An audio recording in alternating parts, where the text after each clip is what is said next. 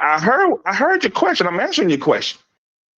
If you're saying that you're trying to create an environment, if you're saying that they're trying to create an environment that diverges from that, I don't know how an environment that includes clean needles diverges people from using the needles.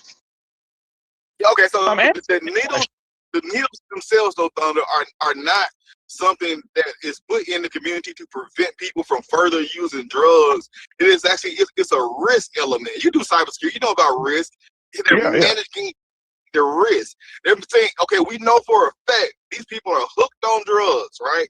And they are using dirty needles, and they're sharing needles, and they're spreading diseases amongst themselves. They're not even arguing about the fact these people are going to do drugs. They're trying to give them a better way, a cleaner way to do what they're already hooked on while they actually implement these programs. And that's called risk mitigation.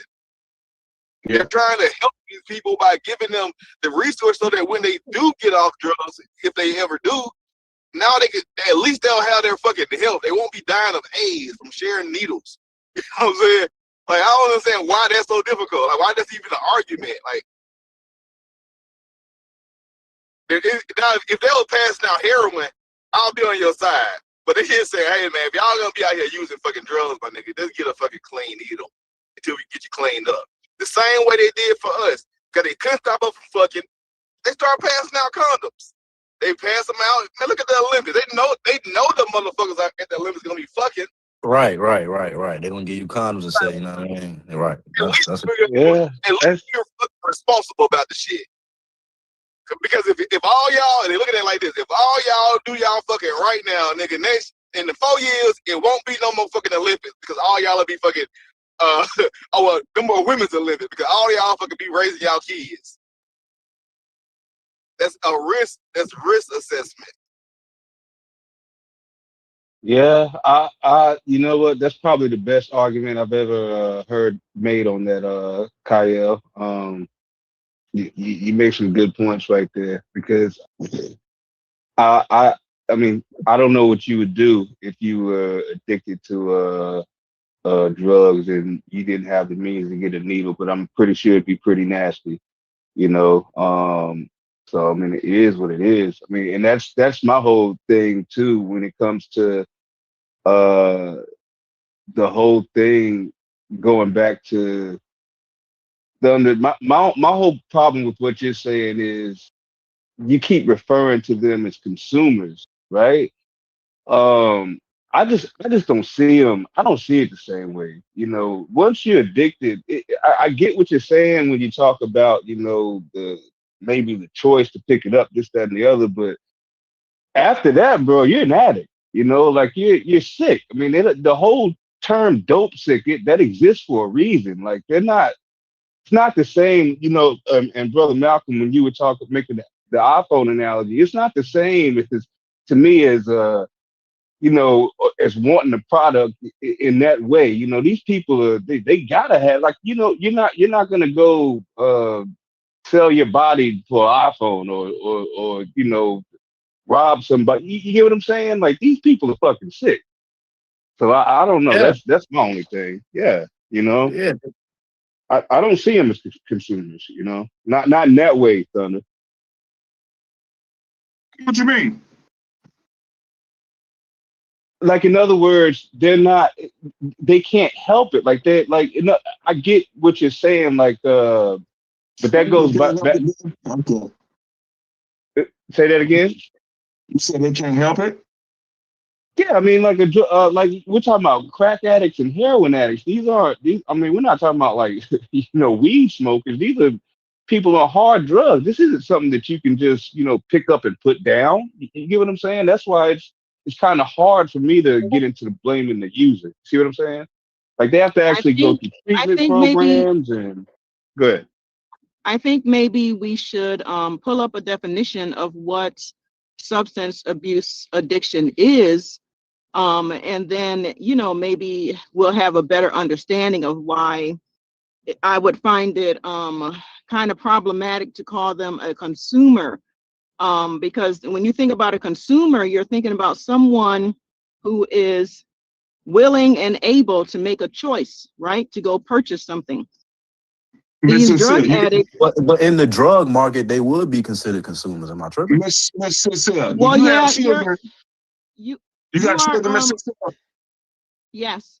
Can I Okay. just finish? 'Cause this is my field right here, substance use and psych.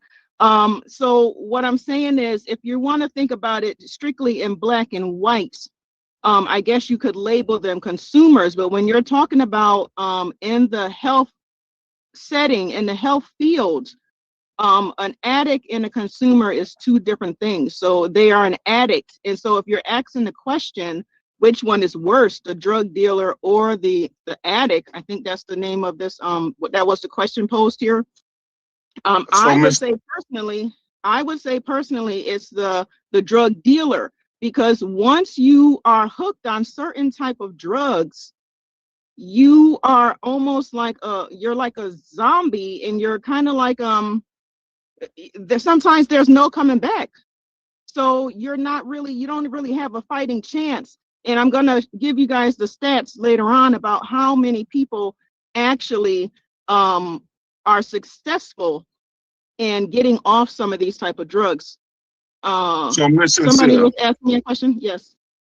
so we have a generation now. I wasn't trying to get you personal business about the kids, so I apologize for that.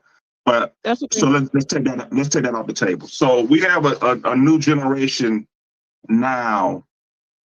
You saw I'm 47. I think you're in whatever. So let's do it like this. We have a generation now that are, in my opinion, hooked, if you want to use that word, hooked on social media, right? Hooked on an iPhone. If you took an iPhone away from a child for more than 2 hours today, they would go bananas. It would be the worst thing, where we went, 30 years without a phone or any sort of phone, 20 years. So, and we were just fine. So, are we going to blame the actual Apple Store for? Yeah, That's a good point. No, that's a good point, because hella motherfuckers addicted. But there's a little bit of different. Do you not? That's different. Hold on, hold on. Last 3-4 years. That's a whole. That's Hold not on. Let me finish up. So, we have. Let me start. We have a generation that's addicted to the iPhone. At this point, we know it. They're addicted to. Hold on. We're addicted to. Hold on, Kyle. Hold on. So because you've been cooking, you did a real good job. So let me come back and let me try to get a little bit back now. That's all. Let me get a little bit back. So we got addicted children to phone use. They literally have apps on the phone that monitor how much screen time your child has this week, etc. Right? So we have it to the point where TikTok is trying to, quote unquote, make it a safe environment for your children to be on TikTok, and giving them time restriction limits, etc. and etc. Do we now, since I laid out the argument, do we now blame TikTok for being in existence? Do we now blame iPhone or the App Store for distributing? They are blaming tech. They are. They're literally in court right now. Meta is in court right now. They're having hearings and shit regarding that. They're literally having lawsuits right now. Yeah, that's true. I would still argue that that's not the same thing. When you're talking about addiction, you're talking about addiction to a chemical. It's not the same thing. It probably is the same though, Mr. Say, because it's dealing with the brain. Hold on 1 second. Let me finish this. So when I would make the case that most people are probably loosely, I would use this term, addicted to something, right? So I'll use myself as an example. I love something sweet. There's not a day that can go by that I got to have a cookie or a piece of chocolate or something. And if I don't have it, I really feel like I'm tripping a little bit, right? Some people are addicted to sex. Some people are addicted to whatever you want to say, video games, different things like that, of all ages, right? Some people, but hold on a second.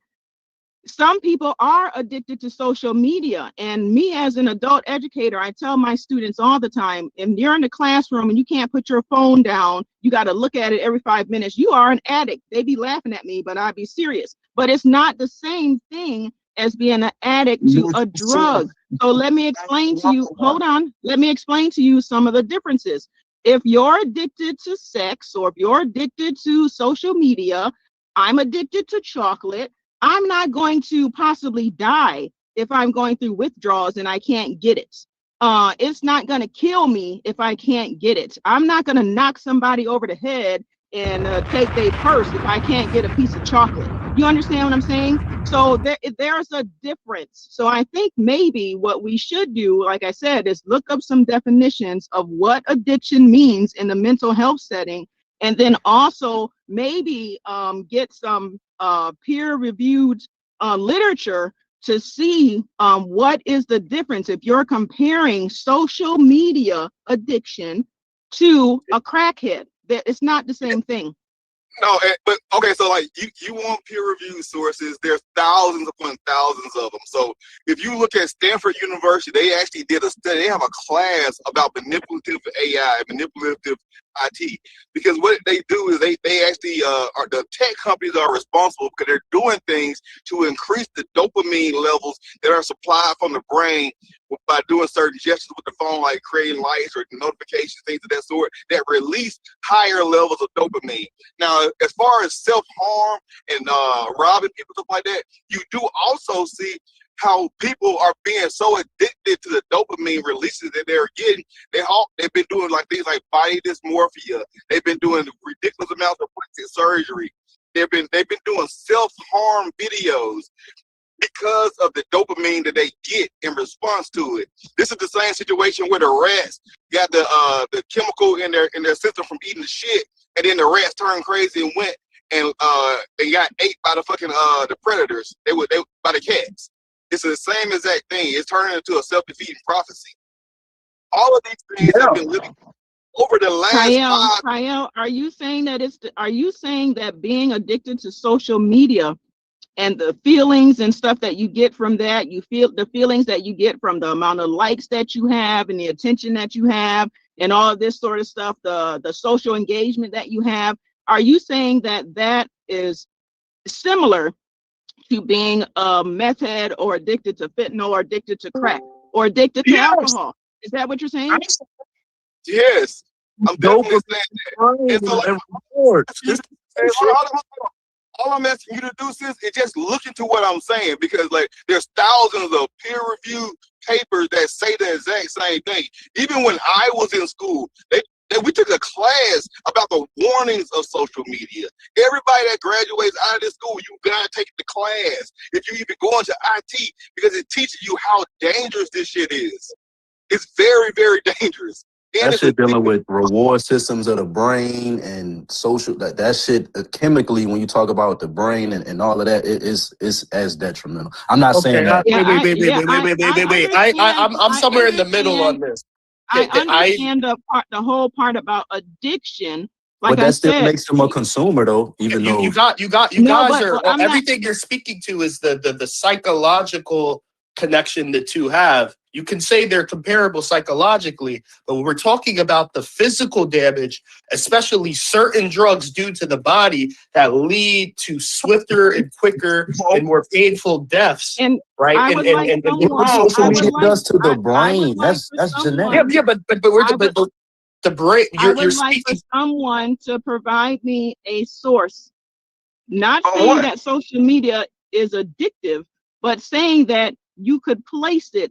It would be suitable to place it along the same lines as I'm saying chemically, on a psychological level. When you take drugs, you look for dopamine reward systems when you take drugs. It's the same. Yeah, that's true, but that's the same thing with sex. That's the same thing. It's a lot of things that do that. Like I said, I'm talking about social media and dopamine reward systems in the brain. Yes. And what drugs do.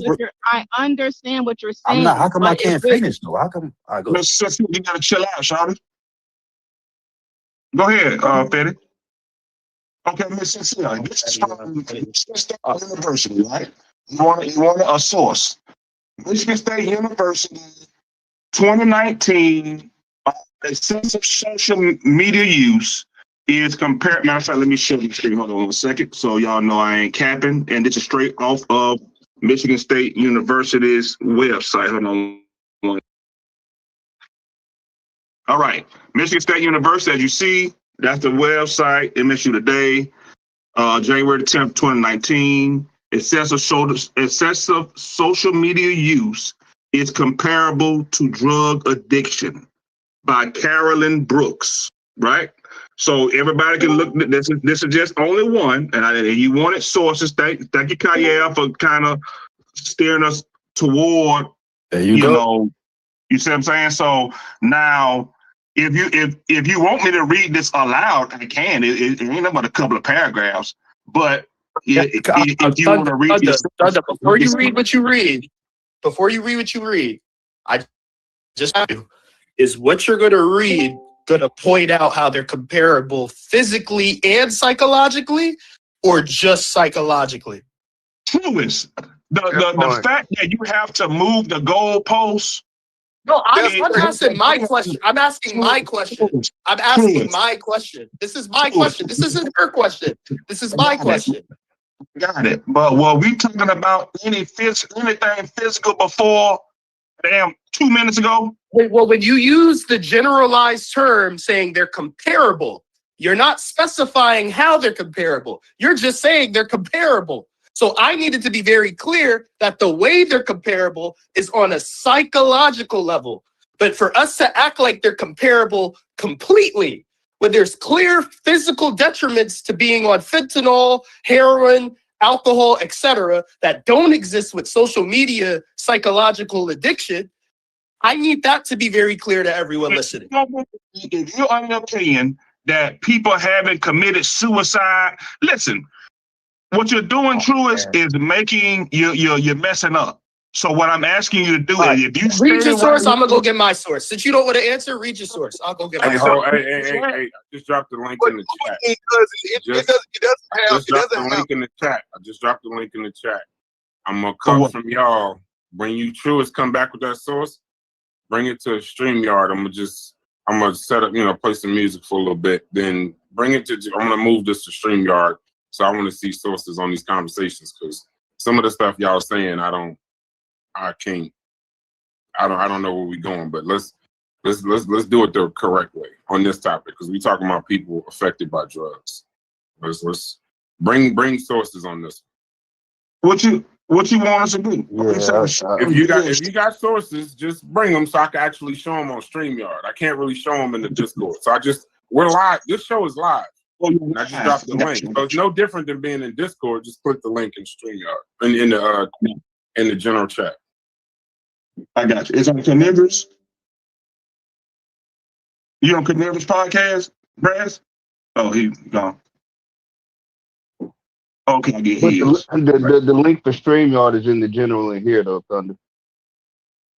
Well, yeah. Do you see it? I know I can't share. I won't be able to share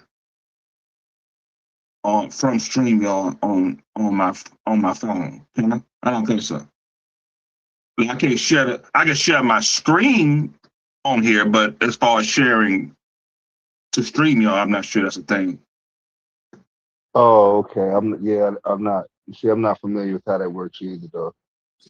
I just want to point this out. So if we're talking about physical, like the human body, right? There's multiple that make up the human body.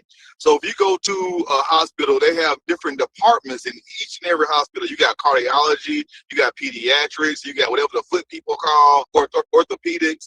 You got all these different areas, but you also have people who deal with mental health in those exact same hospitals. I've never seen a hospital that doesn't have a mental specialist on hand. That's like these are the things that we're talking about. So just because you go to a hospital and you don't have an injury to your foot and you don't see a podiatrist, it does not mean that you're not physically injured. Like, I'm not sure why y'all are arguing this point. Like, it seems very simple to me. Maybe just because I'm understanding this shit differently. But like, that's part of the human experience. That's part of one's self. Your brain is part of you. You know what I'm saying? The key point, the key part of you. And y'all are saying because it only affects your brain. It only affects your brain. Like, that's a fucking argument. That's the key part of your body. I would much rather to be addicted to fucking dopamine and have to amputate my toe than get my fucking mind right and the fucking Never mind, man. I don't know, man. Maybe I'm just looking at this shit weird, man. I told Truth he messing up. I hope he don't go to. He need to veer away from this. No. Just keep doing what you're doing. When you're done, let me know. I can tell you this, Kyle. I wouldn't. I'm not negating y'all's argument, Thunder and Kyle. I just find it. I would have to look a little deeper when it comes to chemical dependency than just the dopamine releases and the situations like that, because again, there's a lot of physical things that go along with chemical dependency that as Ms. Sincere said, that I mean, maybe you could explain it to me better, Kyle, that I'm just not familiar with. Whereas I know them when it comes to what y'all are doing is moving the goalposts, and this is reprehensible what y'all doing. I want y'all to know that. We had no talks about the physical aspects of drugs. We didn't even think about talking about it till 5 minutes ago. We're talking about it now. We're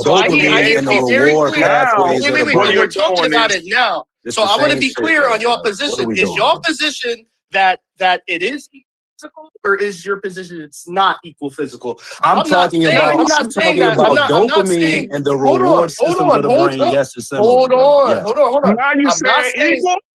I'm not saying psychological. Are you saying what Kyle said and what Fetty just said? Obviously, psychological. Moving the goalpost to being equal? Hold on. I'm going to answer your question. What was the original question? But what Kyle said, right? I obviously know psychological damage, right, can lead to you harming yourself physically. The body follows the mind. I get that. But what I'm saying is the damage that's done physically is not equivalent. So when I hear you guys say that social media addiction is equal to drug addiction. Y'all tripping. Yeah, y'all tripping. You see what I'm saying? That's crazy, bro. So what are you, bro? Stop doing this shit, man. You messing the argument up, bro. What you mean by complete the body? Malcolm's not the only one. Get the link. You messing this shit up, Truist, and you doing this shit on purpose. Nobody said that. Nobody said that those two things were equal. Ain't nobody on here said it. You messing the argument up, man. You fucking it up. Oh, okay. So what is your argument with this sincere? I feel like I'm being gaslit. I feel like I'm being gaslit right now. I tried to give Mr. Sincere the answer regarding rewarding pathways in the brain. Y'all keep saying psychological. Like, What'd you say, Brad? What'd you say, Brad? Hit the link. Y'all wait. I'm about to close the Discord. Hit the link. Where's it at? The link's in the. I thought we was live right now. No, we are, but I'm doing it from StreamYard so y'all can show sources. Where's the link at? Do it the proper way. We talking about drug addicts, bro. Let's do it the right way. Hit the link. Everybody leave the chat. Hit the link.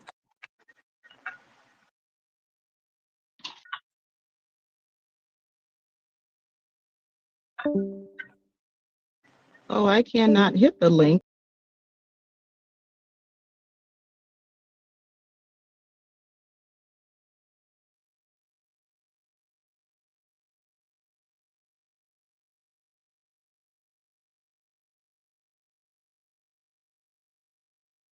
I ate syrup sandwiches, bitch.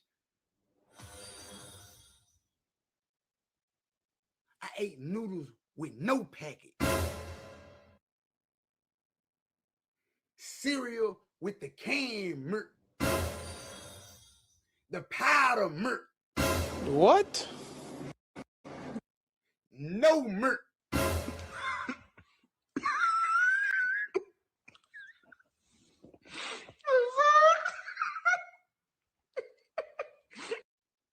waffles, no syrup, jelly. No jelly, nothing. Oatmeal, no sugar. What in the world is going on up in here? I ate noodles with no packet. Cereal with the canned milk, the powder milk, no milk. Waffles, no syrup. Jelly, no jelly, nothing. Oatmeal, no sugar. Oatmeal, no sugar, nothing. I ate noodles with no packet. Cereal with the canned milk, the powder milk, no milk. Waffles, no syrup. Jelly, no jelly, nothing. Oatmeal, no sugar. Oatmeal, no sugar, nothing. I ate cereal with the canned milk, the powder milk, no milk. I ate cereal with the canned milk, the powder milk, no milk. Waffles, no syrup. Jelly, no jelly, nothing. Oatmeal, no sugar, nothing. I'm a With the canned milk, with the powder milk, with the canned milk, with the powder milk. Waffles, no syrup. Jelly, no jelly, nothing. Oatmeal, no sugar, nothing.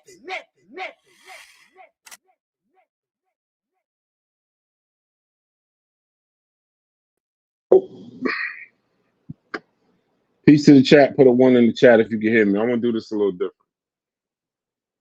Peace to the chat. Put a 1 in the chat. If you can hear me. Yeah. Put a 1 in the chat. I just need to know if y'all hear me before we move forward. So I had an idea for a show. Okay, y'all can hear me. All right, so I had an idea for a show this morning. Shouts to y'all. I got a lot of topics I want to cover, but I don't want to end this particular conversation that they having in our Discord. So I'm of the thinking, let's stop sharing the screen for a second. I'm of the thinking that we have a situation where, how can I word this? That we have a situation where we got a lot of intelligent people, we just don't got good topics. We got a lot of intelligent people, we just don't have good topics. So I want to add better topics. So my topic is this. Who's worse, the user or the dealer? Now I don't know who the fuck this person is. Chef X Netter PK Ali. That's the wildest fucking name I've ever heard. Shouts to Truist. I know McClinton and company. That charger is fire. Shouts to you. We'll advertise a little bit of it. Thunder is still in the Discord. Thunder, hit the link. Sister Safa, hit the link. Hitting the link is no different than hitting the Damn, Thunder was in here. He was the Discord. So I just want to say, I think that we can do this a little better because we are talking about drug addicts, right? Talking about people on drugs. So what's up, Chef X Netter PK Ali? Hopefully I got that correct. Shalom. That's the only thing you could say after a name like that. This is the only thing you can say. Small's in the building. I want to move the Discord chat to this. Pure Black, as usual. I'm gonna stay safe in the chat. I'm sure. But we're talking about drug addicts, right? So I was listening to a little bit in the Discord. I wanted to I don't think we should do that. I think we should move it to, something else. Move it to something else. So, all right. Where did y'all get? Did y'all get anywhere in the conversation? It sounded like y'all was ready to kill each other. Did y'all get anywhere in the conversation? Did y'all get what was the sister Safa said that she not said, Chef told me that Sister Safa was doing well. And then that y'all was basically trying to jump Sister Safa and get her out of here, which could never happen. I'm looking in the chat. I am gonna be able to pull up some of the stuff y'all posted in the Discord though. So DQ, I got up here with me. I got DQ, Thunder, Kyle, Smalls in the building. Ain't that something? And Truist. How far did y'all get in this conversation? That's all I want to know. Man, the goalpost kept moving, and Truist was the main guy doing it, right? But you know, we started with a simple thing. What's worse, the drug dealer, the drug user? Then it just went. I don't know if bananas. anyone's talking. I can't hear anyone. We're all talking. You got to go back out and come in. Yeah, so that's where we started. Go back out and come in, Truist, because Thunder's talking. That's where we started, and now we are on. I brought up social media and how our children of today are hooked on it, and now it's being moved to. Is social media the same? Is social media addiction the same thing as heroin addiction? You know what I'm saying? Something. So who said that? You know what should be okay. Yeah, my bad. We got the same Discord rules. We're gonna allow everybody to get their thought off. It ain't gonna be 3 minutes, but everybody gonna get their thought off. If you start talking while somebody else talking, I'm gonna mute you, but I'll go to you next. Who brought up social media? I brought up social media. Okay, so let's start it off with set parameters. I'm gonna go around the panel. I'm gonna ask y'all who is worse, the drug dealer or the user. The link is in the chat. You're able to join this show. We're not in the Discord. I'm gonna ask who's worse, the drug dealer or the user. You don't have to answer either one. If you have a better answer, you have to qualify it, and if you got sources, you're gonna have to show me. Can y'all take me off and put me back on stage? Yeah. Because I see 2 stages. I don't know if that's normal. What is this? Hold on. Sunday's in here twice. All right, I'll take you off and bring you back. Okay. So I'm gonna go forward. Then I'm gonna come back. Truist, I don't know. Truist still can't hear us. He's not in here. I'm here. I'm back. I hear y'all now. I hear you. Good. Okay, good. So I'm gonna start with Chef X, Netter, PK, Ali. Just a simple question. Just come back, Kyle. Just come back. Just hit the link and come back. I'll drop another link. Chef X, Netter, no, I don't want to get it right. I want to get it right. Chef X, Netter, PK, Ali. Who's worse, drug dealer or the user? With a short explanation. Okay, he's not there. Smalls. Who's worse, the drug dealer or the user? And if it's something outside of it, qualify it. Take 2 minutes. Go ahead. I'm gonna say the dealer. I look at users as addicts.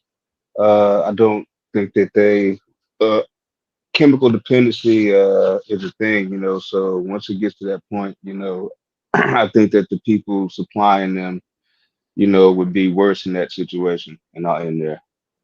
Okay. Thunder. Who's worse? The dealer, the user, or if it's something else, quantify your answer. The users is worse. If you would eliminate my original premise was eliminating the user would eliminate the need for a dealer, especially in deprived areas.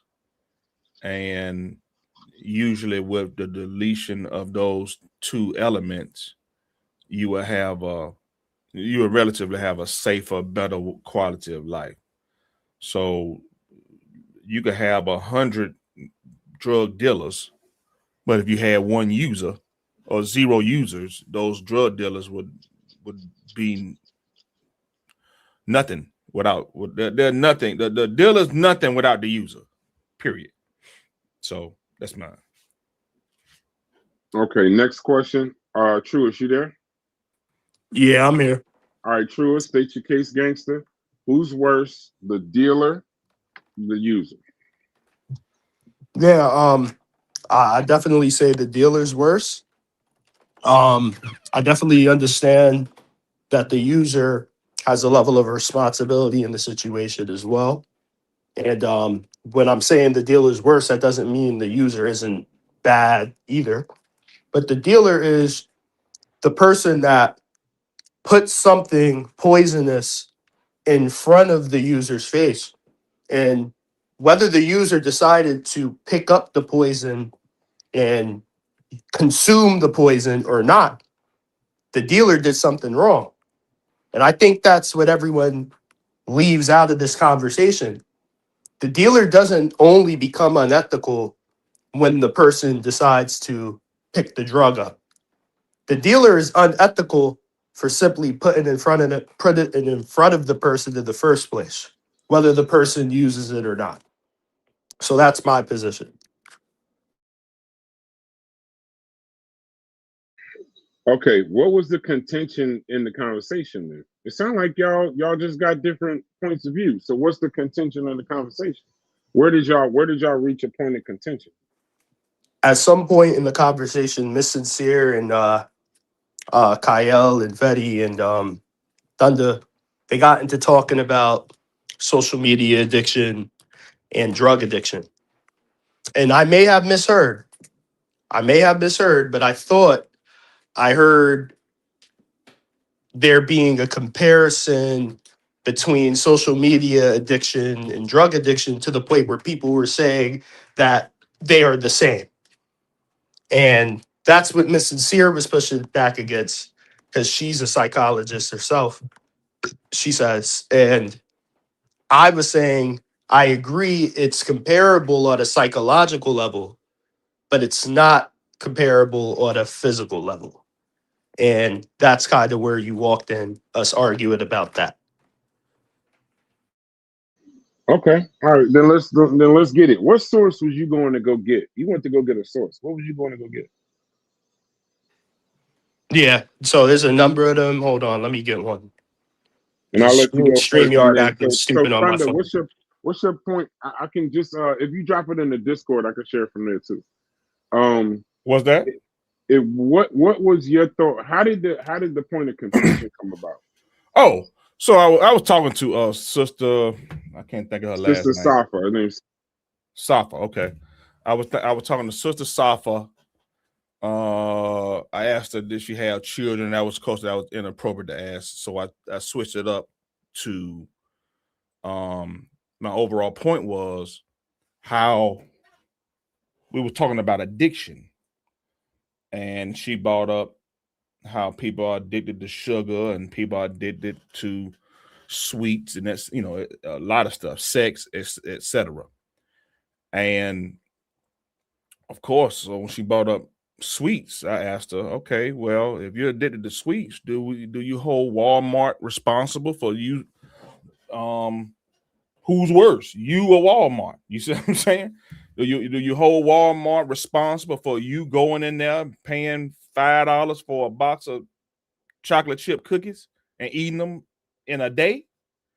Or do you blame yourself for whatever you got going on, right? Well, you need to do that. And like I said, that led to just addiction overall. And then we start talking about, I brought up how kids of today, we were never addicted to drugs. We may have been addicted to Nintendo, social media, but we may have been addicted to the Nintendo or whatever, right? But today, the children of today, and I know this personally, I have a 21-year-old, and I know personally that the kids of today are more addicted to a phone than what that we ever was addicted to anything. We've never been addicted to anything in our childhood, especially anybody in my age bracket. We weren't really addicted to anything. Righteously, we just wasn't. We were all over the place. We play football, play basketball, play whatever, right? But you look at the kids of today, they are, if they do not have a phone in their hand at all times, they are absolutely miserable. They go through withdrawals. They have the same symptoms that a drug dealer has. A drug user has. Same ones. So I brought up the social media aspect and saying, do we blame Apple? Do we blame Android? Do we go to the Apple store and hold Apple accountable for our kids being addicted to Instagram? Do we hold Meta responsible for our children being hooked to Instagram? And I was using that as a comparison to what we're talking about as far as the dealer and the user. So we got at a certain point, the user, we hold in my opinion, I hold the user more accountable than the drug dealer, the same way I hold kids of today responsible for them being addicted to that phone over the actual phone producers and the phone sellers. I don't hold Verizon responsible for what our kids ingest on a daily basis, on an hourly basis, on a minute by minute. They can't even go to school for 8 hours without having to pick up their phone. They need their phone in the bathroom. They need the phone in the gym. They need the phone everywhere. You see what I'm saying? So yeah, do we hold Apple responsible for our kids being addicted? That's why I use social media. Okay. All right. So, Truist, what is this? And Sister Safa, hit the link. You know, it's crazy. We can get 1,000 people. We can get 30 people to sit and listen to a Discord conversation. Click the same link to go on StreamYard, and we can't get people to come in. It's like a fear. I've learned over time. There's a fear of actual YouTube lives versus just sitting in the Discord. I think that's why we get so much participation in the Discord. I'm gonna test that out. But right now it's weird because it was when I joined y'all, it was 12, 13 people in the Discord. Nobody can go live. It's the same damn button. But I get it. Shouts to you, Chef Corey. You know y'all can go. Let me text y'all the link. I wanted to say the second link I posted speaks more to the subject matter earlier in it. But the first one you pulled up here, I put the pull quote from it. It's Which towards one the you middle. want me to go to? You could go to the second link from psychiatry.org. Can I read this first one though? Because I was reading what you put in the back chat. So from this, from that, use, abuse, or disorder. All right, so hold on. Let's do this the right way. Because and another thing is, like I said, we're talking about people on drugs. I want to have some level of we can laugh, joke this and the other, but we also could be talking to some of these people's moms. And I want to be fair. I want to be fair to the people I was talking to. I don't really want to go this route if you guys aren't saying that the physical consequences are comparable, right? Like if you guys on the planet Earth said that, but you. So please don't go there. I asked you not to do it, but you kept going. So go ahead, man. All right. So if that's not what we're saying, right? Then could we then say social media addiction and drug addiction is not comparable outside of the the psychological aspects of it? Could we make that statement after that first one you concede on? No, we can't say that. No. All right. So then I want you to operate Truist as if even if it wasn't said, we standing on that. Okay. But if you're saying that them saying it means what you're saying now, and they're kind of agreeing on that, just operate as if that's what was said, knowing that wasn't said, but prove your point to that. See if it makes sense. All right, so hold on. Let me read this source a little bit. So this was last updated September 9th, 2024. Substance use disorder is a problematic pattern of substance use that affects your health and well-being. Some of the most common substances include alcohol, opioids, and marijuana. It can range from mild to severe. SUD is a treatable mental health condition. Help is available when you're ready. So this seems to be Cleveland Clinic. Yes, this one Ohio. is. Is that Ohio? This one is mainly focusing on substance use, and it's laying out because there was an argument about whether a drug addict is a consumer or someone with a mental health crisis, right? I'm not saying everyone that was speaking was making that point, but there was at least one person. And this article is making it very clear it is SUD is a mental health crisis. All right, Okay. so I'm gonna pull out pause. That's wild. You can't Yeah, really that's do a crazy. pause after saying that. That's But crazy. I'm gonna read what you said right here. So in the back chat, this what the statement that you pulled from this, I'm assuming, right? Is social media can be habit forming and psychologically harmful, but drugs are more physically dangerous because they directly act on the body. They can intoxicate, cause medically significant withdrawal, damage organs, and kill by overdose. Social media's harms are generally indirect and behavioral, not toxic in the same bodily sense. Right. So even Okay. if we're talking, I'll give a more direct comparison. So we don't even have to be vague like that.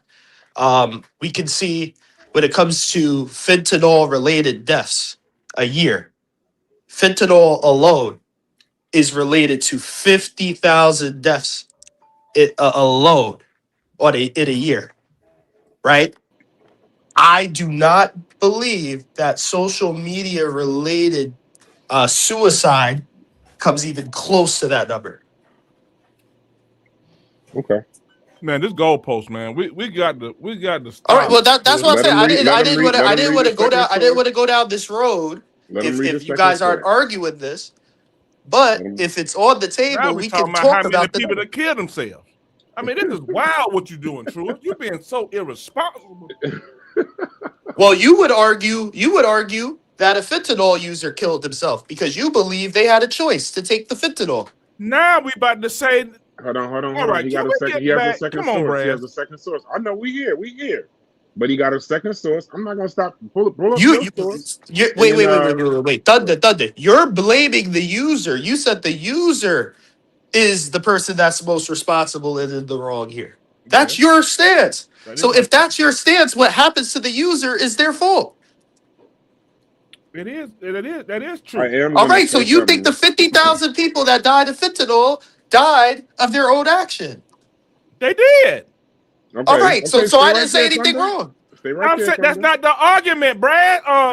Truist, Listen, you Thunder, moving I the understand. goalposts, man. I understand that, but he got the right to print. You got sources? Print them. Pull them up. I'm gonna pull your I've been sources sharing up my too. Hold source on. since I first got here. You I know. should. I seen it down there. But give me 1 second, because we are on Carnivorous Podcast. For some reason, we got a nigga in here named Nubian Shia. Now I don't know exactly what the hell that means. It's probably ignorant. But go ahead, Chef. I'm assuming that's Chef. I'm gonna assume that. I hate to put this on Chef. Pause. But if Shia is the Shia I think you talk about, you are one of the most ignorant people I've ever met in my life. Hey, shout out to Kyle. I think Kyle's connection. What's up, Chef? What's up? Can y'all hear me? Yeah, we can hear you. Yeah, what's up, Chef?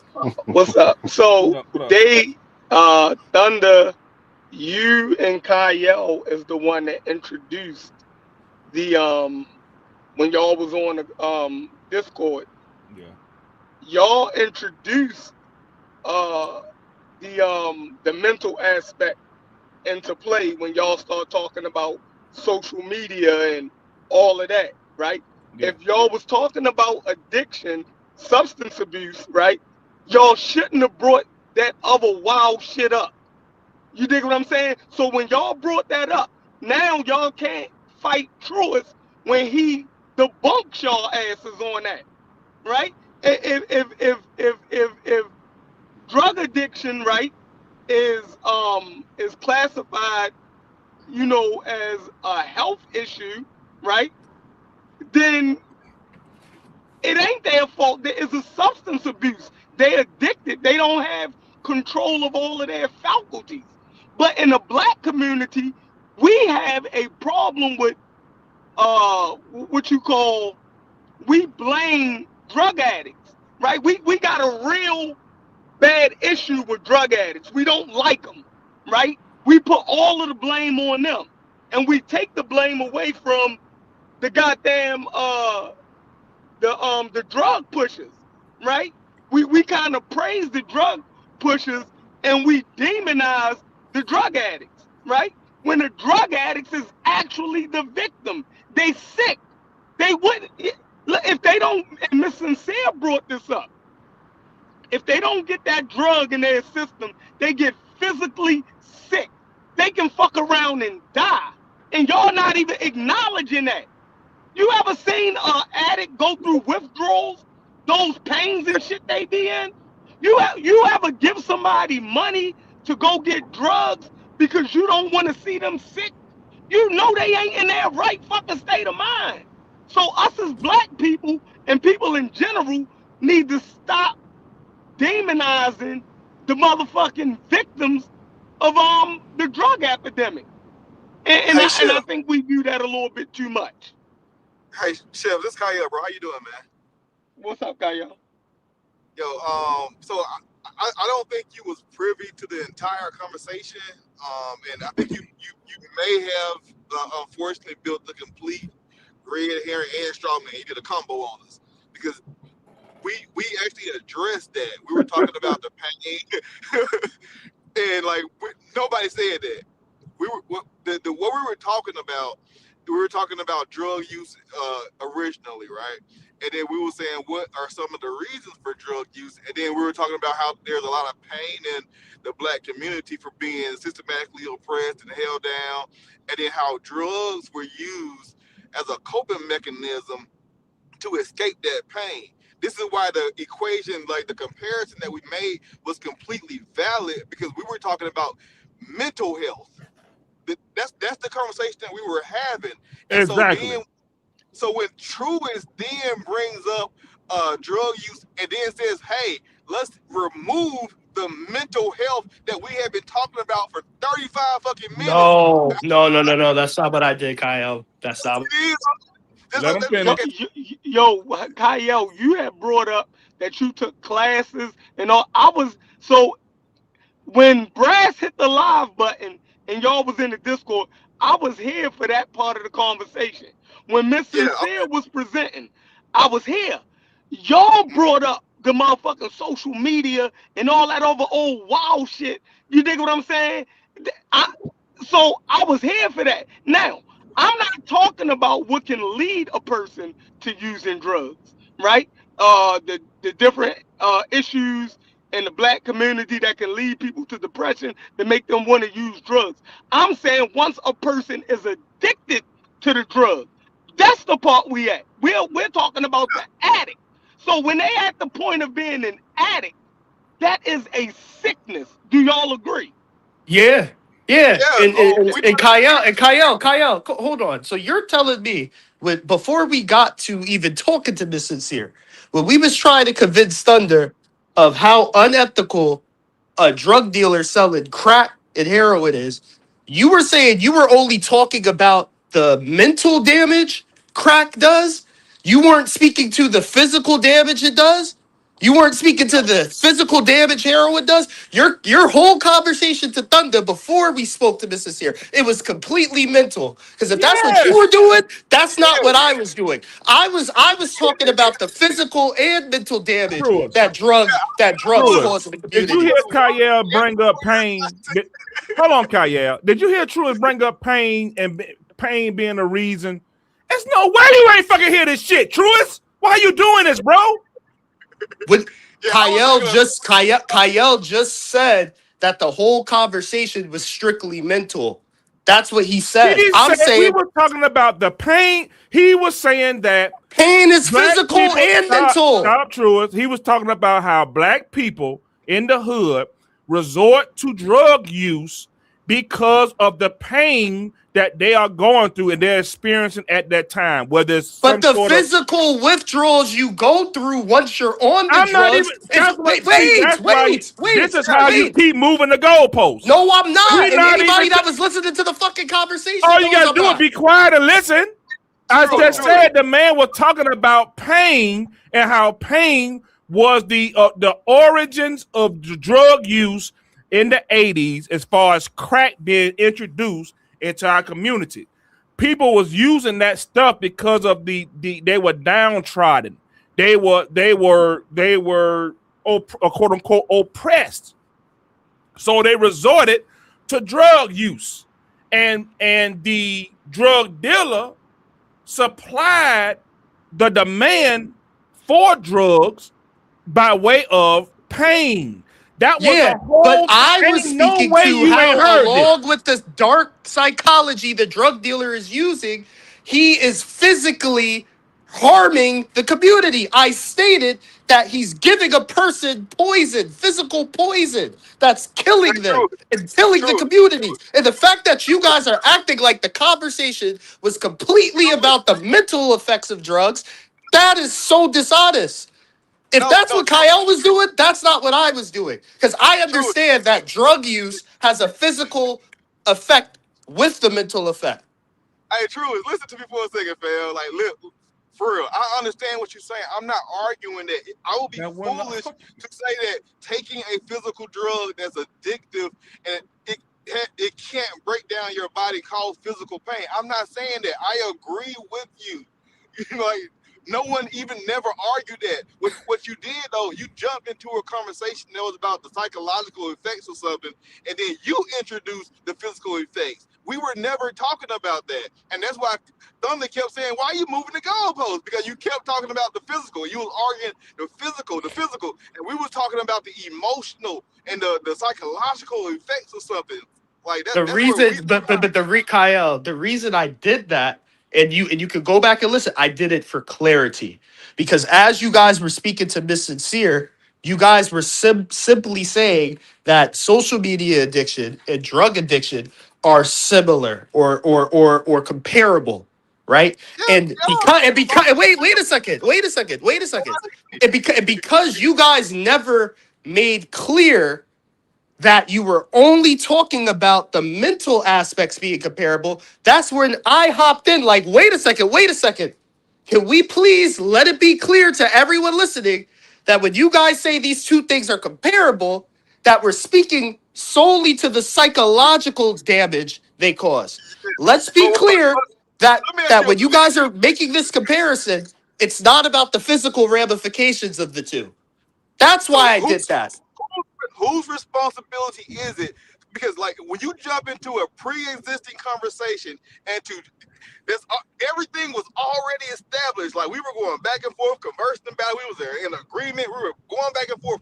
It's not the people's responsibility that's having the conversation to explain unless asked upon. It's the person that's jumping into that conversation to say, hey guys, what are we talking about exactly? That's what I did. When I hopped in, I asked, hey, I just want to be clear. When you guys are saying they're comparing, and this is what I'm saying, we can just listen to it back. When I hopped in, I said, hey, I want to be clear. When you guys keep saying that social media addiction is comparable to drug addiction, I want to be clear that you guys are speaking solely to the psychological aspects of it. All right. That's exactly what I did. Let's move forward, though. Okay, let's move forward. Let's move forward because we're gonna be stuck in that. And I'll watch the playback, and I'll declare a winner. Because even the chat was saying that y'all said that, so now I got to see it for myself. I was setting up the chart and see it. We said so, Kaya, that whatever it is that Truist and Chef are saying, what y'all said, the chat is also saying that y'all said that. Yeah, but what the chat is not saying is how the origins. So we was talking before you started streaming the live, right? So the origins of the reason why I'm talking about moving the goalpost to the chat and you and whoever else is because it started out, and if Truist don't say this, he is a damn liar. It started out with who's worse, the dealer or the user, right? And then yes. It went for okay, good. And I was involved in that conversation. Right. And Kyle cussed me out and say, man, you don't know what you're talking about, man. We supposed to be talking about pain. And he brought up pain. That was the very next thing we were talking about. You were talking about how pain was the result. I'm sorry. Pain was the catalyst. Issue. It was the catalyst. Right, the catalyst. Right? So that's where we was. Now, yeah, but what is pain? Is pain only mental or physical? Isn't it both? Is it pain both? Well, if we're talking about a hospital visit, we were talking specifically about being like depressed and oppressed and oppression. That's So And mental pain right there. yeah. It was Oh completely. man. All right, hold It on, was Truist. No. Hold on. But I no, want to like do for this. Hold on, Kyle. I want to do this a little different. okay. Because you didn't answer the question, Kyle. So Thunder believes that who's worse, the dealer or the user? Thunder believes that it's the user. No demand, no need for supply. Simply put. Smalls believes that the user, it can't be the user because the user, that's a sickness. And then you got to look at it that way. So it's the person supplying or that created the sickness with this person. I know where Chef stands. Chef is the dealer, if I'm not mistaken, because he also believes the user, that's the sickness, and that we somehow illuminate the dealers for some reason, and then we try to tear down the people that use the drugs, calling them crackheads and such. Where do you stand on that? And then I want to start having the two people on opposing sides have a conversation. So where do you stand? Who's worse, the user or the dealer, Kyle? Yeah, and that was my overarching point. Because the dealer or the person that's applying or giving the drugs or the person that's manipulating the pain or the situation that a person is going through. They in most cases they are fully aware of the consequences and physical repercussions of supplying the said drug, and the user is the person that is mentally sick or in a bad place that's taking it. And so like the dealer is the one that's completely responsible. And I'm not saying that not completely, that's more responsible, but the person has a level of accountability to take in that equation. But I will go with the dealer being, we have the brute force of that effect. Okay, so then I wanna kind of do it like this then. So Thunder is the one that says that it's the user. Nobody else on the panel agrees that it's the user. Okay. So, and we've had other observations. Dee Dee had a point. I will get to that after we work out some of these kinks. And then Truist had a different observation that we're going to work through also. So, Chef, are you free to talk? I know you doing the tapers and stuff. Are you free to talk? Who put the dealer in the dealership? Okay, Chef's not free. This is what I'm gonna do. Thunder, since you're saying the user, and Truist, I'm assuming you're saying the dealer, correct? 100%. Okay. Thunder, present your source for the user. Truist, beat his argument. Well, no, I'm not presenting that. I don't have a source. Okay, I can find one, but no, go find one. Talk while you talk. Yeah, I was dealing with social media. You can make an argument. I'm not going to force you to give a source. You can make an argument. Okay, yeah, what's I'll your just respond argument? to your argument. Give me your argument for the user, and then Truist only deal with his argument. None of the other stuff. Yeah, I could do that. I could do Anything that. he said from this point forward. Go ahead, Thunder. Why is the user worse in the situation? Yeah, I mean, I basically said already, but I'll restate it. Restate. Is Apple more responsible for your child being addicted to the phone? And you went right back to social media. You're damn right, because it's a form of addiction, bro. It's something that was relatable. I've never used drugs in my life, so I don't know. I can't. I made another argument. I can get. So at that point, you rely on the professionals, then, right? The professional who drug users? No, the professionals in drug addiction and the medical field and mental health. If you never used the drug before, you have no expertise in that area, then you rely on um, you rely on the people in the field and the experts. Am I right or am I wrong? No, you dead wrong. You said I can't have an opinion. I got to go. No. I said you rely. Your opinion needs to be informed by something, right? Or you just come up with this shit on your own. However Thunder feel. Hold on. Are you saying that I need to? Okay, however I feel about something, I got to go to Google about it every time? Nobody said anything No, about what he's Google. saying is in this topic, right? If you're saying it's the user and that's your opinion, you're actually going against what the experts are saying.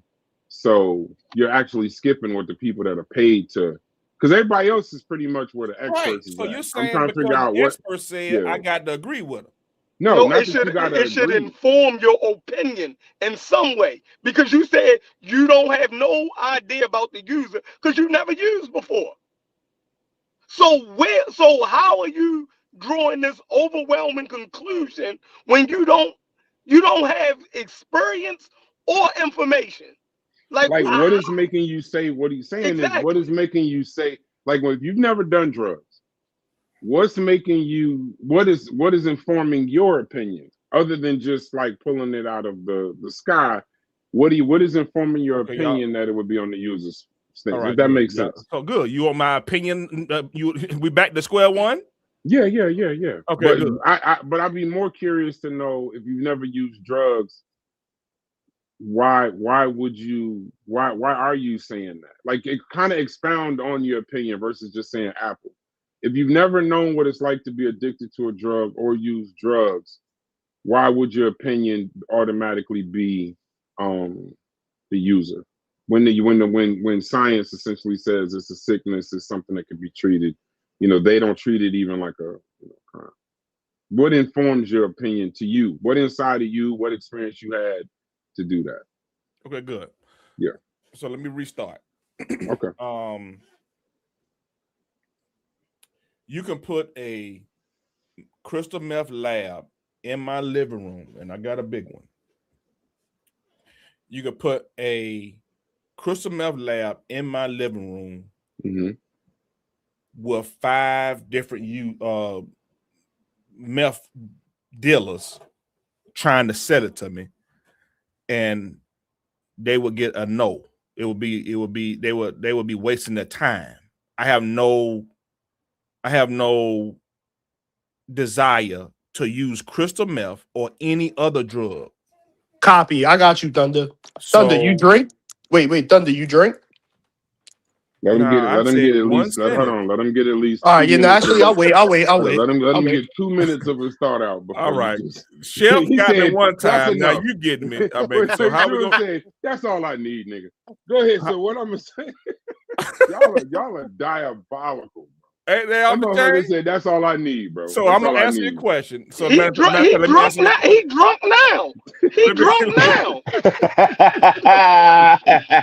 Let me answer your question. Have I drank alcohol before? Yes, I have drank alcohol before.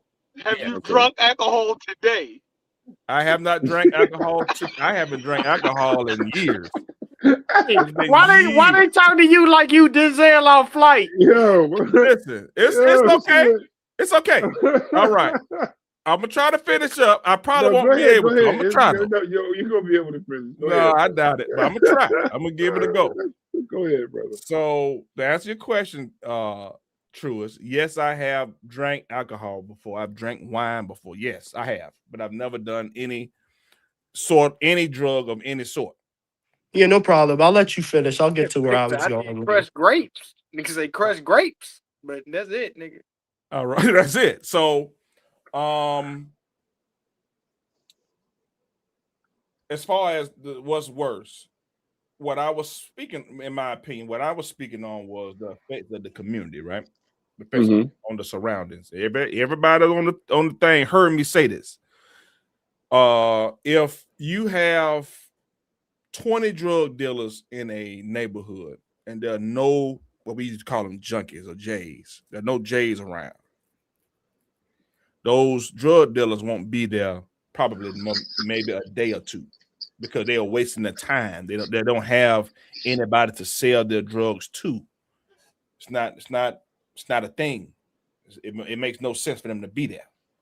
For a drug dealer to appear, there needs to be drug users or potential drug users, which is why I brought up, if you put a crystal meth lab in my living room, I still wouldn't be using drugs. I don't have that desire. That's when Kyle came up with the reasons why my life doesn't. Well, I don't have that the appropriate amount of pain, or like let's just say I don't have the social situations, I guess, that would lend for me to be a crystal meth user. Or I don't believe in smoking weed. I don't believe in knowing none of that stuff. But wouldn't you say you break one of your rules though, Thunder? I've heard you say before, and I understand what you're saying.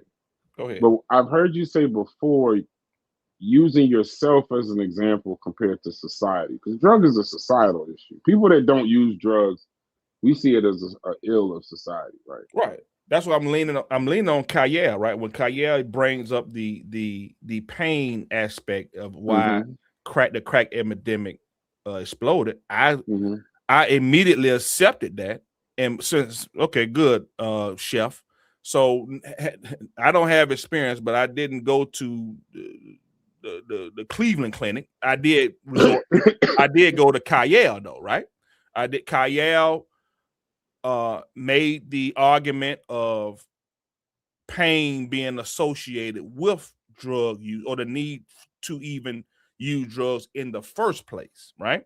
You have some sort of deficiency in whatever case, and people use drugs to I came up, well, I didn't came up with it, but I introduced the word escapism, right? James Brown. I'm from Augusta, James Brown from Augusta, and that was one of my favorite songs by him, Escapism, and what it did. And yeah, when he made that argument, of course, now I'm in a whole different space. I'm in a different space. Now I understand what you're saying. Now we on the same page. Black people using that stuff because of a level of pain or some sort of escapism they was trying to achieve, right? So I don't need a Google article or expert. I think that's a reliable source, and I think he is mainly correct based off of the data I have gathered over my lifespan. People do that sort of stuff because they have some stuff, a lot of stuff going on, man, and they try to escape. So yeah, but that still comes bring me right back to if the absence of a drug dealer still does not negate one's desire for drugs, if that's where your mental is. And under someone's desire, Let me get Tris. So hold on, Tris. I'm gonna let you get in. So are you? So Thunder, I'm gonna let him respond now. Okay, we got where you at. Go ahead. Go ahead, Tris. Yeah, no, I was just gonna say, and I don't mind if you interject, Thunder. You can interject at any point. I don't think somebody's desire of drugs eliminates the unethicalness of supplying people with drugs, right?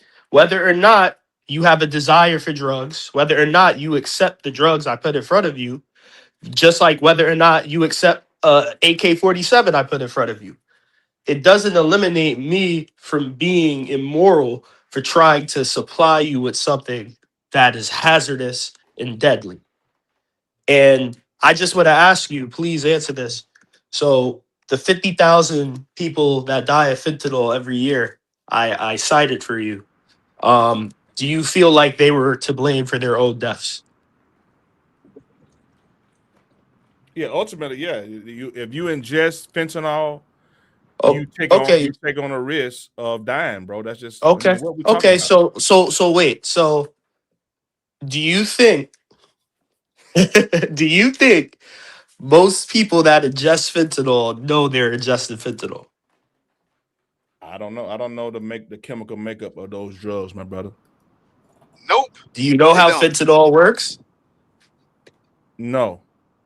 Okay. Well, all right, no problem. Well, fentanyl can be dipped into litter. Somebody said no. Yeah, I mean, fentanyl. Fentanyl can be dipped and dabbed on to almost any and everything. Someone can dip fentanyl in your drink. That's why I asked you if you drunk, right?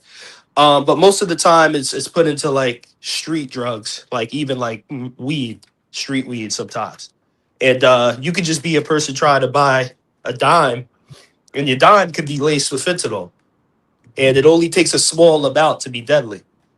So no, most people that die of fentanyl don't even know when they bought some weed, they was about to smoke some fentanyl. You think somebody died of fentanyl use after eating a Big Mac? I didn't say that. I'm asking I said, a question. That's a question. No.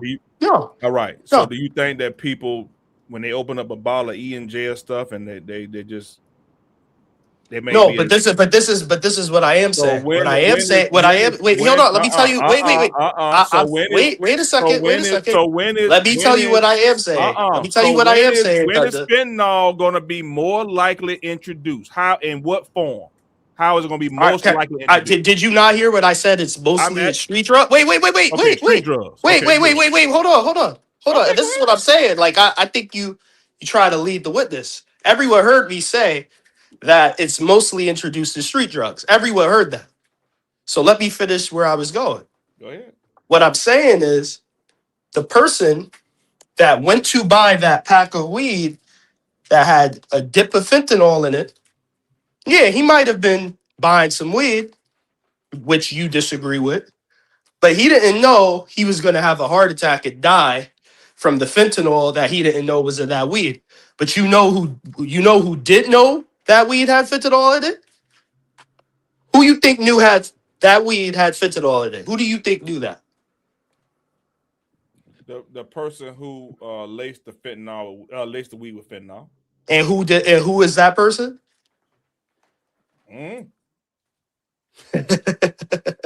Okay. All right. Well, since you don't want to say it, I'll say it. It's the dealer. So the dealer. And he did it. He did it to make it highly more addictable. So on top of how addictive whatever substance he dipped it on already was, right? He wanted to make it way more addictive. Okay, true. Let me so that the person can keep coming back. True. Let me ask and every time he comes back, he's gonna have a higher chance of not coming. That's what I'm saying. That's why let me ask you this question. So the people who whipping up cocaine and the crack, right? Yeah. They doing their thing. They introducing whatever they want to introduce into that crack cocaine or into that heroin or into that PCP, blah, blah, blah, right? In their lab. Then they go from that lab to who? The plug, whoever about to make that work, whoever about to sell this work. That's where it's going. So you gonna blame the guy. I'm just a guy who bought some crack. You missed the step. No, I'm telling you wrong. Like, let me stop you. Go ahead. You confusing some steps, right? Go So ahead. when you I've heard this. I ain't saying I know, but when you buy cocaine or crack or heroin or whatever, what they would do is cut it. That means you stretch it out, right? One of those things, a common stretcher is fentanyl, because it's cheaper than buying cocaine, and it gives you temporary same effects, and it's more highly addictive to increase your income. So basically, people will put like fent into like coke and sprinkle it on weed or whatever, you know what I'm saying, to ensure combat customer they have a glorious experience, stuff like that. But what happens is they may sprinkle too much because they may not be experienced with it, or put too much in when they reroute, whatever. And now all of a sudden you have something that has toxic levels, and that is 100% done by the dealers, because when you buy it, you want to maximize your profits. So if you buy it now, you want to stretch it to a 16, whatever. Then you put fentanyl in it, and now you got 16 ounces of cocaine that you can sell instead of just 9. Yeah. And on top of stretching it, like you said, it's more addictive. It's gonna hit harder. No problem. So if I'm the guy, but as it hits harder, it might hit a little too hard. It might hit a little too hard, and the buyer's heart we got might the stop. hit, man. That ain't the point. The point is, if I'm the dealer, I'm the guy who just got it from the guy who made it. I'm the guy. I'm the plug. I'm the guy who got it from the guy. I bought it from the guy who made. No, you're not the plug. You the connect. I'm sorry. The You're plug. right. The plug. The plug is the I'm the supplier. dealer. I'm the dealer. I You're bought the it from the connect. Yeah. plug. My plug gave me this, and I'm distributing it in the hood. I don't even. I would guess that they don't know what's all in that. That's why I said I didn't know. I wouldn't. I don't think the dealer. Listen, Thunder. The supplier is just gonna give you the base materials. The dealer is gonna do all this extra shit to it to make it stretch, so he can have a little bit more money left over when he has to fucking My go point back is and buy the some drug more. dealer he may not be aware that this fentanyl is even present. That's my whole point. Huh? No, the dealer is the person that is gonna intentionally put the fentanyl on it. No, the dealer is the person. The dealer is the person who make. The dealer is the person who's selling it to the Kyle. But I don't. Let's just say I'm selling the Kyle. I don't bought it from Joe Larry down the street. Joe Larry's the one who making it. Thunder. Let's say you are my Colombian plug. Real quick. Right? You over in Colombia, you growing the shit. I buy it from you. I import the shit over here so I can sell it in fucking New York or whatever, wherever. Right? Me as the person in New York. Quiet down now. Hold on now. What are you doing? Go ahead. When I say be quiet now, hold on now. Quiet down. Keep it down. My fault. My mic got muted. Okay, all right. Me as the person over here that's getting the product. Can't hear Brad? Well, damn. Nah, I can't hear Brad. Okay, go ahead. Hold on 1 second. Hold on 1 second, Truce. Hold on 1 second. He said, "Hold on 1 second, Truce." So yeah, I can't hear him though. Because here's the thing, right? I don't want to be Vlad, and we describing an awful lot of illegal police activity, and y'all niggas is somehow explaining how the fentanyl got in the dope and all this other shit. I'm listening to y'all, and I know y'all ain't some drug dealers. This nigga Corey he didn't leave. But we got 2 new people on the panel. Before we get too far into Grand Theft Auto, I just wanted to get him a chance to talk, just for a little bit, and then let's move the conversation on. Whoever put the fentanyl in the whatever. The point is proven with that. We don't gotta sort that. We don't gotta sort that part out. Yeah, and I just want to say one thing, Brad. I do not sell drugs. Why y'all? Yeah, I know, but y'all niggas sound like y'all do. That's all. Yeah, I don't sell drugs. I sell cables. I sell USB-C cables. Everybody copping please now. Everybody go get a cable. I sell them on Amazon. Yeah, but hey, Kyle, your explanation of the methodology of the mandibular sounded real good. Yeah, it sounded real. Hey, I was about to put on Master P, make crack like this. Y'all niggas was over here cooking up. So I hear you. So be careful now, because y'all motherfuckers taking notes. I'm alerted. They make Hey, Brass, just to let you know, Brass, for some reason, I only hear you. I don't hear nobody else talking. Like to me, you sound crazy as fuck. Like it sounds like you're talking to yourself. Hold on. Can you hear me, Corey? I'm gonna take Corey. I'm gonna put you in the backstage. I'm gonna bring you back. Okay. Corey can't hear us. That's funny. All right, keep it going though. I like the combo. So Thunder, I'm gonna just forget all that shit. Just understand that a lot of people, most of the people that die in fentanyl did not know they were buying something. Let me go in. I'm gonna go out and come back in. And most of the time, the person they bought it from is the person that laced it with fentanyl in the first place. That's my point. He is hey, Truist, can you hear me? Selling drugs right now. Can you hear us, Truist? It is crazy. Truist, can you hear anybody? Truist moving keys. That nigga on dope. What's going on is that nigga is on dope, or what it is the feds is listening and it's fucking up y'all connection. That's what's really going on. They don't want this truth to get out. Yeah, the feds don't. Y'all describing some shit that the feds don't want to get out, and they fucking with y'all connection. That's what's going on. True. Yeah, my connection keep getting fucked. Yeah, go ahead. Okay, good. There we go. Hey, Brad, you see this chat? You see a nigga comment? The nigga said, y'all scary as hell. Like it ain't 20 people watching. I doubt the feds listening. I love. You know what's funny? I'm gonna put him on. No, I ain't gonna do that. Let me just be nice. But Hey, no, yeah. I say this. In our conversations, right? I don't think y'all understand. Y'all get the privilege to hear these conversations.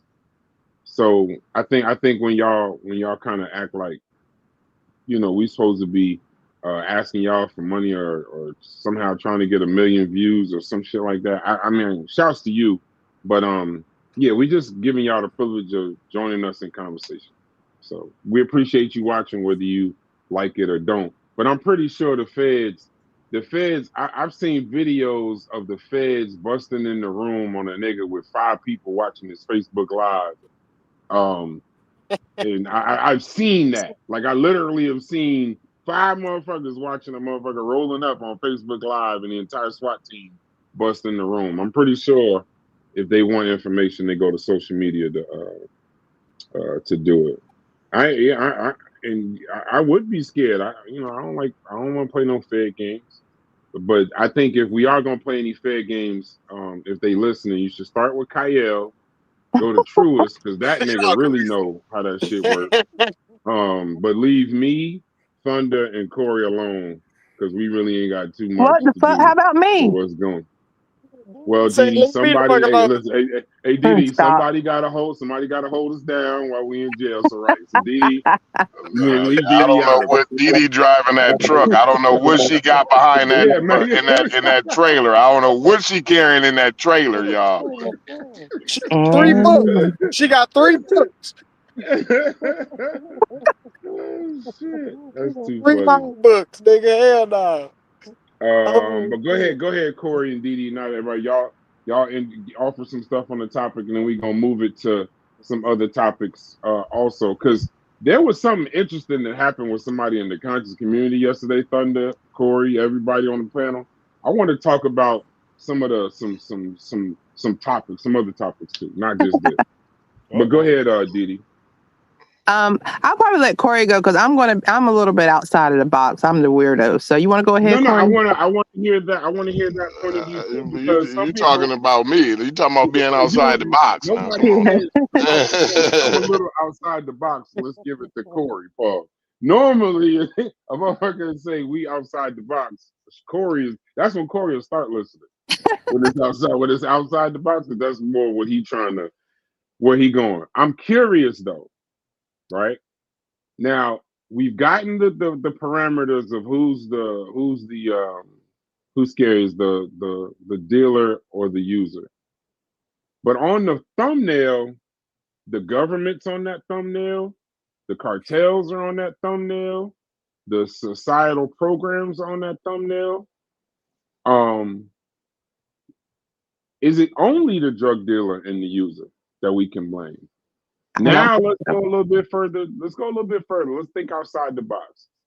And maybe y'all want to accentuate your answers. Go ahead, Didi.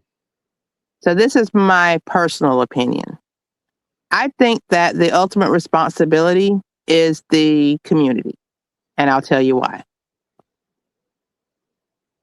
There's a reason that when somebody's on drugs under the influence of any kind of substance, that they say you can't enter a contract, you can't do this, you can't, make decisions, blah, blah, things of that nature. It's because of where you have diminished mental capacity when you're under the influence.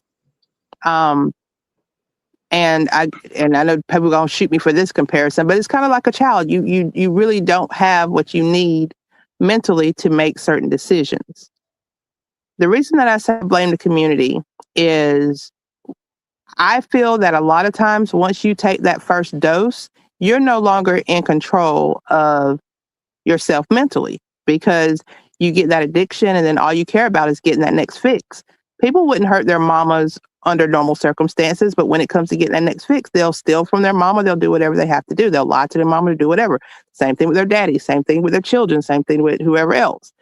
But my thing is when it gets to that point, when something happens with a child, the first thing people say is, oh, it takes a village to raise a child. It takes a community to raise a child. Well, maybe it takes a community to clean up these kind of problems also. For instance, and there's tools there.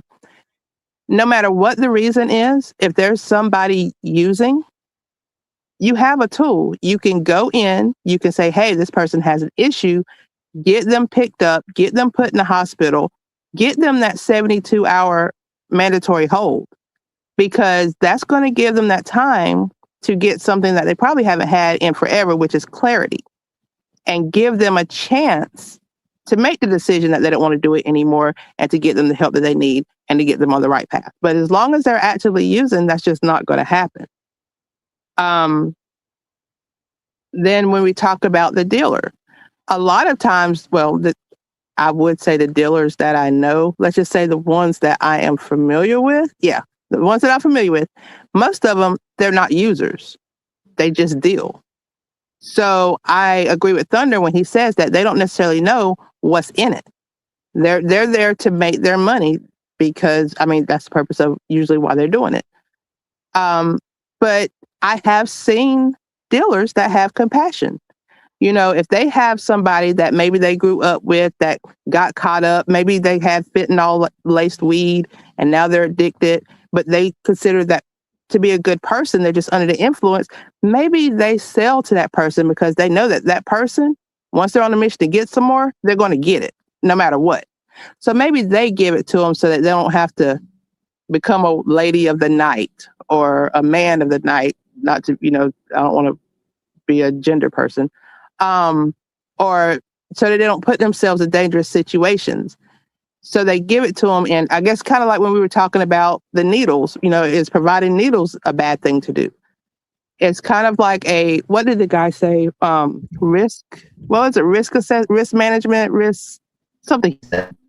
So I blame the community because I think that the community, number one, can get that user help when that user's not able to help themselves. You said take a community for a child. Maybe it takes a community for child-like people also. Same thing with the dealer. Why is the dealer there? Why does he feel comfortable being there? Has the community spoke up? Have the men in the community got there and said, look, mother, get out of our community?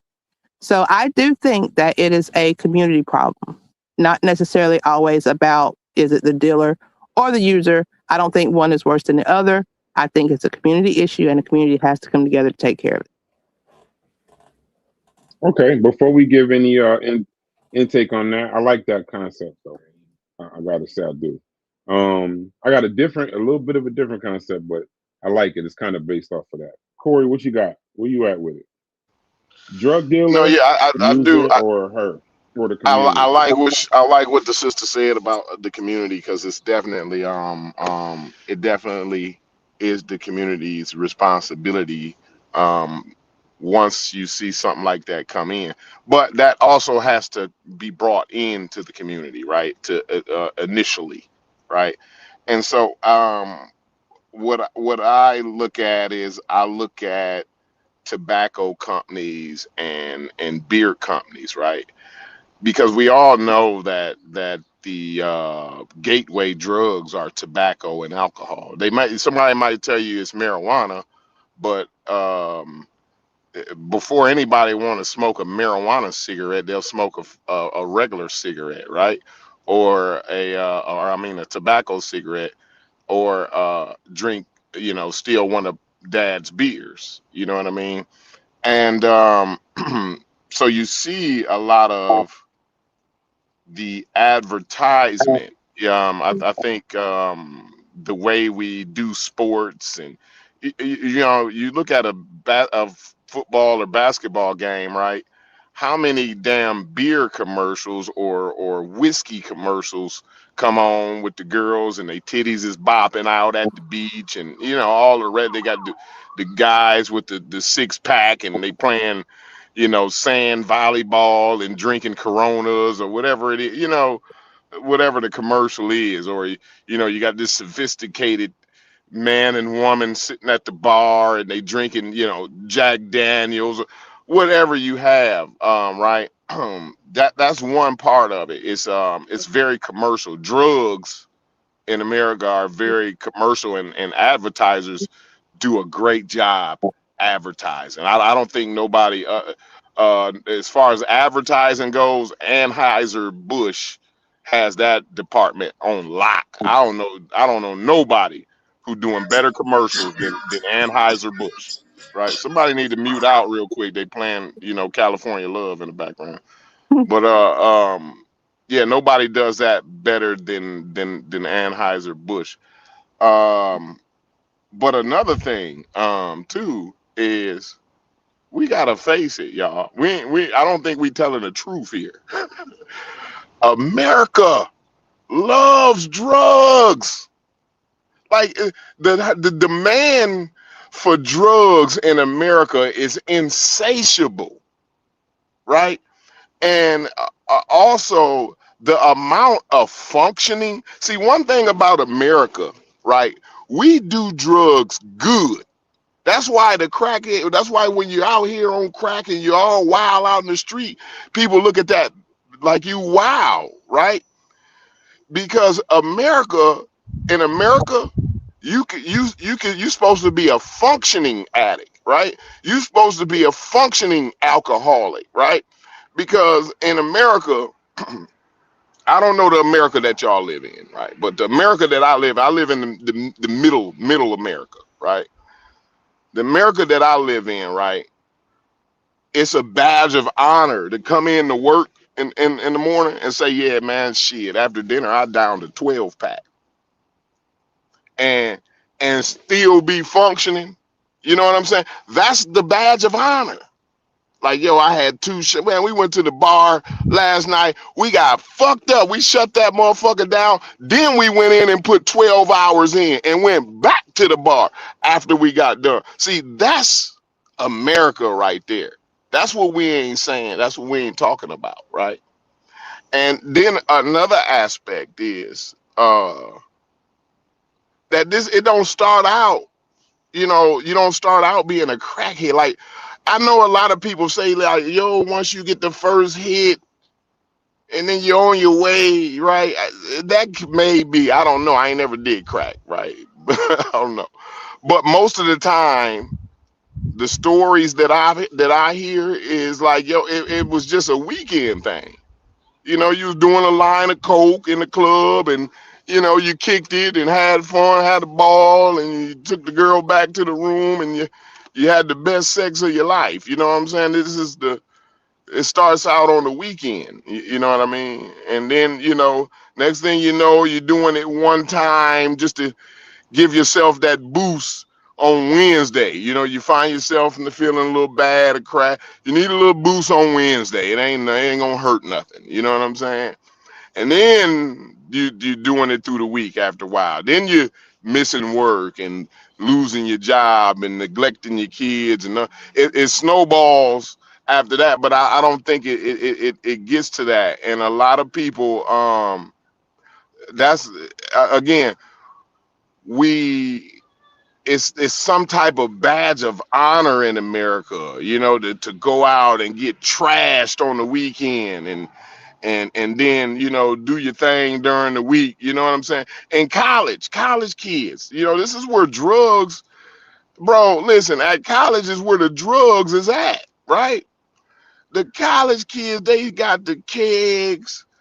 They got they getting fucked up. That's what you do in college. You just get fucked up. They eating ecstasy pills and shit like that. You know what I mean? And this is advertised. Like it's commercialized in America. And so I think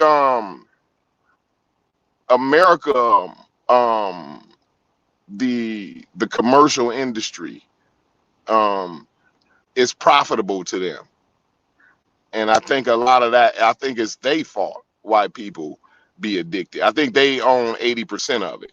Now the community owns the other 20%, like the sister said, right? But the way they push that on people, especially on kids that already ain't in their right mind, you know what I'm saying? Like you 18, your prefrontal cortex ain't got together yet. You're 21 years old, and and it's advertised that you go out to the bar, at the football games. It's beer at the football. It's beer everywhere.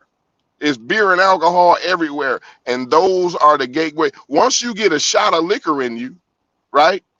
Now your decision making is done with, right? So now somebody passed you a joint, and now you smoking marijuana. And then the next weekend, you get more fucked up, and then they doing rails of coke, and you just do one little line, and that's how it goes in America. So I just wanted to bring that to the table, though. But go ahead, Joe.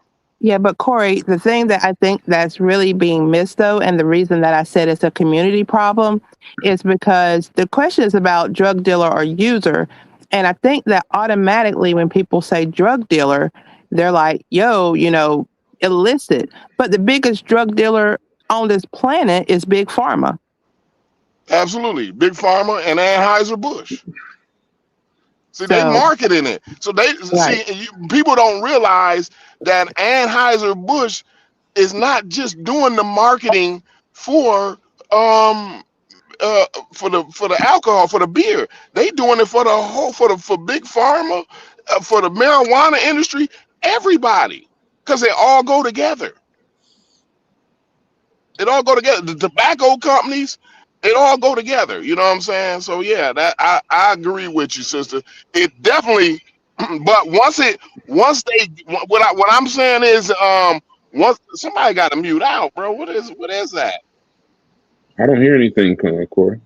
Something is going. Everybody else is on mute. Okay. It went away now. But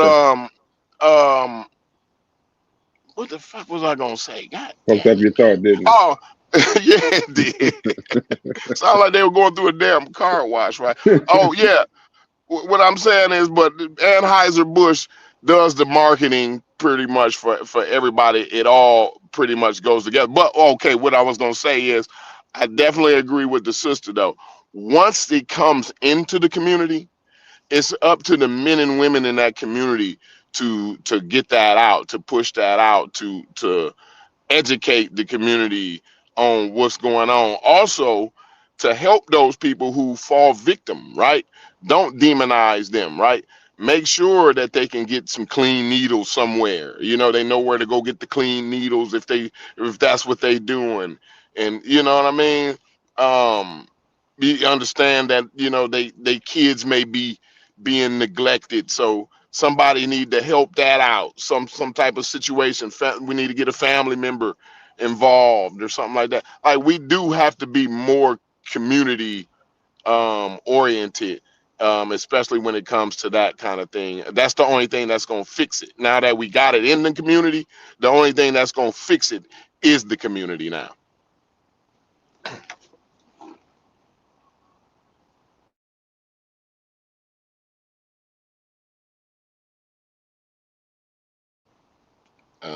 Hold on, my bad. I just want to move the conversation after this, but American Dream joined the panel. I want to hear what he got to say on the subject. I'm trying to get I was about to say something really out of bounds. You know how you about to say something and you catch yourself right before you say it, right? And then it's like, I mean well when I'm saying it, but how it's gonna come out is gonna sound crazy. I literally was do it all about the to time. say, I was literally about to say, we need to bring Chief Xhead on this conversation because he used crack. And I know that that's. I just literally, I'm talking to him in the Discord right now, so I was like, I want to hear what you got to think on the subject. Plus, I want to hear somebody a little bit older that actually, went through the California version of the crack era. But I mean it. But what do you think about what I said? It's actually not a bad idea. Yeah. No, I agree with you. I fall more along those lines before we get to Dream. I fall along the lines of I have a hard time with somehow saying who's worse, the drug dealer and Thunder and them. I want to know what y'all think about this stuff too. If Truist is still here, Smalls. I have a very difficult time talking about drug dealers and drug users when we live in a world. I'm gonna mute your mic for you, Chief, and then unmute when you're free. When I know for a fact the amount of drugs that the government sells on a daily basis It pales in comparison. It's not even close. And then when I think about all the guys that's still in jail for like marijuana, how do they feel when they see that this shit is legalized now? Because they decided for it to be legalized. I gotta mute you. I don't know what you got going on. You got like That's some what I was ambient. hearing, and that's what I was hearing. That noise right there. Y'all just not hearing. No, he just joined, so somebody else is probably doing it too. But yeah, I have a problem with that because the government. I don't believe in just say no, right? Because I think if they really wanted to stop it, they could just stop it. And I think that they just don't because it's more money. And I agree with what y'all saying. I don't put this on the I don't government. think they can stop it, bro. One thing about America, we want the drugs, bro. No. I know we want it. will. This motherfucker will go up in flames. Believe me, they will burn this whole goddamn continent to the goddamn ground if they don't get that cocaine across that But goddamn what I border. mean I'm gonna by tell you that stopping right it, now. no. What I mean by stopping it is what I mean by stopping it is if you remember Prohibition, that same sentiment was that. That was the same sentiment. And what they did, what did That's they where do with Bugsy Prohibition? Siegels them came from. But what did they do? They just legalized it. Yeah. You know what I'm saying? So it is what it is. But we'll move forward. And then I want to read Vyasa's point, but I really want to get to the next thing. Chief, you got like some aliens or some shit in your background? That shit sound crazy. Can you still hear it? No, not when you talk. You can hear it when I don't talk? Right now, I don't hear it. Okay. But when you're not talking, it's something else.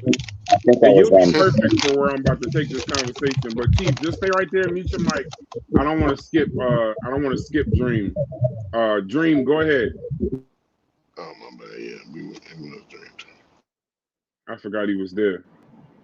Mute your mic. Okay, everybody mute out. Go ahead, Dream. Hey, peace to y'all. Can y'all hear me? Yes, we can hear you. All right, blessings to y'all. Which one is worse? I do believe that if a cop like rolls up on a drug deal taking place, he's gonna arrest both of them, the dealer and the person that's buying it. But I think that if they go to jail and then have a trial and all of that, I do believe that the drug dealer would get more time or a harsher punishment. For just that reason alone, I think our legal system looks at the dealer as being worse.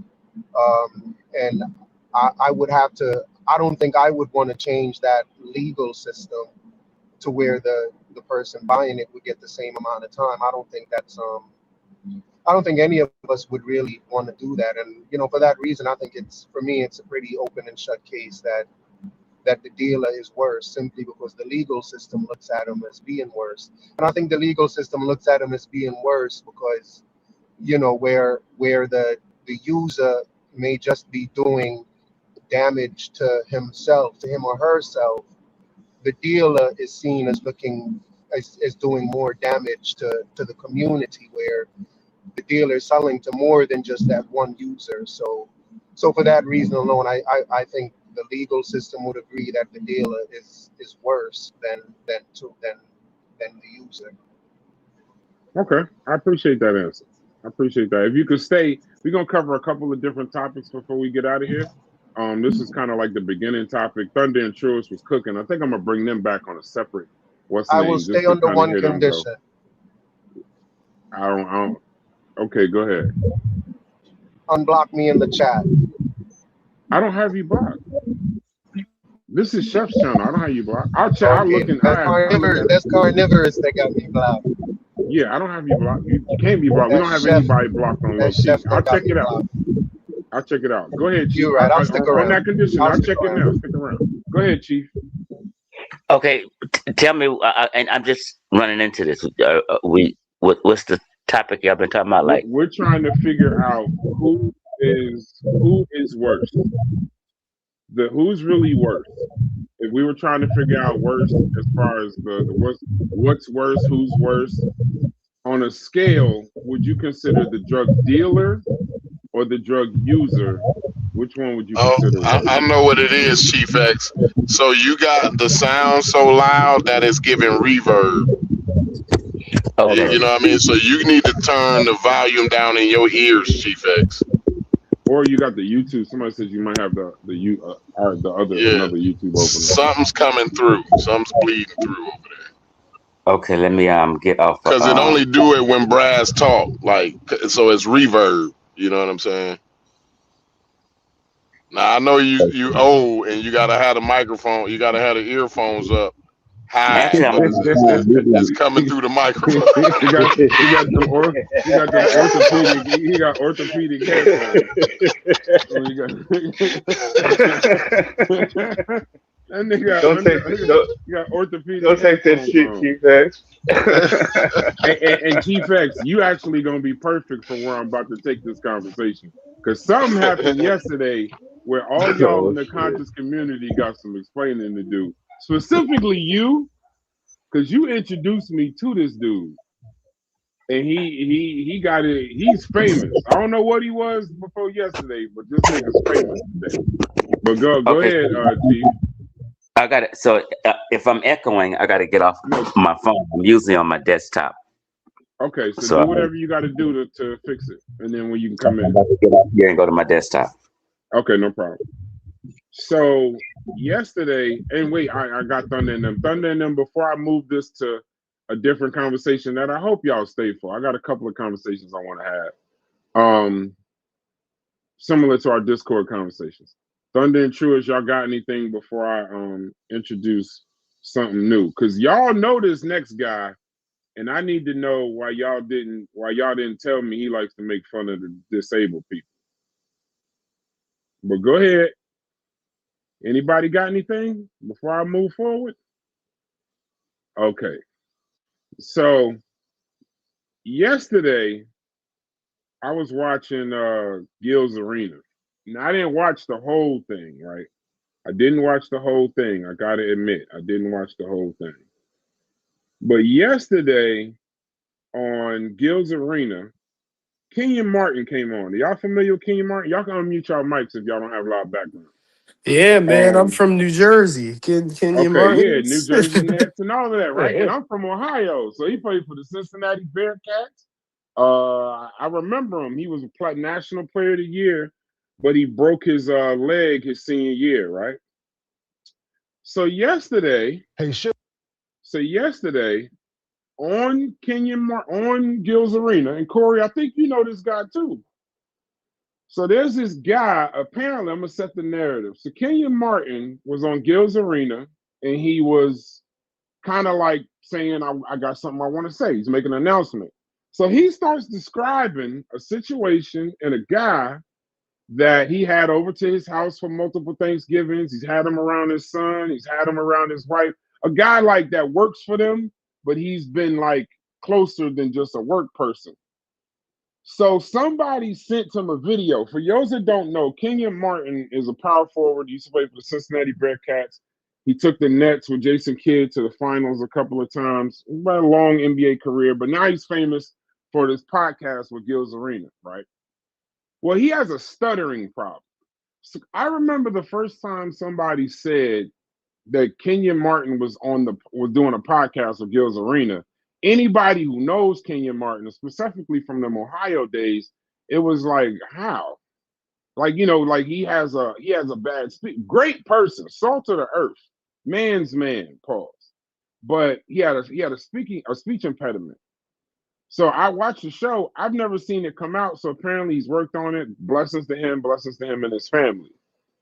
But this nigga Suge, though, apparently, after Kenyon Martin showing him all of this respect, all of this love, this guy went on a YouTube show or something like that, and somebody was basically giving Kenyon Martin his flowers, like I just did, and then Suge responds with, "This stuttering motherfucker, da da da da da da," like goes into this long comedic diatribe or whatever. Somehow that video made it to Kenyon Martin. Now, Corey, I thought of you when I saw this video. Because I could easily see you stopping an entire show. You've done it before. Stopping an entire show to set a nigga straight. Get him just like literally literally say, I gotta sort some shit out, right? So I need to know now. Here's the connection though. This is the Suge from the conscious community. Do y'all know what I'm talking about? Oh yeah. I know. I don't know him. I never really had a But like you've discussion seen with his him, but I've shows. You've seen seen him. his shows. Yeah, I've seen his show. Yeah. Right. So when Fetty put it in the Discord, I'm like, that nigga looked familiar as hell. Mm-hmm. So he's been on like shows with like Chief X or Unc or any like he's like a contributor, I guess. I didn't know this was like his job. So I looked, I'm like, Suge, he looks just like him. So I just did my little research. It's the nigga from the conscious community. It's him. Mm-hmm. So he's famous now. You can't look on social media without seeing this shit. So I'd like to have a conversation with him, but I would like to know what y'all think about. Do you think Kenyon Martin was wrong for doing what he did? Right? Do you think that he was incorrect for putting him on blast per se? I'm gonna play the clip. So I just set the clip. Hey, Suge, come here. Oh shit. So. Okay, so. Hey, Suge, come here. Oh shit. So this is what disloyalty and people who don't respect you look like, y'all. People like him. Be careful who you invite into your home, who you have around your loved ones and your friends and family. This is what you get. People like this that talk about something that's near and dear to my heart. I have a speech impediment that everybody knows how I feel about this. Right?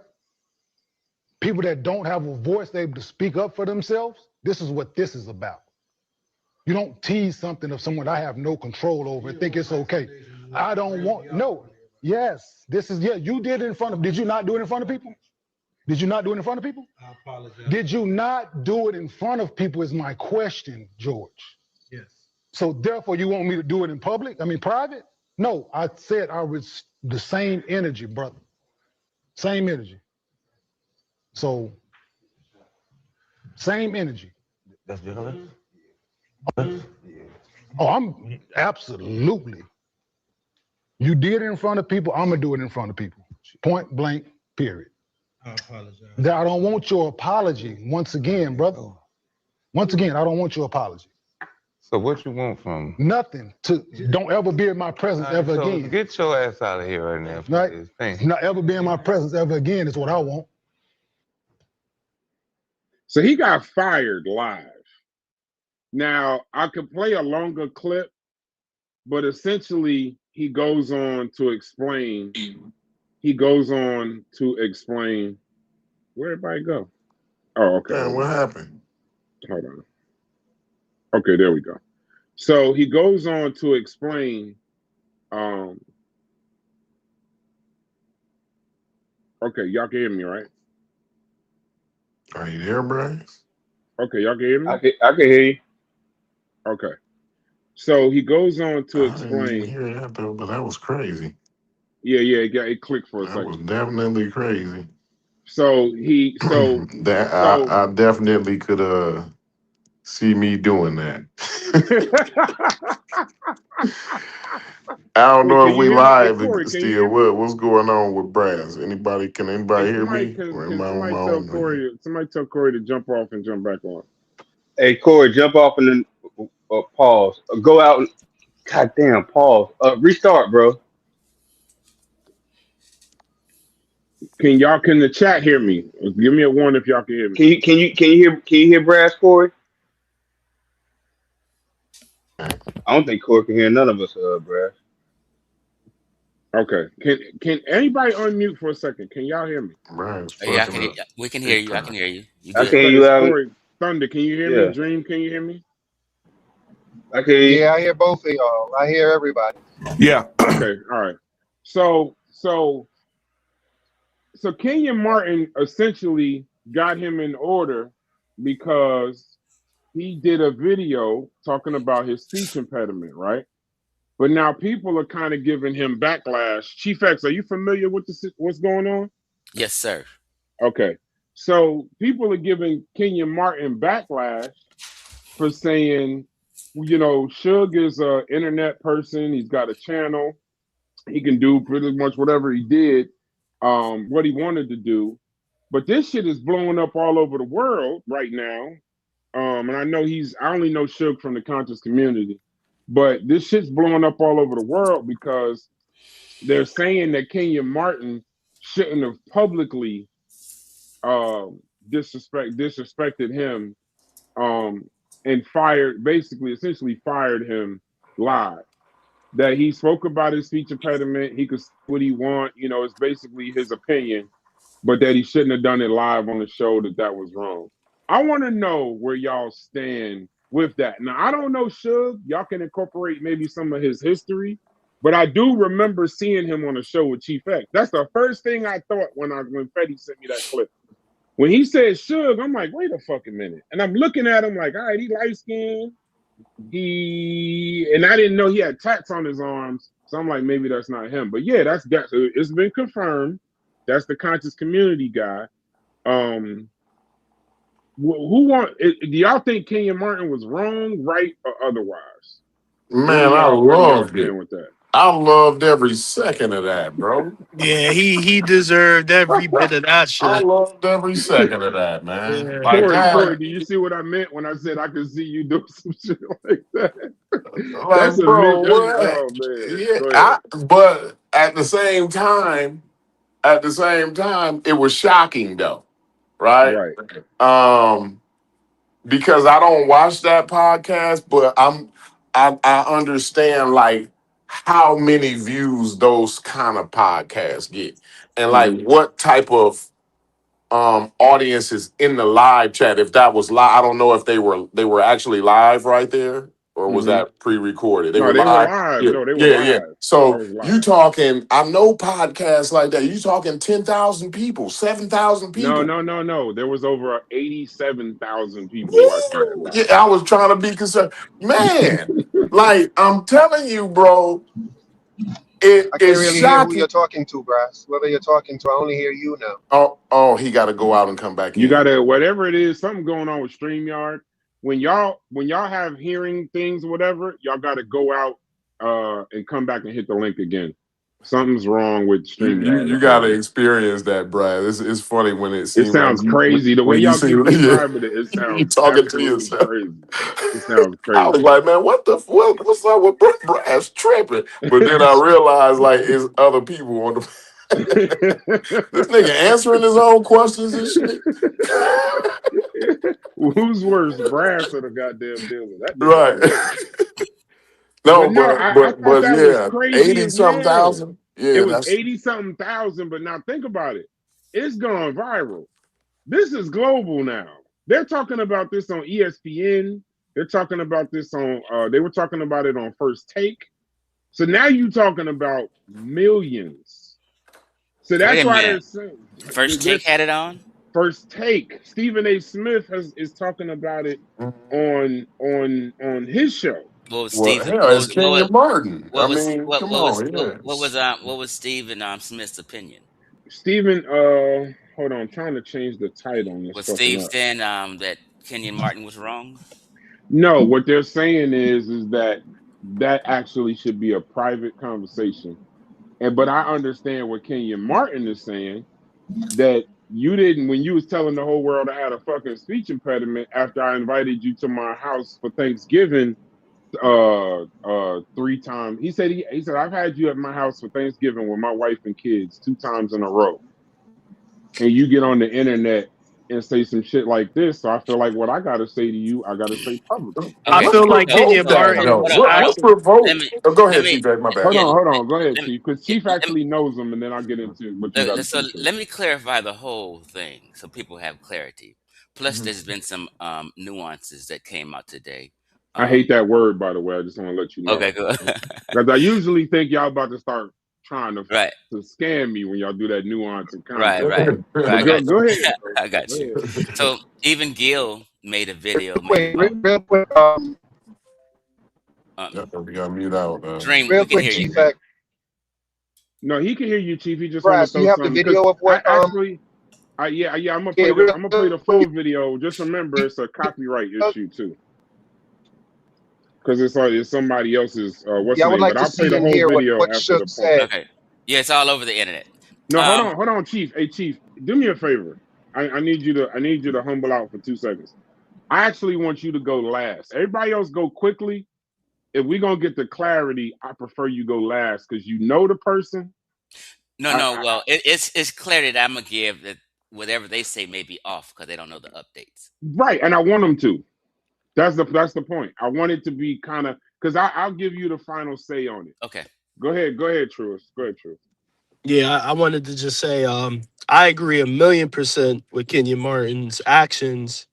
Well, his line of thinking of what his intended effect was.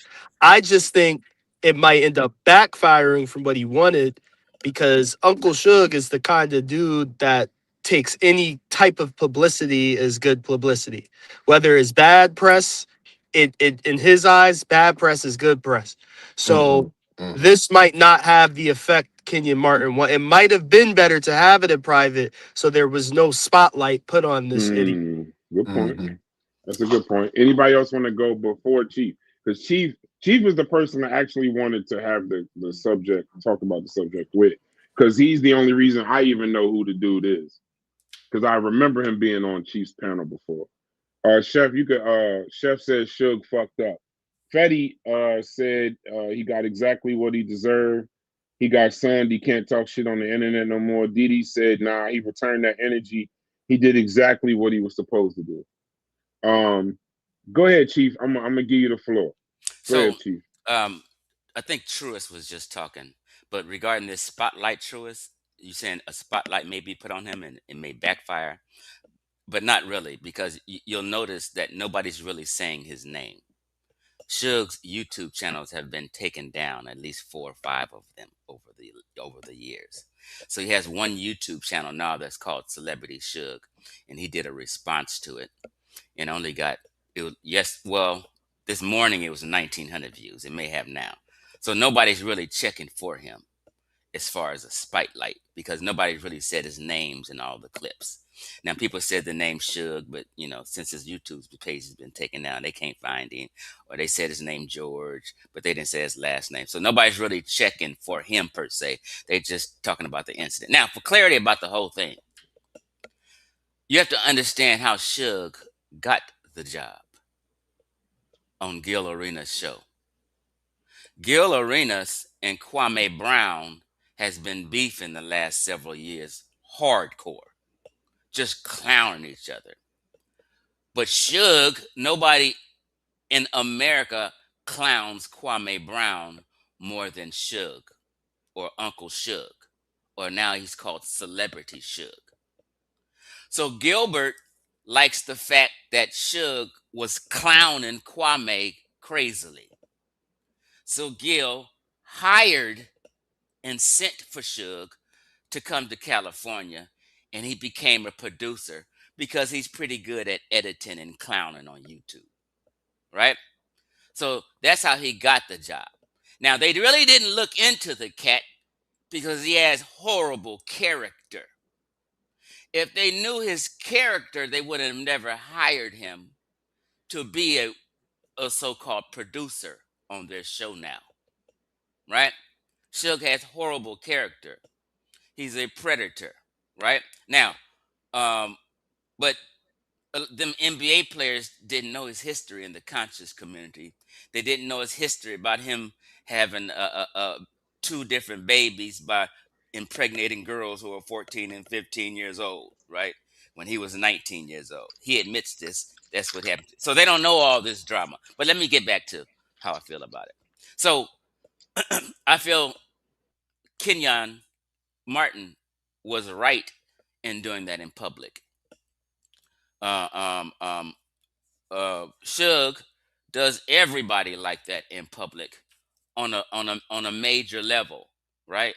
Um, but actually that video of Suge clowning Kenyon Martin and his speech impediment was a few years ago before he met Suge. That has come out today. So we have to take that into account. He never met Kenyon before he made that video.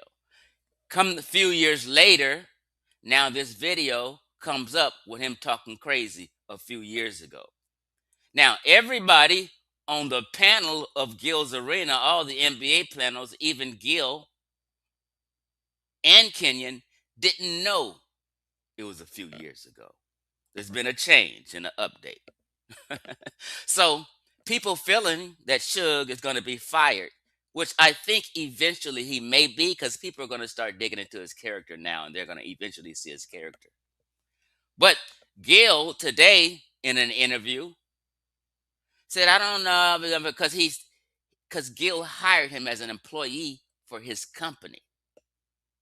So just firing somebody haphazardly may be an issue, but Gil seemed to say like, no, well, we're not going to fire him because that was a couple of years ago. He met Kenyon now, and, he sees Kenyon's a nice guy and this and this and this. But to even clown somebody like that is bad character. They just don't know his character, but they will eventually this week. Okay. But I think Kenyon was right to do that. Suge is a piece of shit. It was an even girl, business partner of mine, a chick I'm dating. She was married. He didn't post this married woman's picture all over the place. I don't know how Suge found out about that. Suge then sent me cease and desist letters when I was calling him a predator some years ago. And I'm going to put that video back up later on today. I just feel like, fucking with Suge today. And I'm going to go in on it. But y'all can go ahead. Hilarious. Thunder, you got a thought on it? I know Stu Pease is here. Thank you for that clarity, right? Because now, and Thunder, cut me off whenever y'all ready. Then I want to move to something else. I don't want to spend too much time on it because I don't really know the guy. He just looked familiar from what I saw on a video. What I saw in the video before. But Thunder, Stu Pease, anybody? Y'all want to talk about it? Okay, cool. This is the video from Kwame Brown that he put this morning. Check it out. This video to Kenyon and Swaggy P a long time ago. I added them in the video. So, Junkie, you thought that you was going to be able to run them up, and you actually thought that you could just say and do whatever with a job? You really think you Michael Jackson bad, don't you, boy? See, this is what you got to understand, Junkie. When you take on a job, you represent a company, and you're a part of a team. You have to show loyalty to that team.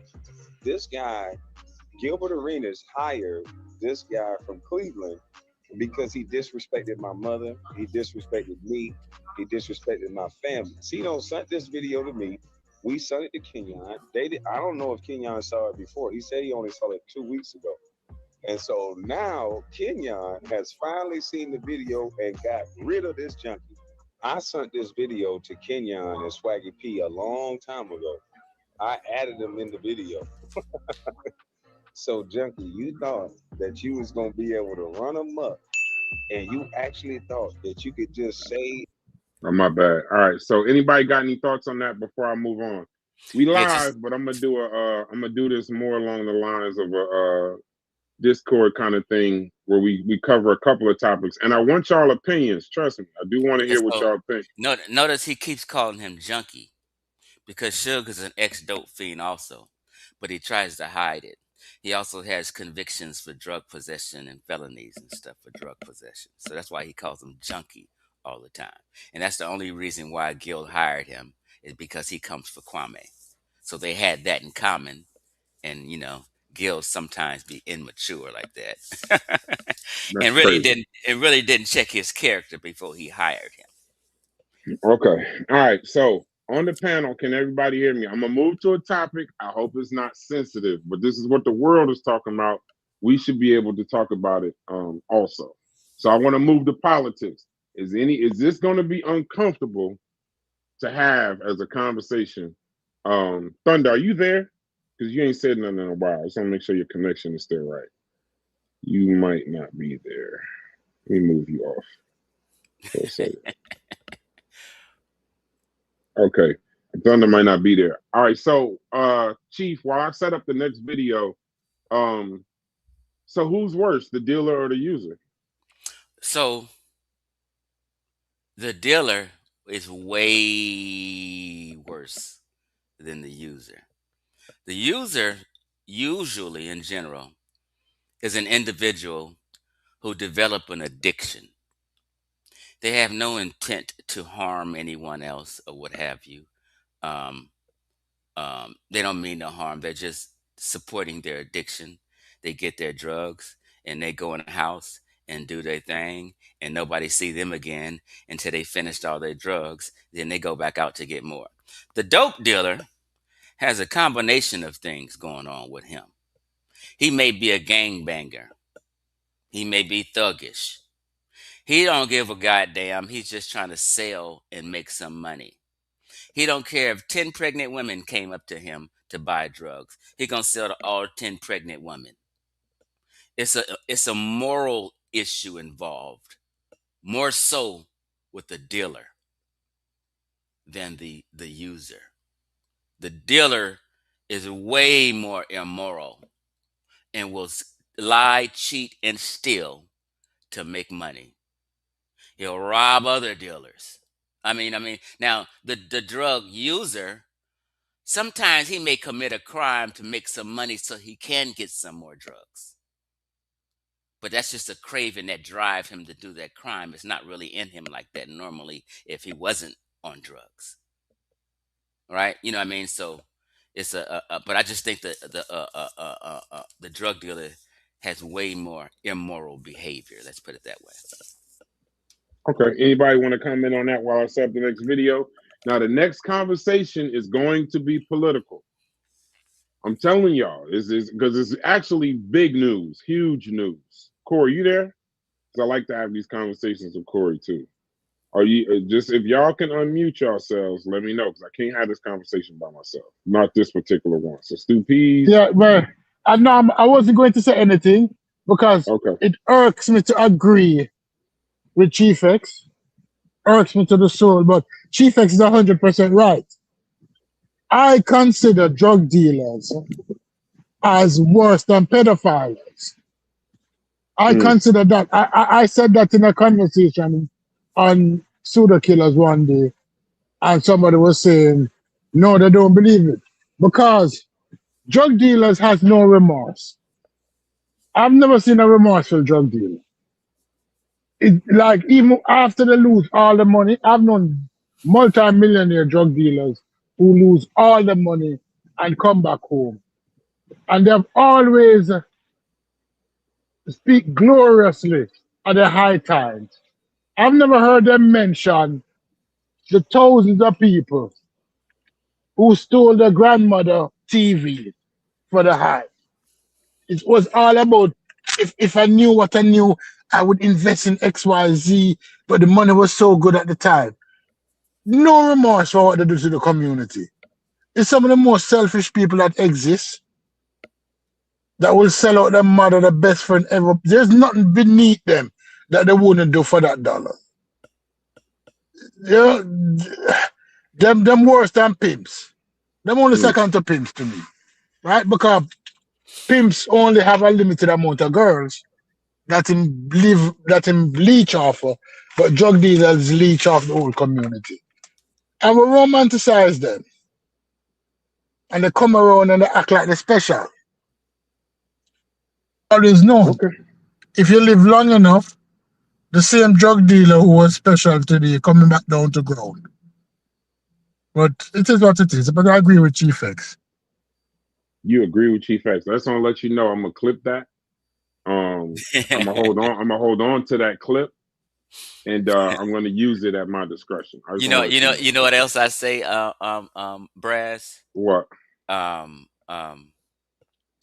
I forgot my damn thought. Must not say it very much. Wait a minute, what was I gonna say? I done lost. I don't know. But you said you always say it, but you can't remember what it is. So, oh, I know what I was gonna say. Okay, good. I've on me personally. Y'all may know some or whatever, but me personally, I've only known one successful dope dealer. And I mean successful, meaning he didn't get arrested, go to prison, lose everything, and he done time. Then he get out, sell drugs. That's not successful to me. So one successful dope dealer, I know he bought a home, but he sold powder. He didn't sell crack. He sold powder to a lot of people, and he bought a home. Never ever been to jail in his life. Still got his home in an apartment building. He stopped now, and he was successful. But everybody else I knew who sold dope, I've never met a successful dope dealer where they didn't Now, go to I'm prison gonna or do challenge you on time that point. and lose something. Even though I want to move on to the Even next Ricky subject, Ross I took gotta it. push. I Even Ricky gotta Ross made challenge money. you. Okay, let me just say this though. Even Ricky Ross made $1 million, but he lost it all and did prison time. But this goes to Chef's point. Only us would even think in terms of a nigga that sold a whole lot of drugs and got away with it and used the word successful. Right. He fucked up so many lives Right. and fucked up so many people. We skip past that, like, but you know what though? That nigga made it out. He got a house. He didn't get caught. Y'all just proved Chef's point. He I've was never successful in his understood it. Yeah, endeavor. I get it, bro. I get it. It's the weird thing. It's just a weird. Sometimes in conversation, I like to It's a just. weird dichotomy. I get it. Right. It is very weird. All right, I want to play this. Right, I want to play this. So yesterday, Thunder, go out and come back because I don't think your connection's right. You might want to leave and come back. Corey, can you hear us now? Because I saw Corey and Truist left. Yeah, I hear They can y'all hear now. us now. Yeah, I can hear. I can hear. Okay, so yesterday it's kind of been bleeding out, but it's kind of becoming world news now. I hate the way the political cycle. If y'all pay attention, shit happens the week before now, and political cycles is crazy in news and social media because the shit happens and moves and moves and moves, and then it's like they pick one or two stories and run with them, right? So this shit happened like last week. We had heard the rumblings of what was going on with this last week. So Trump's counterterrorism, the head of his counterterrorism in his administration, resigned. And this was after the guy that stood up. I'm pretty sure everybody saw it. He stood up, said what he had to say. They was trying to pull him out. He broke his arm. This happened right after that. It's not that guy, but this is after that story. So I'm basing around that time. So he just resigned. And in his resignation letter, I'm going to read the letter after I introduce the topic. And this will probably be the last topic because I got a couple other things I want to talk about, but we'll do that later. In his topic, in his letter, he says, because there is no way we should be at war with Iran. They pose no threat to us whatsoever. This is his count. This is the person that Trump put in charge of his counterterrorism. I'm gonna play a little bit of a person's clip. Then I'm He gonna read got a a little bit higher of the letter. security. He got a higher security He clearance has than the Donald highest. Trump did. Yeah, he has Yeah. the highest, right? Ain't it the highest or Yeah, it's something in like that? America. Nobody has a higher security clearance than he got. Okay. So I'm gonna play a little bit of this clip. I'm gonna read. Y'all can talk about it, but then I'm gonna read a little bit of the letter.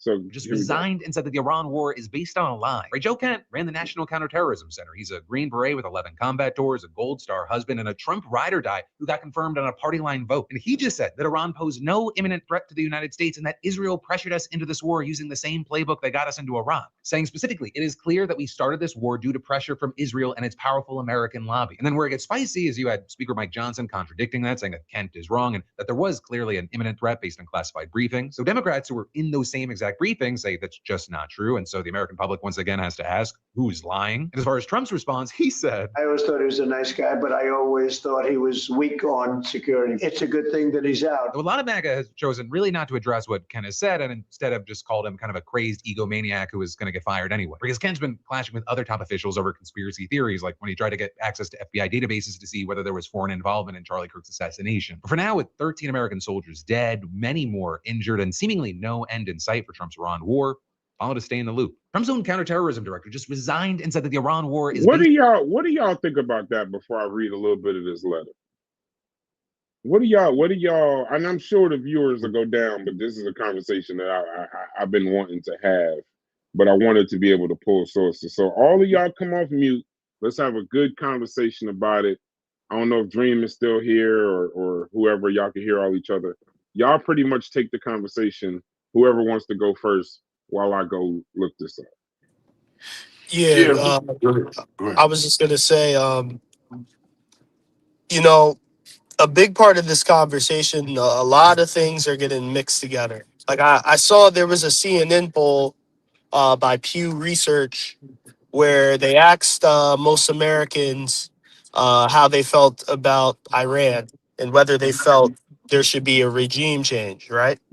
And it was something around like 75 agree there should be a regime change. But when they were then asked, do you agree with us going to war with Iran for that Somebody regime speaking. change? Most Americans completely was against us going to war, Hold on, Truist. If right? y'all can't hear who's speaking, you Yo, got to somebody go out and speaking. come back. Yeah, the regime If change could be somebody's done with speaking, from if you within, can't hear it, y'all got to right? go So out and that's come what back. that's probably what.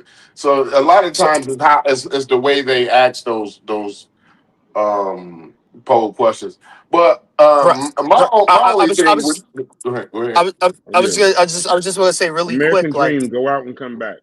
I think with a lot of Americans, with a lot of politicians, and with a lot of this conversation, there needs to be a clear line that's drawn between people that agree with Trump's military actions and people that feel Iran's regime needs to change. Like you don't have to agree with both, No, right? no. And I think anyone with a brain understands why it would be a bad thing for us to continue a war with Iran.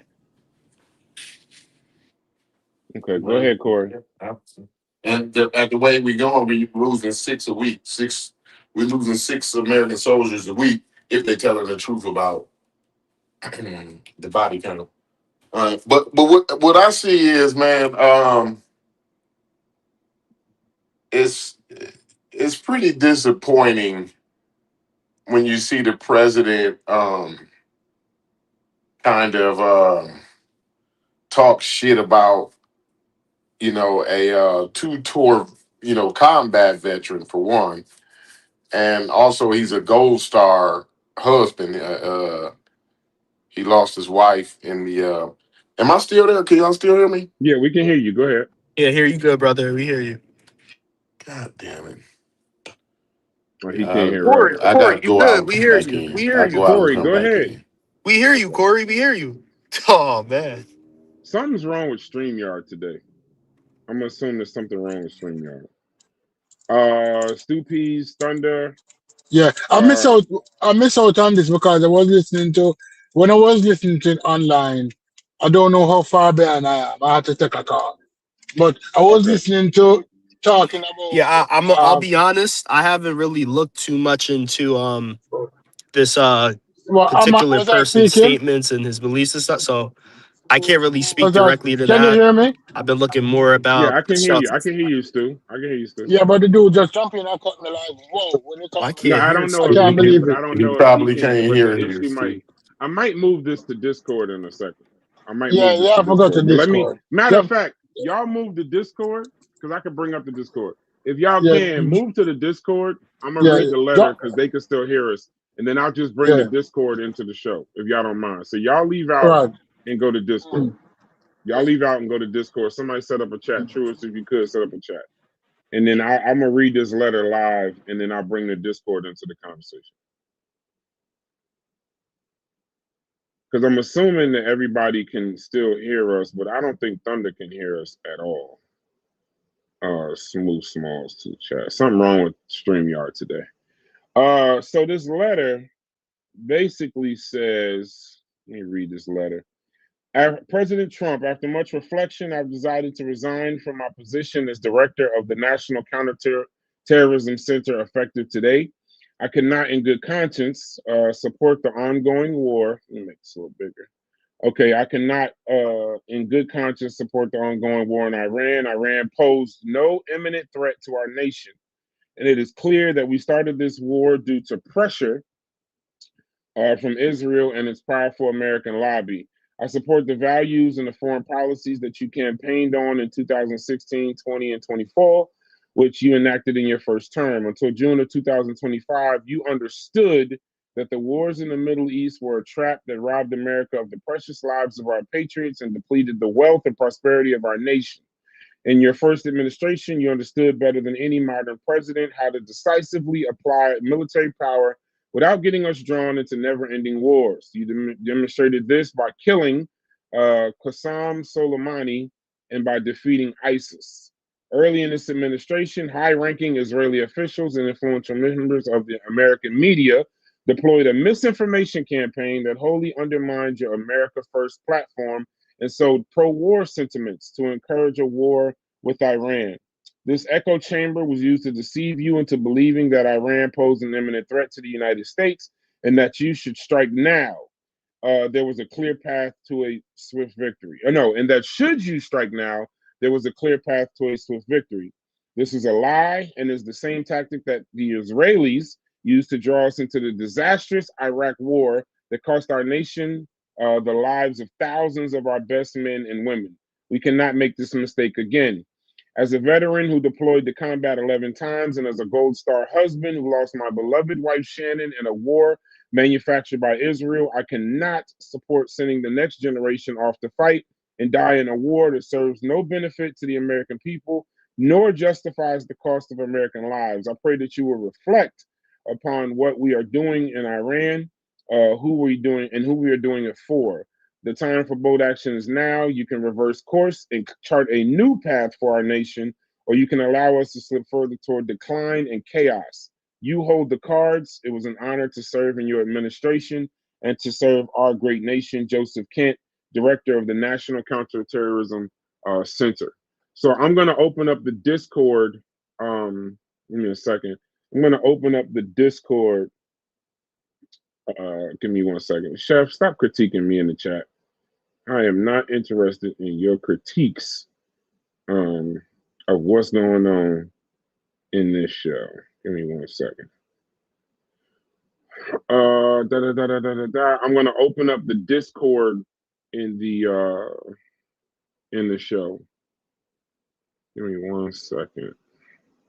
But other than that, what's up with y'all? I think we're having a good show, but I'm going to move it back to the Discord because Discord just ain't working.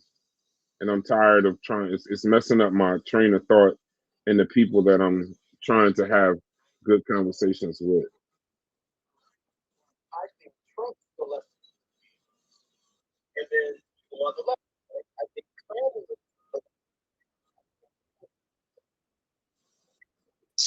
they really thought this candidate has my best interest in my, or is completely aligned with my interests. It just was on both sides. I don't want the other person to win. Right. You know what, Malcolm? Hold on, real quick. Y'all are live on YouTube.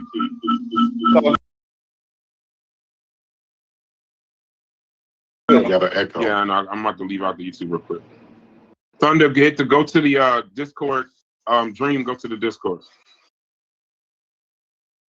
Go ahead, whoever wants to. I just read the resignation letter. That letter is very damning, bro. Yeah, I read that the other day. Yeah, and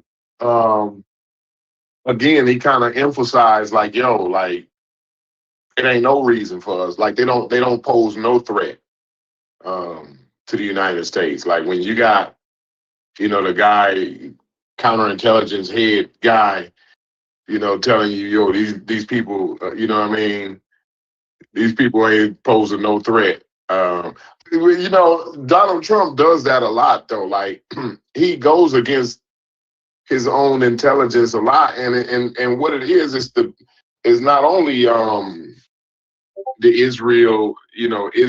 Israeli government and oh boy, what's his name, Netanyahu, right?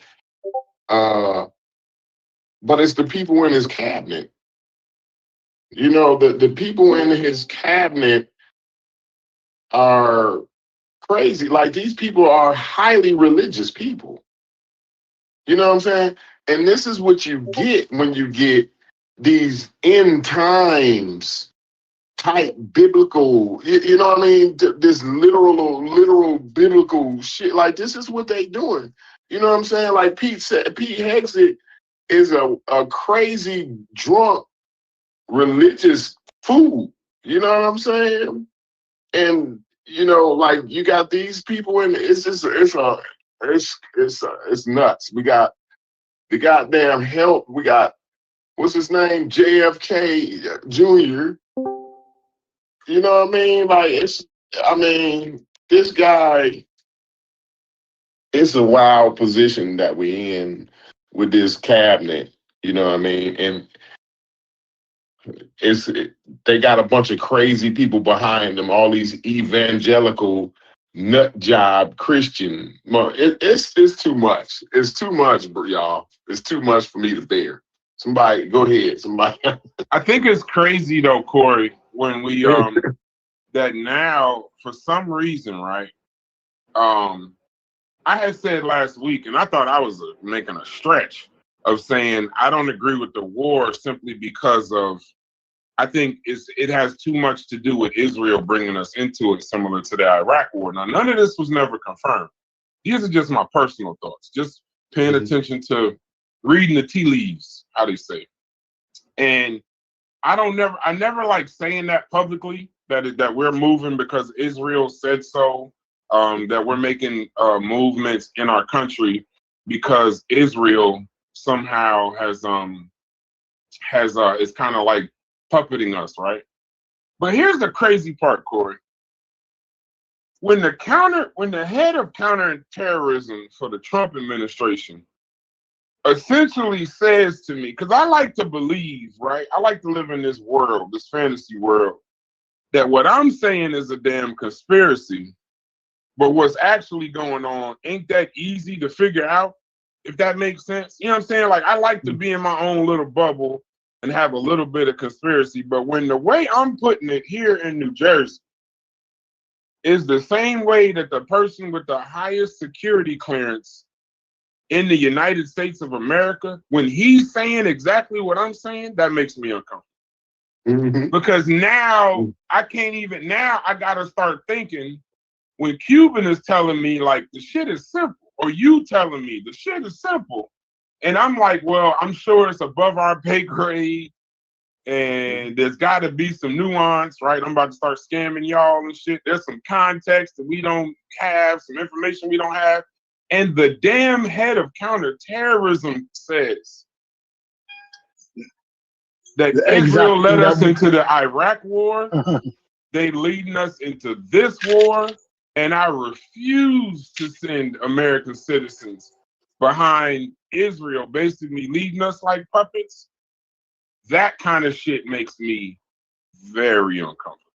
I shouldn't be able to figure this shit out from a laptop in New Jersey without no inside information. Just basically same information any other citizen got.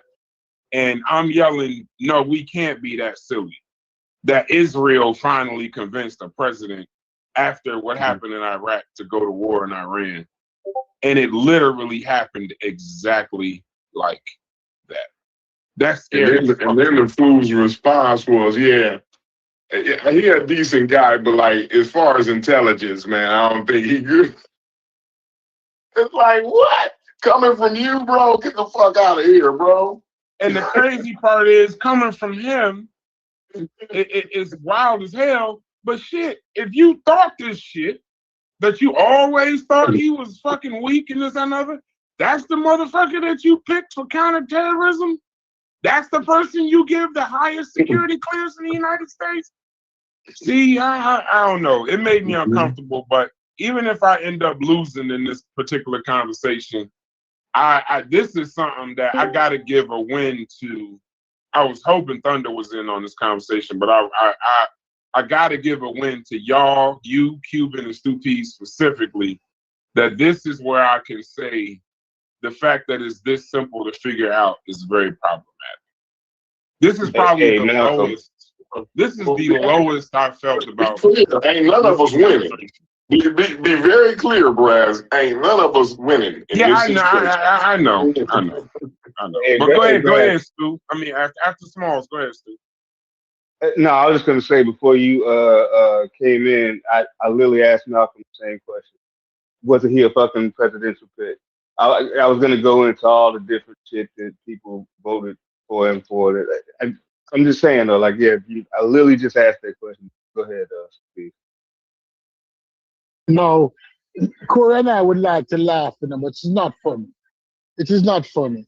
We'd love to laugh at you, but it's not funny. Because the thing about it is that we have been alive long enough to see game played. And this was new. We see Trump coming from a mile away. We see everything that he was saying coming from a mile away. Corey and I saw it coming from before the ship came over the horizon. We saw these clouds and we know that rain was coming. And we couldn't believe that other people couldn't see it either. And that's what frustrates us many times and we come off very aggressive. Trump is not new. But the problem is that I was hoping that the same thing what you would say was true. That there would be good men who would hold him accountable. And when good men can no longer hold them accountable and decide to step away, the rest of the American public believe the lie that you tell them a good man that this person who you employed as your counterintelligence officer, you basically call him an imbecile in so many words. That's what Trump just did to this man who said, listen, I cannot go along with this. He was totally discredited by Trump as an imbecile, as not being very smart. I don't really know him. And when you look at it, and the American people have no problem with it. And that is why I know that the Republicans is going to win the midterms. I see this coming from a mile away. There has to be something drastically that has to happen to prevent that from happening. And when that happens, remember, I always tell the train car story. You Negroes, including me, prepare because we're going into the train cars. That's my 2 cents. Well, I think everyone needs to pay attention to the debates that are happening over the SAVE Act in the Senate right now, because that's going to have a big effect on midterms. Ooh, you talking good. You talking real talk. Go ahead. Yeah, That's what we see. It's so much its own shit. They doing so much shit that we can't pay attention to one thing, bro. We cannot. I hate to cut you, Truist, but because it was your thought, but I want to emphasize how important it is to because it's today. They arguing today about the SAFE Act, and this is the coup that I was telling y'all about. They finna literally pull off this fucking coup right here today. Watch it. Watch. You see what I'm saying? This is what I'm talking about, y'all. And it's what Reggie said. Reggie brought this up because they did this in the 1700s, right? With the voters, right? They put the federal government put troops out at the polls so that people could go vote. You see what I'm saying? So that they wouldn't be, these motherfuckers wouldn't be harassing people and shit like that, right? But he's doing it for the exact opposite, right? These people are going out there to do the harassing. You know what I'm saying? To make you pull out, you gotta have 3. Listen, you're gonna have to go to vote. You're gonna have to damn near have 3 different IDs. And if you a woman and you married and you done moved out of state and shit, your voting, your rights is gone. You can't vote no more. If you're a woman that's married and you done took your husband's last name and then you moved out of state with your husband, you're done. No, Corey, if you're already registered to vote, this don't affect you. This is for people that are trying to register to vote that aren't already Depends registered. on how. So everything is state to state. So some states you get registered to vote at the BMV, right? Yeah. But other states don't work like that. Other states actually honor the Constitution, right?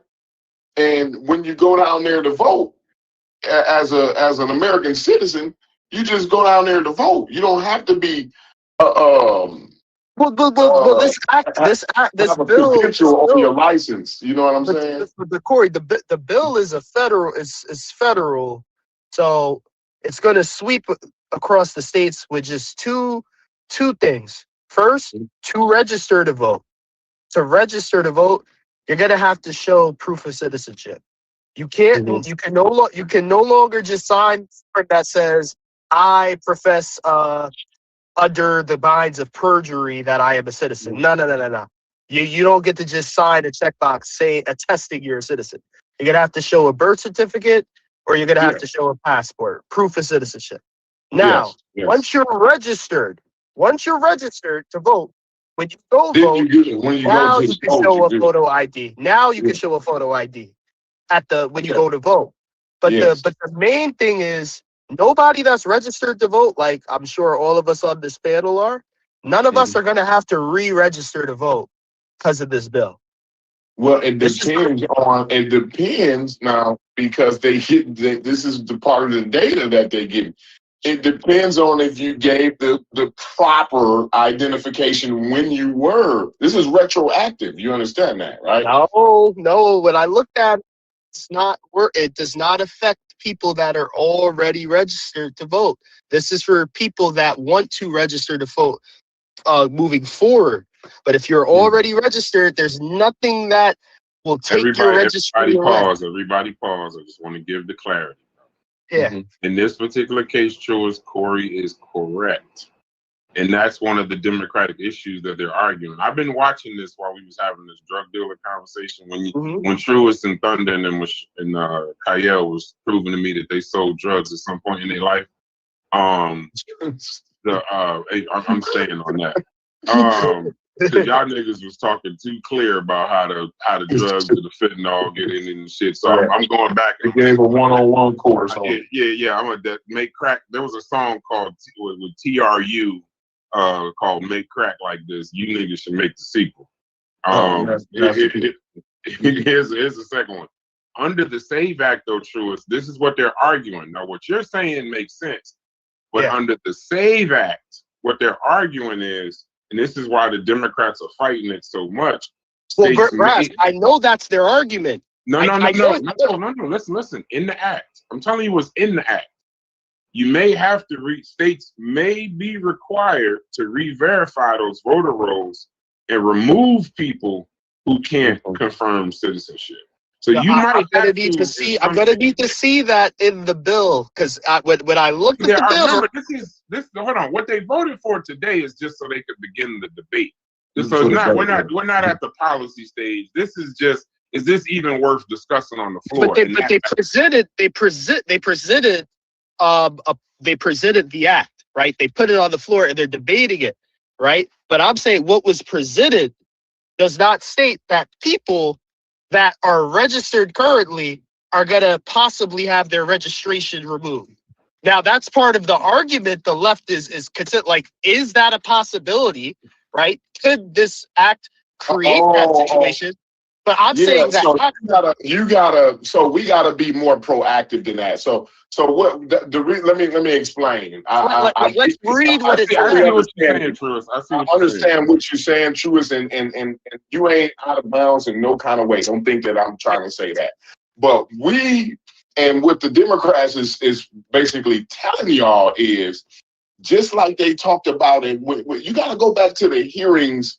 When they were confirming Brett Kavanaugh and Amy Coney Barrett, right? They said, well, the Roe v. Wade is done and over with. That's law. That's case law. We ain't worrying about that. We ain't coming in trying to worry about all of that, right? That's what they say. And in the bill, they always leave these little loopholes, right? So that they can say, well, no, we ain't saying that if you're a married woman that you'll have to re-register. We ain't saying that. We just saying it's good. If you already registered, you good. But they ain't really, but what the Democrats are saying, like, yo, look, they always talk about what they ain't gonna do. You know what I'm saying? But then they turn around and do just what you thought they was gonna do.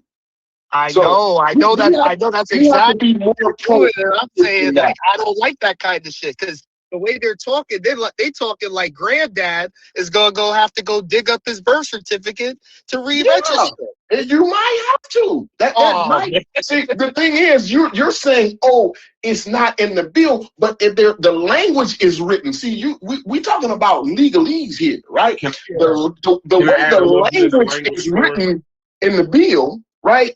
That language could leave that loophole just for that. So they said, no, we ain't doing that. But then once the bill passed, they say, yo, look, this is how we interpreted this, and we well within our rights. And then we're gonna go to Amy Coney Barrett at the Supreme Court, and she gonna say, yep, I agree with him. He can do whatever he want to do. Here's the thing, Corey and Truist. So just so you know, I know what the bill actually is saying right now. So in layman's, I want to do the actual legalese, right? The legalese is the issue that the Democrats have with the bill. And remember, the Republicans have done this on other bills so far where it'll be presented as this, but the language is so broad. It's very clear, but it's broad. So it'll say like, I ain't trying to do this other thing that you worried about, but the language. So follow the exact language. Now walk with me through this. The language says the bill is essentially saying it's like in political, they call it interpretation and implementation. Whenever you talk about a bill, that's when these debates start. They always hang up on interpretation, implementation. So the bill says only citizens can be registered and states must ensure accuracy. But the issue is, now that doesn't say re-verify, nothing of that. But the implementation part, now when you get to interpretation, there's the issue. How many of the registrations we have now, people that are already registered were done without any documentary proof at all. So what they're saying is, on their side, if you watch the conversations that they having today in the Senate, what they're saying today is that eventually, when this actually moves to like, past discussion, and we actually talking about implementation, somebody, one of them Republicans is going to say, may I have a minute? And he's going to say, I think that the states should go back and verify existing voters in order to comply the rest of the senators should tell him to sit his ass down. And here's the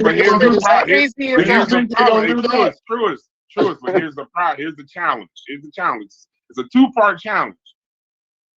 If it's already agreed, conversations like that or statements like what that senator is going to stand up and make, it's already been discussed. They don't bring up shit on the floor without it already having support.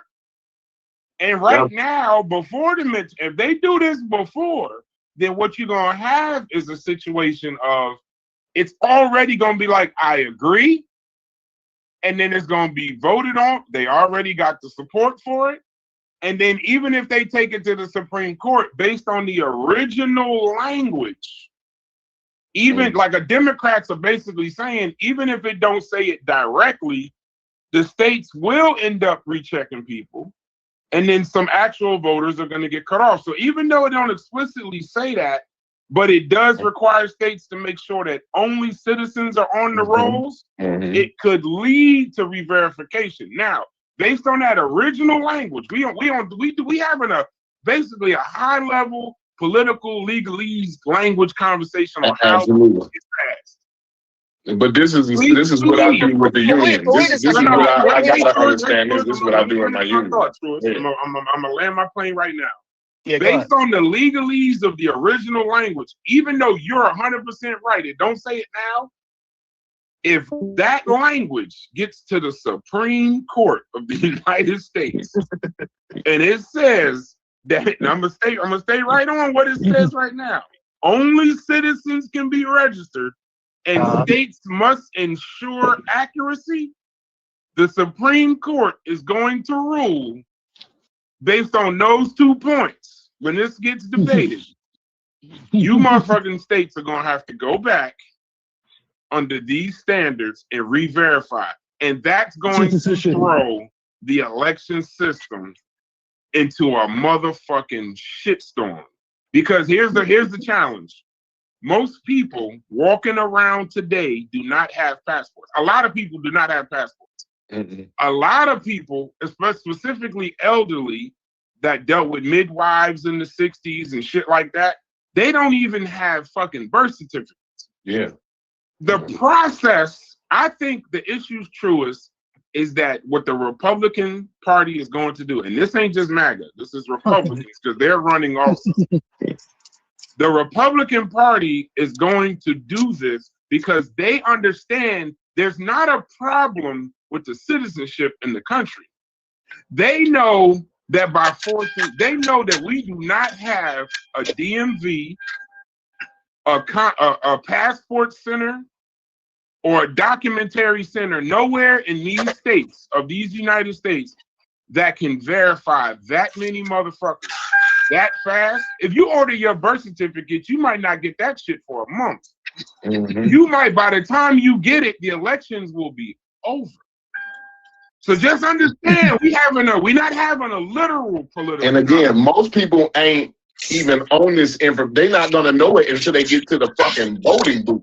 And they're gonna say, fuck it. Most people ain't realizing this right now as we talking. We knowing about this shit, but the average citizen ain't understanding. They don't give a damn about this right now because gas prices is up. You know what I'm saying?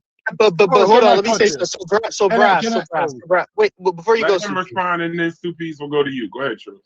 Yeah, so the Democratic Party's part of their argument right now is that the system we have already requires you to be a citizen of this country to register to vote, right? Like that's the idea. The idea is people on both sides understand you have to be a citizen to vote, right? Like nobody disagrees with that. But the Democrats are arguing that you checking off a box that you attest you're a citizen is enough.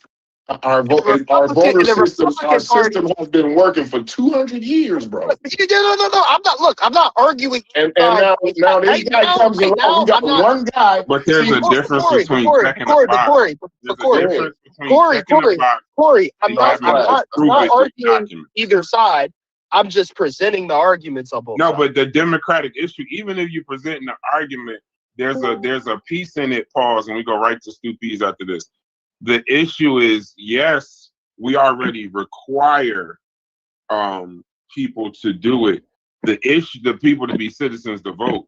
The issue is it's a very far plank in this nation to go from checking a box to say you're a citizen and that's enough to actually requiring the documents. That's what I was trying to prove that Republicans are saying, because you may be a U.S. citizen, but like I said, how do you most people can't find it. Bro, listen, let's have an honest conversation real quick about voting. Most people look for any fucking reason not to vote anyway. If they hungry on the way that they vote, I'm gonna just stop and get something to eat. By the time they done eating, the polls close in 10 minutes. I ain't gonna make it no way. It's all good. Anytime you introduce any barrier to a person voting, you're essentially securing the fact that they're not going to vote. As soon as they click the thing says your birth certificate will be here in 3 weeks, but you can expedite it by paying an extra $60-something or something like that. Bro, they can't. That shit costs too much. They'll just say fuck it. And to just say fuck it is what the Republican Party is banking on. Let's go to Stupies. Stupies, go ahead. Thank you very much for allowing me this.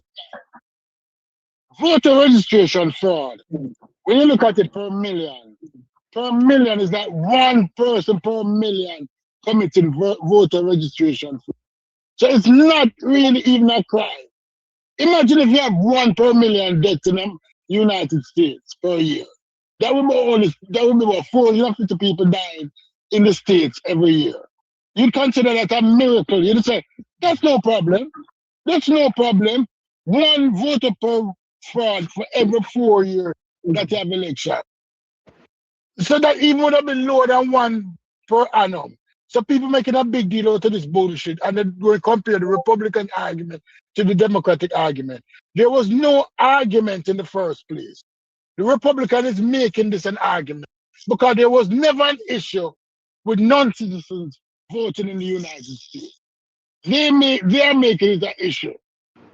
And they're putting law for something that is not an issue.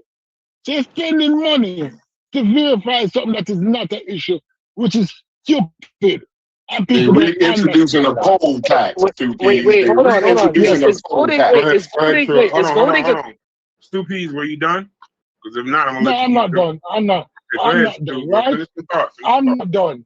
Yeah. I'm not done. But when we look at it, and what I love with the brass, you have this about it that I love. Fool me one time, sorry me. Fool me twice, sorry you. I realize that when you look at it, you say, I must be the stupidest nigger in the room if I didn't see this. So I refuse to be the stupidest nigger in the room again. Because let's be honest, anybody who buys into this voter and citizen and ID stupidness is dumb as a box of brick.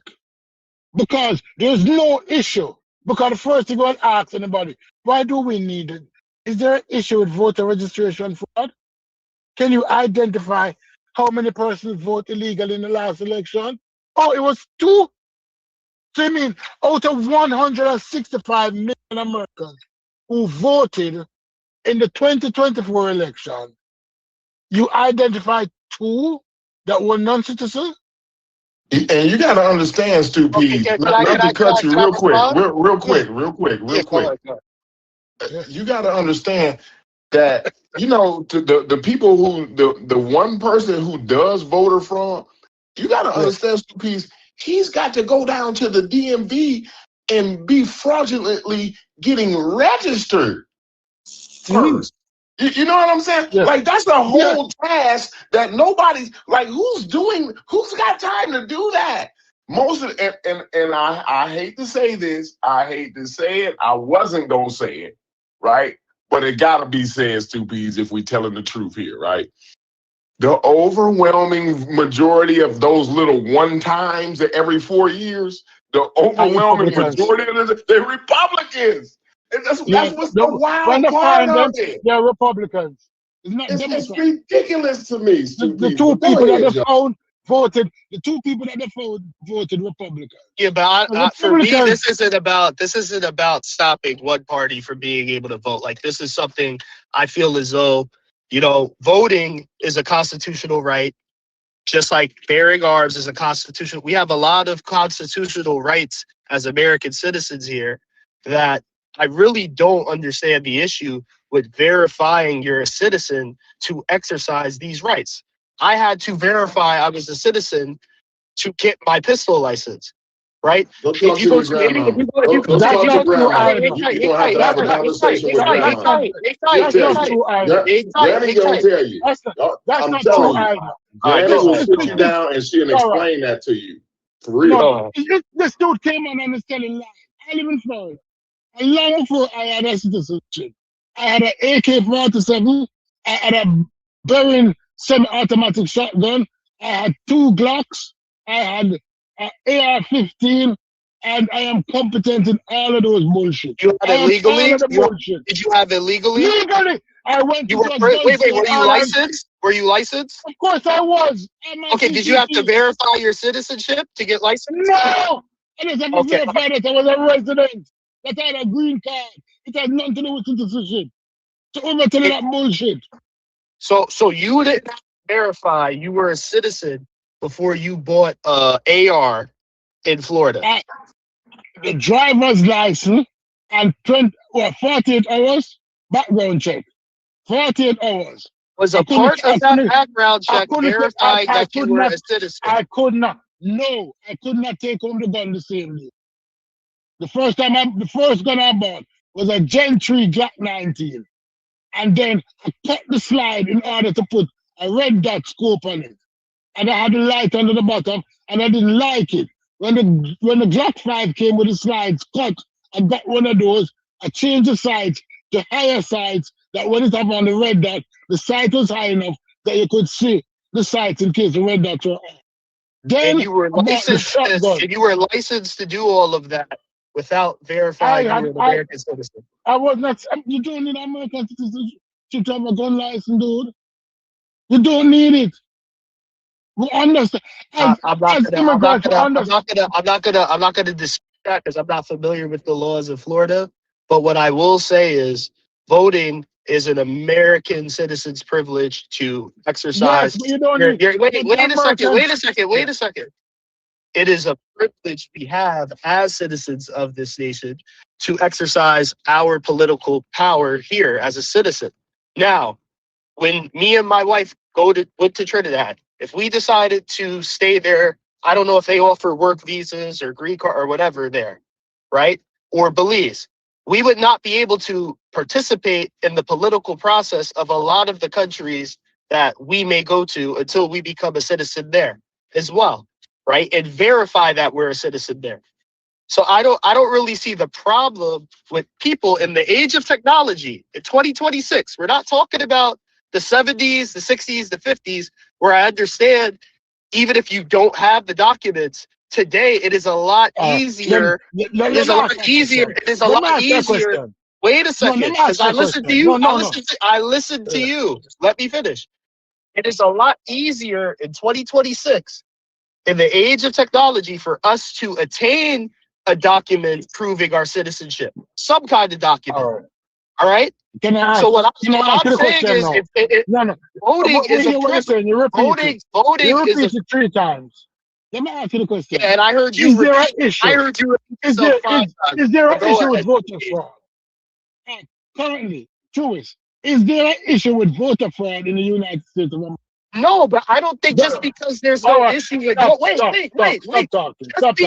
there's not an issue with voter fraud, that doesn't mean we shouldn't verify through some sort of documentation that the person we're giving the rights of an American citizen to is an American citizen. I don't understand why that's an issue. That's not an issue in the country. To participate in the political process. Wait a second. To participate in the political process, Stupies. To participate in the political process of your country, Jamaica. To participate in the political process of Jamaica, you would have to prove and verify your citizenship in Jamaica. All right? This is true of 90% of the countries around the world.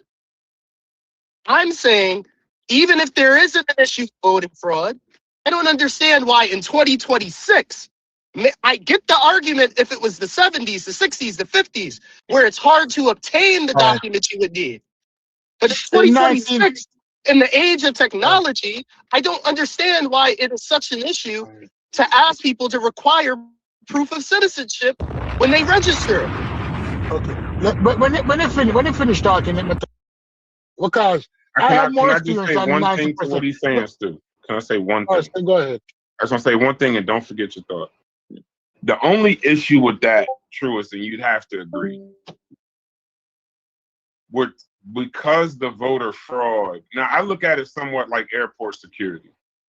The amount of stuff that happens on airplanes and crimes that happens on airplanes is minuscule, but we do need security in place, even though it's minuscule. So if that's your argument, I don't have. Yes, that's my argument. I'm saying even if voter fraud didn't exist. Hold on. I get that. All right. So just so we understand when you clear. Yes. But the reason why I side with what Stu Pease is saying and what the Dems are saying is that in this particular case, though, for a handful of cases of voter fraud, we're going to restrict millions of people. And that becomes where you got to kind of choose what is legal versus what makes sense, specifically based on timeline. And this is why I think the issue isn't political or voting. The issue is more we need to fix the process. I'm talking about like fix the DMVs, fix the passport office, fix the ID situation, because a lot of these people can't get fucking IDs.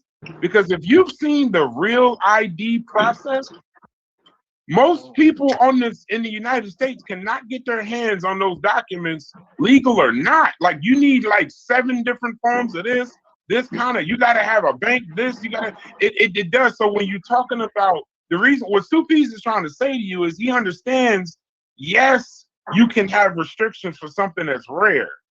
Airport security, different shit like where nothing really bad happens, like bank fraud. It's not a lot of bank fraud. But you need bank fraud strict laws in regards to bank fraud because it's important. But they're talking about for a handful of fraud cases. I mean, some states only have less. They have less than 100. You're going to restrict millions of potential voters. Yeah. I'm not saying it. I'm not arguing for it because of the fraud. I'm saying even if the fraud never existed, I feel that should have always been the system. It shouldn't just simply be you checking off the box. You should have to verify that you are a citizen with some kind of document that proves it. But if it's always been an issue, I'm gonna go right to you, Stu. I promise. But if it's always been an issue, Truist, and this so happens to be, it's not a coincidence that this so happens to be the most important midterm in the history of midterms. It's not a coincidence that so far something that's existed since the beginning of voting registration now all of a sudden is a federal issue and has to be fixed before the most important midterm in history. That's why I stand. Go ahead, True. All right. Let me just say this. Last week in New York City, I'm going to use an example that is not true. One woman got her handbag snatched in New York City, and the thief get caught. And the people them say, "Oh, bag snatching is rampant in New York City now. We need to hire police officers so we can put on every corner and every intersection to prevent bag snatching." That's the analogy, right? One bag got snatched, but now we're going to hire 10,000 police officers so that we have a police officer on every street corner 24 hours a day to prevent bag snatching. You understand how ridiculous that sounds to sensible people? The second thing is, I used to be in Jamaica during election time. They have the government hire people who goes around and register people to vote. Like how you do the census here, but they go house to house, they knock on doors and they ask, who's your voting age? Would you like to register to vote? They send people around to register to vote. So they have the address where you live. And they tell you when the time, and you ask them if they can call back and they come there, or you can go into a specific area and also register. So we have 2 methods. People go out. I used to be a scrutineer. What a scrutineer is that, along with the person who registering people to vote, the major political parties normally hire people to witness. So we have from one person from the Conservative Party, and one person from the more Liberal Party, and one person from the Independent. So you normally have 3 persons to observe the process, to understand that there's no tomfuckery going on. Because my job, if I see that this person, this polling officer was keeping up fuckery, I could say, no, I don't agree with that. And I could report it and there had to be an investigation. But I wasn't asking anybody for the birth certificate or citizenship. Voting mostly went on through the annals of time and the word of the person. Now, if that person is proven to be something fraudulent, that's why the voting laws always are stringent. That if you lie on it and they found out that you lie on it, you're serving some time.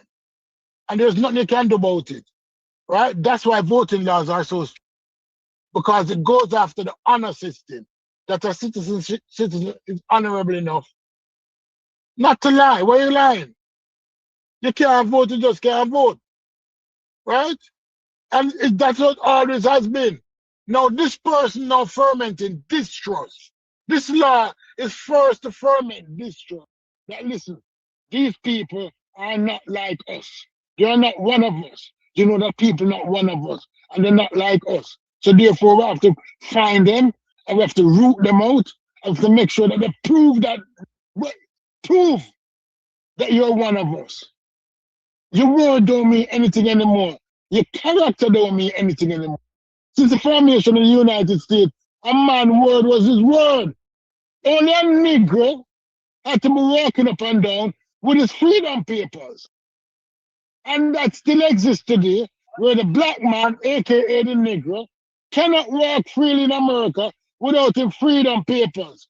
Because when the slave catcher or the police approach you, the first thing they ask you for is your freedom papers. Whether it want to be your freedom papers or your driver's license or your identifier, say you have to prove to this Negro, as a Negro, that I should benefit from the United States. I want to hear a Negro coming up here. And that's why I call everybody there Negro. Not Negro, but Negro as it was scientifically defined by the white person 200 years ago. As a stupid individual who don't have any sense, who's easily manipulated. So these Negroes now walking up and down, and it's easily manipulated. The character don't matter anymore. The word don't matter anymore. They have to prove to the white man who they are and what they are. So go ahead, Negro. There's no crime, but you are making something a crime that is not a crime. And you're showing the freedom papers when you shouldn't be required to be showing freedom papers. Well, enjoy yourself. Hold on, Truce. Where you at with this, Corey? Cuban, Smalls. Where you at with this, Corey? I don't know if y'all busy or not.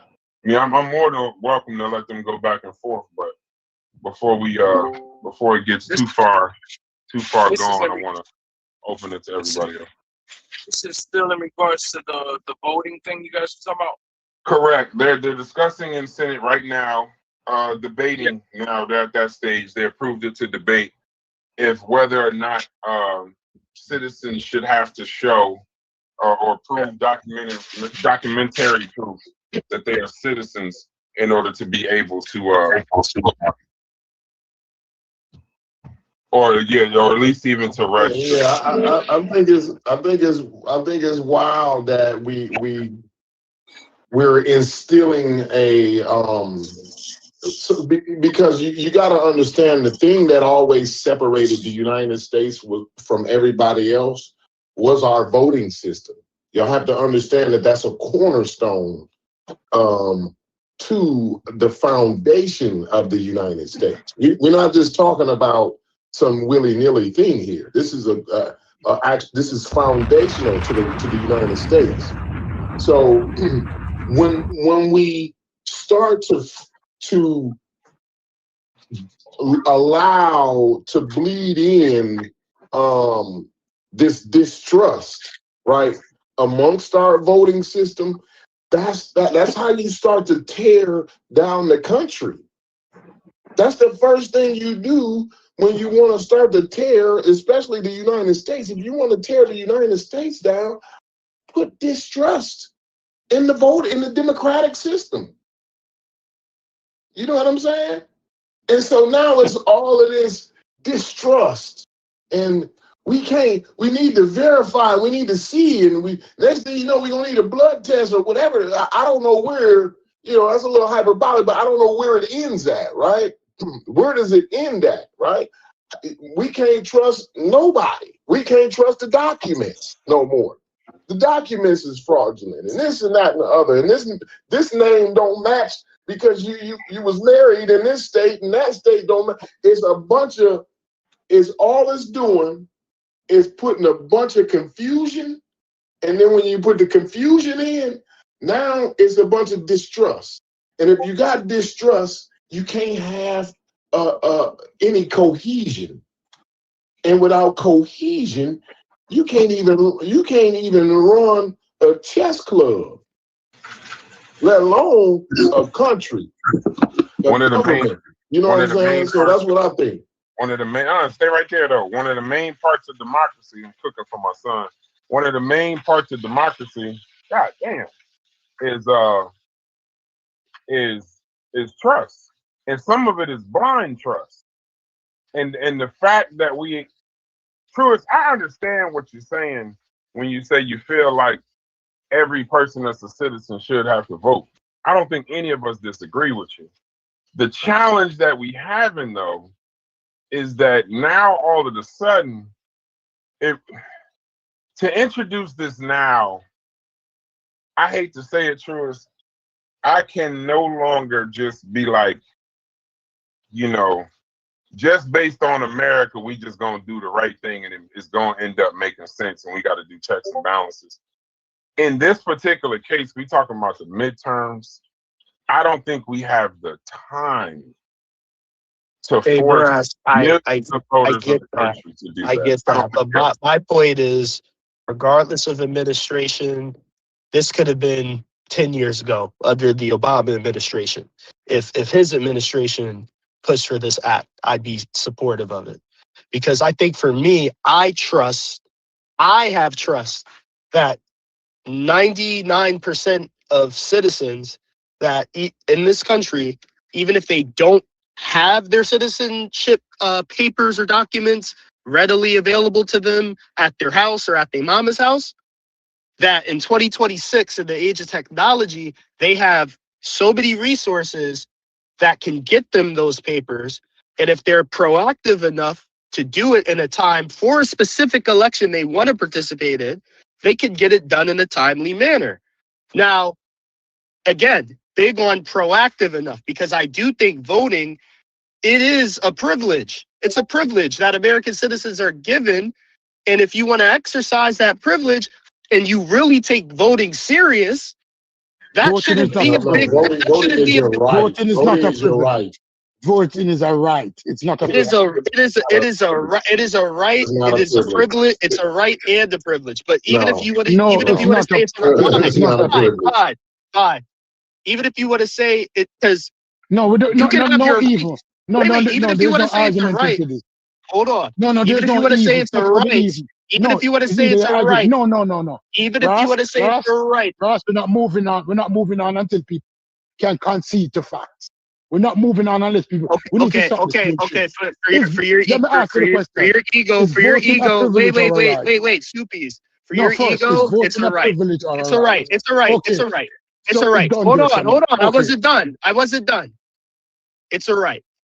Now, you can do certain things even as an American citizen that is granted rights by the Constitution that could have your constitutional rights taken away from you, right?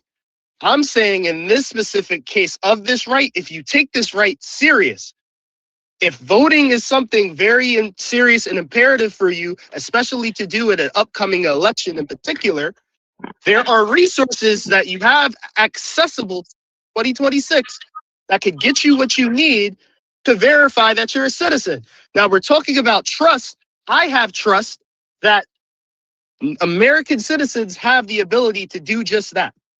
I don't believe that people that are participating in American society, filing their taxes, working every day, doing what they need to do as an adult, I don't believe that those people couldn't get documents to prove their citizenship if they needed to. I don't believe that.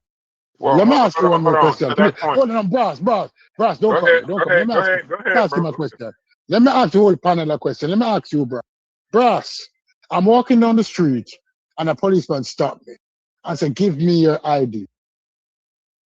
Should I give him my ID? No, he has to have probable cause. Stop. Just no. Brass. You want me to answer?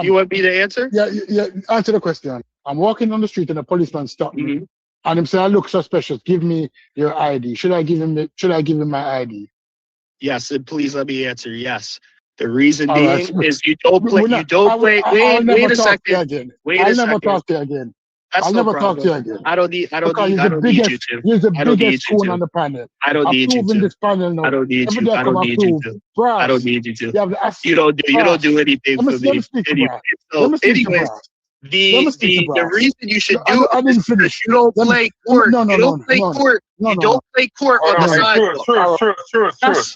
Truist, we heard your answer. We heard your answer. 2 P's in 2-3 minutes or less. Get your thought out, then I'm gonna move it to Truist. But I'm cooking. I need somebody else to moderate. All right, Brass, you have assembled the cool. That's all I'm telling you. You have assembled the cool. You're Professor X of the cool. Enjoy yourself. 2 P's, before you go that far. He bowed out, Smalls. He bowed out. Yeah. To people Yeah, to cause I degrade. was about to People say. go ahead. I think a I was just small. about to say. Hold on, wait. I was about to say there are right to ID states. So some of them states you have to fucking do it. Like it's not a choice. You don't ID, you go to jail. Yeah, I know, but the thing is, if they wanted to can I finish my answer? No, real quick, if y'all wanted to have a conversation, and I didn't know, this is what I'd be meaning. Y'all think I'd be joking when I say everything is my fault? Because somehow I'm cooking dinner for my son. Or not dinner, really like a little snack for after football. And something Truist said means I assembled a group of coons. Somehow. I don't even know. I can't even hear everything of what y'all saying. But the reason Truist, I was going to add to what you said, in New York City, you got to remember, there's a conversation called stop and frisk.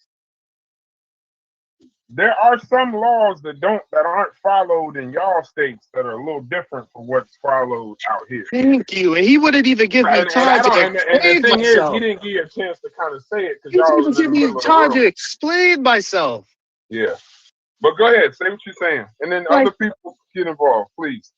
I'm saying the reason I'm going to do it is not because I want to do it, or not because I don't recognize the cop is racially profiling me.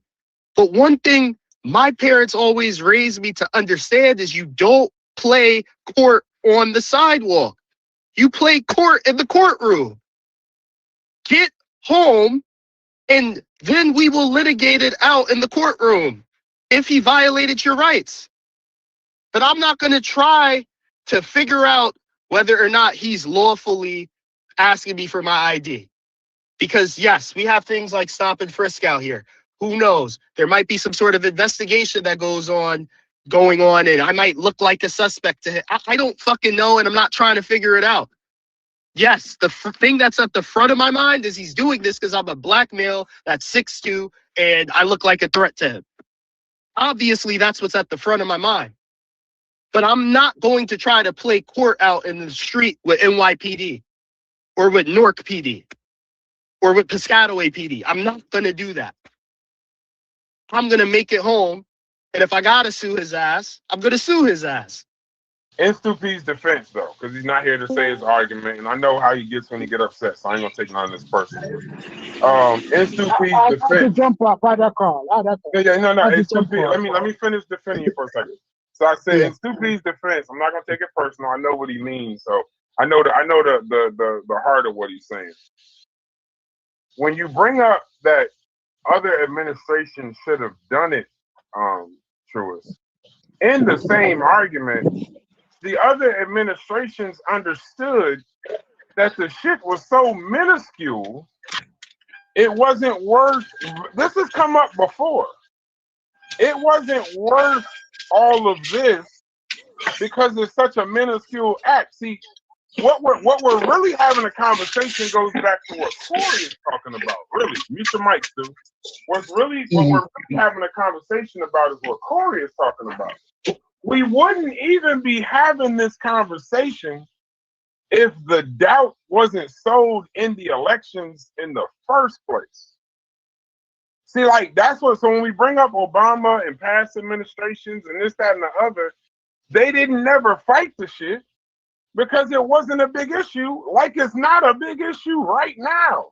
It's only a big issue in the United States right now because it's being portrayed that we got all these random people. We're making the voting fraud be less than 1%. We're turning the less than 1% problem into a 99% problem, and it's just not that. So when we say other administrations, it's not because they should have done this before. They just all realized, other administrations, Republican and Democrat, that is not so rampant of a problem that we need to create anything near something called the SAVE Act. Save what? Exactly. It's very this is very problematic. I know nobody on the chat really wants to hear these kinds of shows, but I like to talk about this because this is something where, you know, we can have I think we can find good ground on and have a good conversation based on that. Mujasi, I don't know if you can talk at some point, but we had a number of topics today I think that you would have liked. I think we did them pretty well. Pause. Anyway, I'd like to get your thought on them at some point. But go ahead, Stu. If you you said you had a call. Yeah. I got a call. Sorry to call you Professor X of the. It don't bother me, Stu. I'm good. Right, right, because you're assembling some of the greatest. You know, these dudes have superpower. We have Plastic Man who can stretch the truth. It's fantastic. We have people who can sit through walls here and see the future. We have the greatest assembly. When somebody don't understand that, when people step over your liberties and start to question the boundaries of what your liberties are and what your rights are, pretty soon, thing that you would think should be normal is now said, no, they're abnormal, right? There's no reason for voter ID because there's no voter ID fraud. If there's no fraud, listen, people don't understand the amount of laws on the books, you know. Any one of us today don't understand that even leaving our house and go to the car, if somebody was deliberate and wanted to research it, they're going to find 10 million laws that were broken, from not wearing a hat to not walking a particular way. There have been so many laws in the book of the United States. Thousands and thousands and thousands of laws. When it comes to everything, we don't need any more, especially those that are not necessary. And that's what you don't understand. Why are you introducing something that is not necessary? Do you have some premeditated idea why you're doing it? What is this about?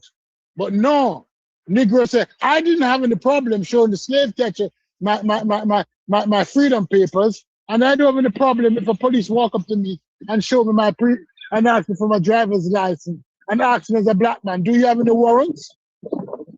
When they stop at a traffic stop, even in a decent car with your family coming from church, and asking in front of your family, do you have any warrants? Are you on probation? And the law said they can ask you. But they don't ask good white folks that, they ask good black people that. Because he's a nice little conformist Negro. That's what he is. So, hey, Stu Pease, If you heard everything I said and you thought in anything I said that I'm okay with it, then yeah, yes, we don't have to have a conversation. I never said I was. Allow me to. Hey, wait. Allow me to mediate for 2 seconds. Allow me to mediate for 2 seconds. Then I go to Corey and Kyle. Stu Pease. The one thing we got to do in these conversations too, and this is not a defense, but I'm asking you, did you hear him? Are you familiar with stop and frisk in New York? Yeah, 90% of persons who experience it were black people. Not right. 90% of people who experience stop and frisk. I agree. I agree. Yeah. My point is, when he was answering your question, I just want to know if you'll accept this. I'm not want to defend. I just want to talk to him because I don't think y'all two could talk to each other right now at least. Would you accept the fact that when he was talking to you about giving up the ID, out here, it is a thing where we do tell our children and tell our youth. I know. Like if a cop asks you for your ID, just give them the fucking ID and don't go through the headache because it's not some shit you can win. If that makes sense. Yeah, because I understand that. I understand that because we have made that the excuse for 100 years. I tell my son that be calm, be nice, learn to adjust your emotion under stress. Be a good little Negro, so this white police officer don't shoot you down and you can go home. We have all told our children that.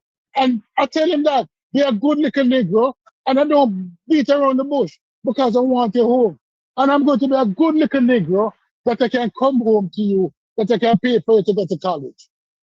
But does that make it right? Just being a good No, little I didn't say it Negro. was right. Make No, it I Yeah, didn't right. say it was Stupid. right. You No. didn't ask me if it was right. Stop You didn't talking. ask me I'm how not I felt asking you any about it. question. You asked I me do what I not. would do. I You no asked me longer what I speak to would do. coons. Did you ask I me? no longer speak to Hey, coons. I Truist, don't I asked him conversate the with question. coons. I asked him the question for exactly to stop exactly what y'all about to get into right Yeah, now. sorry, Yeah, I Brad. don't. Yeah, I know. Yeah, I don't no be so, longer. sorry. so Don't can be I sorry. can Y'all I don't. say something? Can I Go ahead, move it on a little bit? Go ahead, Corey. Then I want to go to Kyle and Yeah. Logic and Mujasi if y'all available.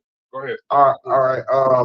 I wanted to say too, like what this does essentially, and I know a lot of people don't look at this, and true as I'm not expecting you to see this, but what this bill also essentially does is introducing a poll tax, right? Because now people, you have to kind of if you have to go down and get a voter ID, they may require a voter ID. This kind of puts because if you're already registered, you're good. You know what I'm saying? So this kind of puts people in a position where they had to spend money to end up going ahead and voting. So as what that essentially does is kind of also put a poll tax in there also. And then I want to say too about the stop and frisk, right? That's kind of where it's essentially how it's, I don't know what the legal word you was using a few minutes ago, Brass, but the way they implement it, the way things get implemented, the stop and frisk wasn't written the way that it was implemented. You understand that, right? Truist? Yeah, it was written in a different way. And I want Absolutely. to acknowledge, I do see what you mean by the poll tax, Corey. That is my number one issue with this. I think my number one issue with this is the people that are going to have to go get their birth certificate or get their passport or get proof of citizenship. They are probably going to have to spend money to find the resources to get those done.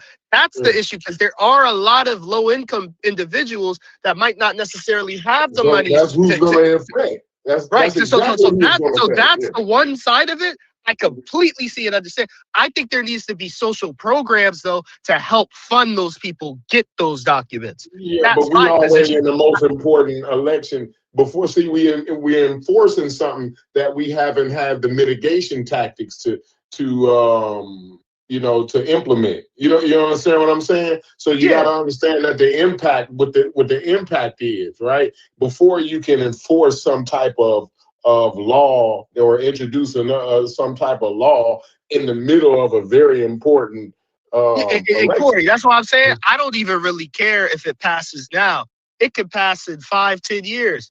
I just think it is a thing that I am for. It doesn't have to be right now. We could do it later once we iron it out a little better. But can you see? I want to know. Can you see why this is being introduced at this time right now? Oh, yeah. I know why the Republicans are introducing it. I know what their argument and what their reason is, but their reasons are different than my reasons. That's what I'm saying. That's fine. Your reason don't count, though. That's I just the know. point. Yeah, I know, but we're having a conversation. Is the reason that count. You see what I'm saying? You know, but I'm expressing to y'all, since people are calling me coons and all this shit, like I am aligned with their thought. I'm telling you, that's not why I'm a proponent of that. I was just pointing out. When you got to understand that, like, let's say they did introduce, let's say they wanted to take a poll, or let's say we had the ability to vote on that right now, right? Like knowing everything right? This is because you don't make a decision in a vacuum. You do understand that, right? Decisions are not made in the vacuum, right? Any decision you make has an effect on this and that and the other. You understand that? So what I'm saying is that knowing everything you know now, how would you vote on that? On a bill right like now, this? I wouldn't vote in favor of it right now, because I know, like I said to you, earlier when I heard you say this is the coup and I started laughing, I know because this is done right in time for midterms in November. That's why I even said everyone needs to pay attention to the SAVE Act being negotiated right now. I brought it You up. are the one who brought it up. Though. I get why it's happening right now. So right now, I was going to do, but I do think it's something that needs to happen.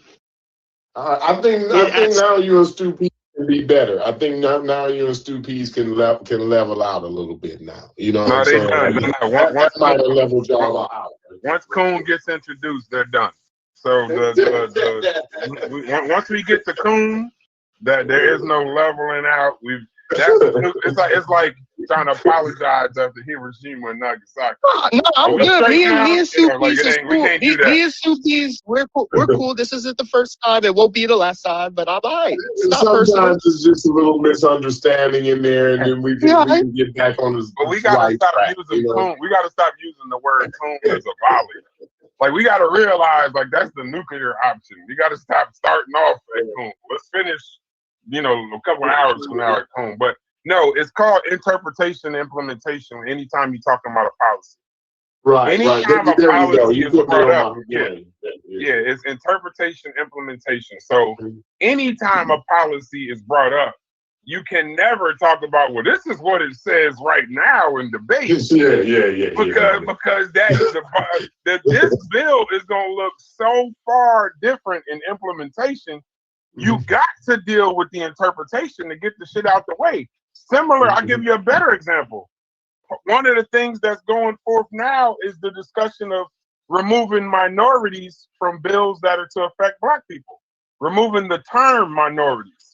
Because every time you have the term minorities, once it gets passed and everybody understands, well, based on interpretation, this is for Black people, correct? But the shit say minorities, then when the shit gets passed, somebody brings their stupid ass in, some senator comes up and says, well, it's a minority is technically and that's where we have to hold the interpreters. Niggas that are coming with these crazy interpretations. Hold on, Truth, but it ain't that crazy because when it gets to the Supreme Court, like DEI, like affirmative action, when it gets to the Supreme Court and the shit only says minorities and not Blacks, what happens is a minority is a white woman. A minority is a disability. It's an Asian. It's a veteran.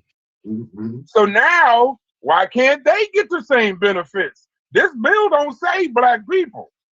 It say minorities. And that's how you get civil rights, LGBTQ. One of the largest benefiters of the civil rights is LGBTQ. Because you having a conversation. So when you leave out the there's an Asian hate bill. There's no specificity. There's specificity in it. So when a Black person comes up and says, in this Asian hate bill, what can we get out of it? A motherfucker will point and say, Asian hate bill. There's no interpretation. But our shit is always some level of no clarity whatsoever. So, but y'all moving forward. Kyle, you wanted to say something? With Jossie, Logic, anybody?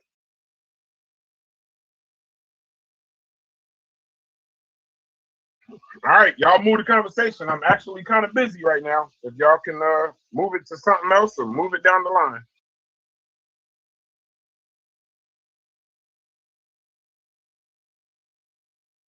All right. Well, it was real. It was a good conversation. But I told y'all niggas, this ain't gonna be the Brad show. So I love it. I appreciate it. But if we ain't got nothing to talk about, let's close out. What's stupid? I thought Stu Pease had something.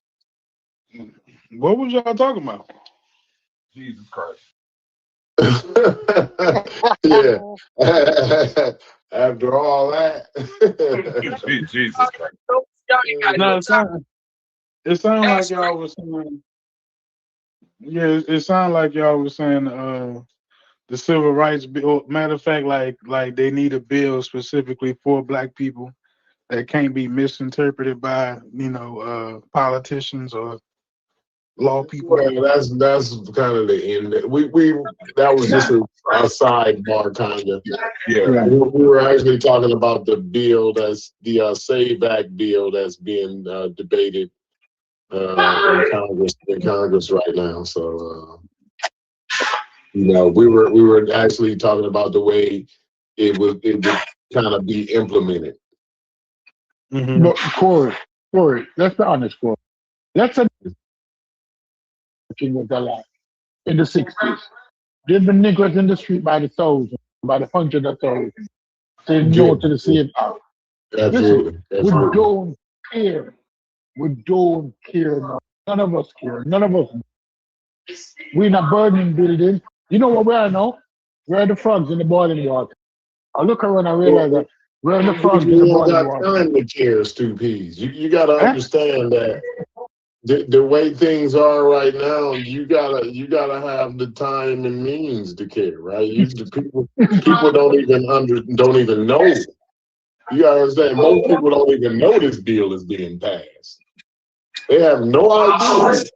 What's the big drawback of this bill?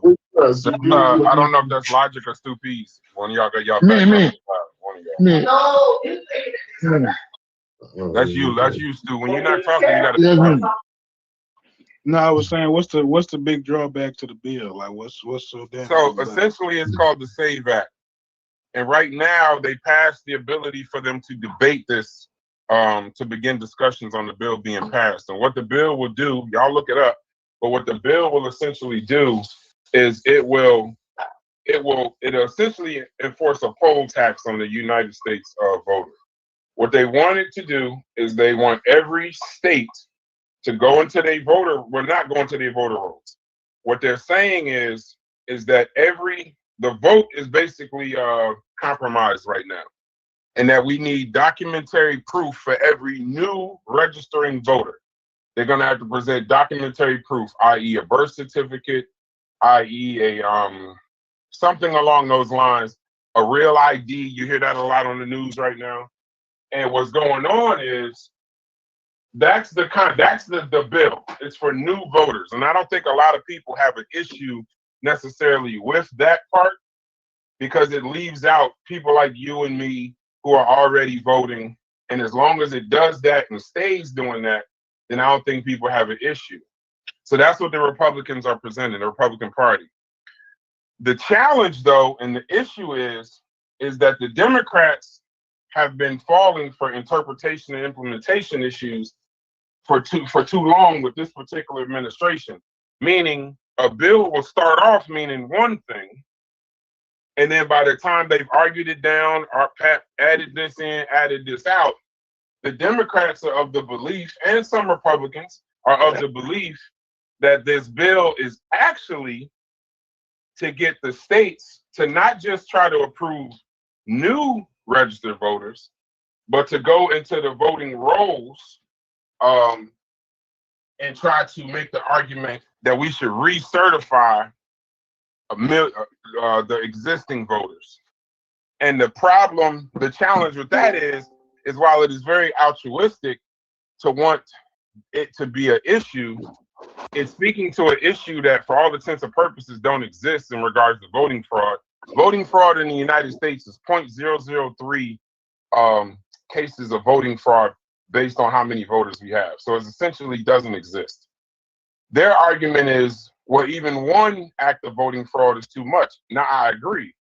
But to deal with this one voter, like let's say it's one act of voting fraud anywhere, you would have to restrict damn near the entire country to solve a problem of one.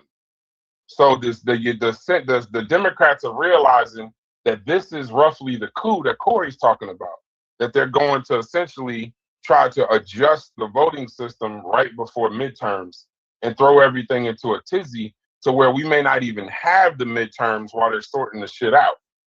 But Brass, when you look at the stat, I looked it up. It's only 9%. When they did a poll in 2023, it's only about 9% of Americans that don't have access to proof of citizenship in order to register. But I don't trust. But here's the thing with the polls. I hate to quote. I hate to be like, well, I know a bunch of elderly people. I know a lot of elderly people that don't fly because they can't find a birth certificate from their midwife. We're not that far removed from people not even being born in hospitals, a large segment of the country. So now you got people that if you were to, and on top of that, Truist, they don't have the means, meaning the money to go out and do this. And they also don't have the ability to go out and do this. And on top of that, add this on top of it. Our system to somehow print out all these birth certificates, social security cards, new real IDs, and new passports, we don't even have a system that could do it. Our system doesn't have the ability to process and that. again, you got to listen to the ID from the language back. that you read there. They have access. Only 9% don't have access. What did you say? Only 9% don't have access, right? The thing is that the access is the wording, bro, right? It's the wording that they're, but some of them don't got access, but how many of them done lost the shit? How many of them don't even know that they don't got most of them are registered. According to us, most people are already registered, so they're not going to be affected by this for now. For now. I'm taking this up for now. That's the arguments that people on the right are saying. Like those people you're thinking about are registered. Okay, I hear what you're saying. Right. What is the real the way this is implemented, the way this is but the original question was from the original we have to question understand that though. But again, and then it all. Somebody said earlier, if this was the 1960s, niggas would be out in the fucking streets going batshit crazy right now. They're trying to pass this kind of deal right here. But again, go ahead, y'all. But this speaks to logic. Hold on. But you wasn't here. Hold on 1 second. The original question was to logic. That's what the conversation is about, because even if the original part of the conversation is that it's not supposed to go back and recertify, the reason why we're discussing the language is because the language of the bill is essentially very vague in legalese, meaning it means states have to comply and they have to ensure that each voter is a citizen. Well, if this does get passed and it makes it to the Supreme Court could then interpret that in implementation of, well, yeah, we got to go back and make sure everybody complies because the states don't know. And then that would effectively throw the midterms into anarchy. Well, the way the state's been insured is the way they've been insuring it. They've been insuring it the way they've been insured. They could just continue that. They can't. Hold on, no, but registered already. But if the bill passes, listen what I'm saying. If the bill passes, then the insuring won't be just a check of a box, Truist. Now, to ensure that these moving forward, though, but not retroactively, Brass. No, well, here I don't think the Supreme Court, based on the way stop that little blue wave thing. Essentially, so the way So essentially, what the Democrats are picturing, Truist, is that this is going to get, when it gets disputed, somehow in implementation it'll end up. This is their. I'm saying that's fear-mongering because with birthright citizenship was stripped, right? Did that work retroactively? Wait, but listen. How can you call what the Dems are doing fear-mongering? Well, when I'm saying that, wait. I'm not going to talk long. You just called what the Dems were doing fear-mongering. Yes, wait. I'm not going to talk that long. The SAVE Act is fear-mongering. We don't have it's trying to solve. Wait, it's trying to solve a problem that doesn't exist. The argument for the SAVE Act is fear-mongering, right? I agree. But I'm saying some of the arguments against it is fear-mongering because, like, let's look at precedent with birthright citizenship, right? Did that work retroactively? If we look at precedent, Truist, if we look at the precedent, we wouldn't even be discussing the SAVE Act. But Brass, when he took away birthright citizenship, was that retroactively? I don't know. Well, I can answer no. Right. So I'm saying even in the same administration, for certain policies they pushed for, it did not work retroactively. Are you willing to? Okay, are you willing to bet? Yeah, This is what I'd but when like they to do. start Hold on, Corey. Hold on, implementing it, Corey. Hold they on, Corey. started I'm gonna deporting throw it right. actual Pause. I'm citizens. gonna give you the conversation, Corey. I'm gonna give you the conversation. And I'm gonna bow out, and then y'all monitor yourselves. My question, I only did this so Logic could hear what we talking about and participate. What I'm saying to you, Truist, is whatever. I'm not willing to bet anymore that motherfuckers got good intentions. That motherfuckers is doing shit because of altruism, like what you talking about. I'm at this point believing that this is brought up this late in the game, that is to fuck with the midterms. And once you start fucking with the Constitution like that, and once you start fucking with the midterm or voting process like that, I don't want to hear precedent. I want to hear the United States people pulling Republicans and pulling politicians out of fucking Congress and sorting this shit out the old way. Brass, I'm saying if they make this retroactive, just like if they You made still talking about retroactive? like, You ain't hear nothing I said. Well, no. Hear what I'm saying. I've responded to what you're I saying. know, but I said I don't believe in retroactive, and you trying to debate me with retroactive. I don't believe in I believe in you when you say that this is the reason why you want it done, and you don't think it should be done before the midterms. I believe you. Yeah. I'm saying I don't believe them. At this point, I just watched the person with the highest security clearance in the United States say we went to war with Iran because of Israel. He said some shit that a crazy nigga on YouTube, that person that we was calling crazy last week on YouTube, he said the same thing that nigga said. So I'm no longer going for you don't apply, you know this, Truist, and I know this. You don't apply reason. You never apply your reason to a crazy nigga's worldview. Because nigga's worldview, you can't defend, Donald Trump cannot defend going on national fucking TV and saying the person he gave the highest security clearance on counterterrorism in the United States. They know more than every person in the United States. And because this motherfucker resigned because of the Iran war, he got on there and said that I kind of always felt the nigga was weak. You gave this nigga the highest clearance in the United States of America, and your best fucking comeback is I always thought he was a little weak. I'm done with this administration, bro. I'm done. I don't apply. Truist, don't waste your reason on these crazy niggas. Hey, and I voted even for George these Bush crazy knew niggas. fool me once. Even George Bush knew to say fool me once, right? He didn't know the rest of it. He didn't know the rest of the statement, but he at least knew fool me once, right? Corey, no, Brass. I agree. I agree with you. I agree with you. Excuse me. I would really like an apology from a lot of people. No.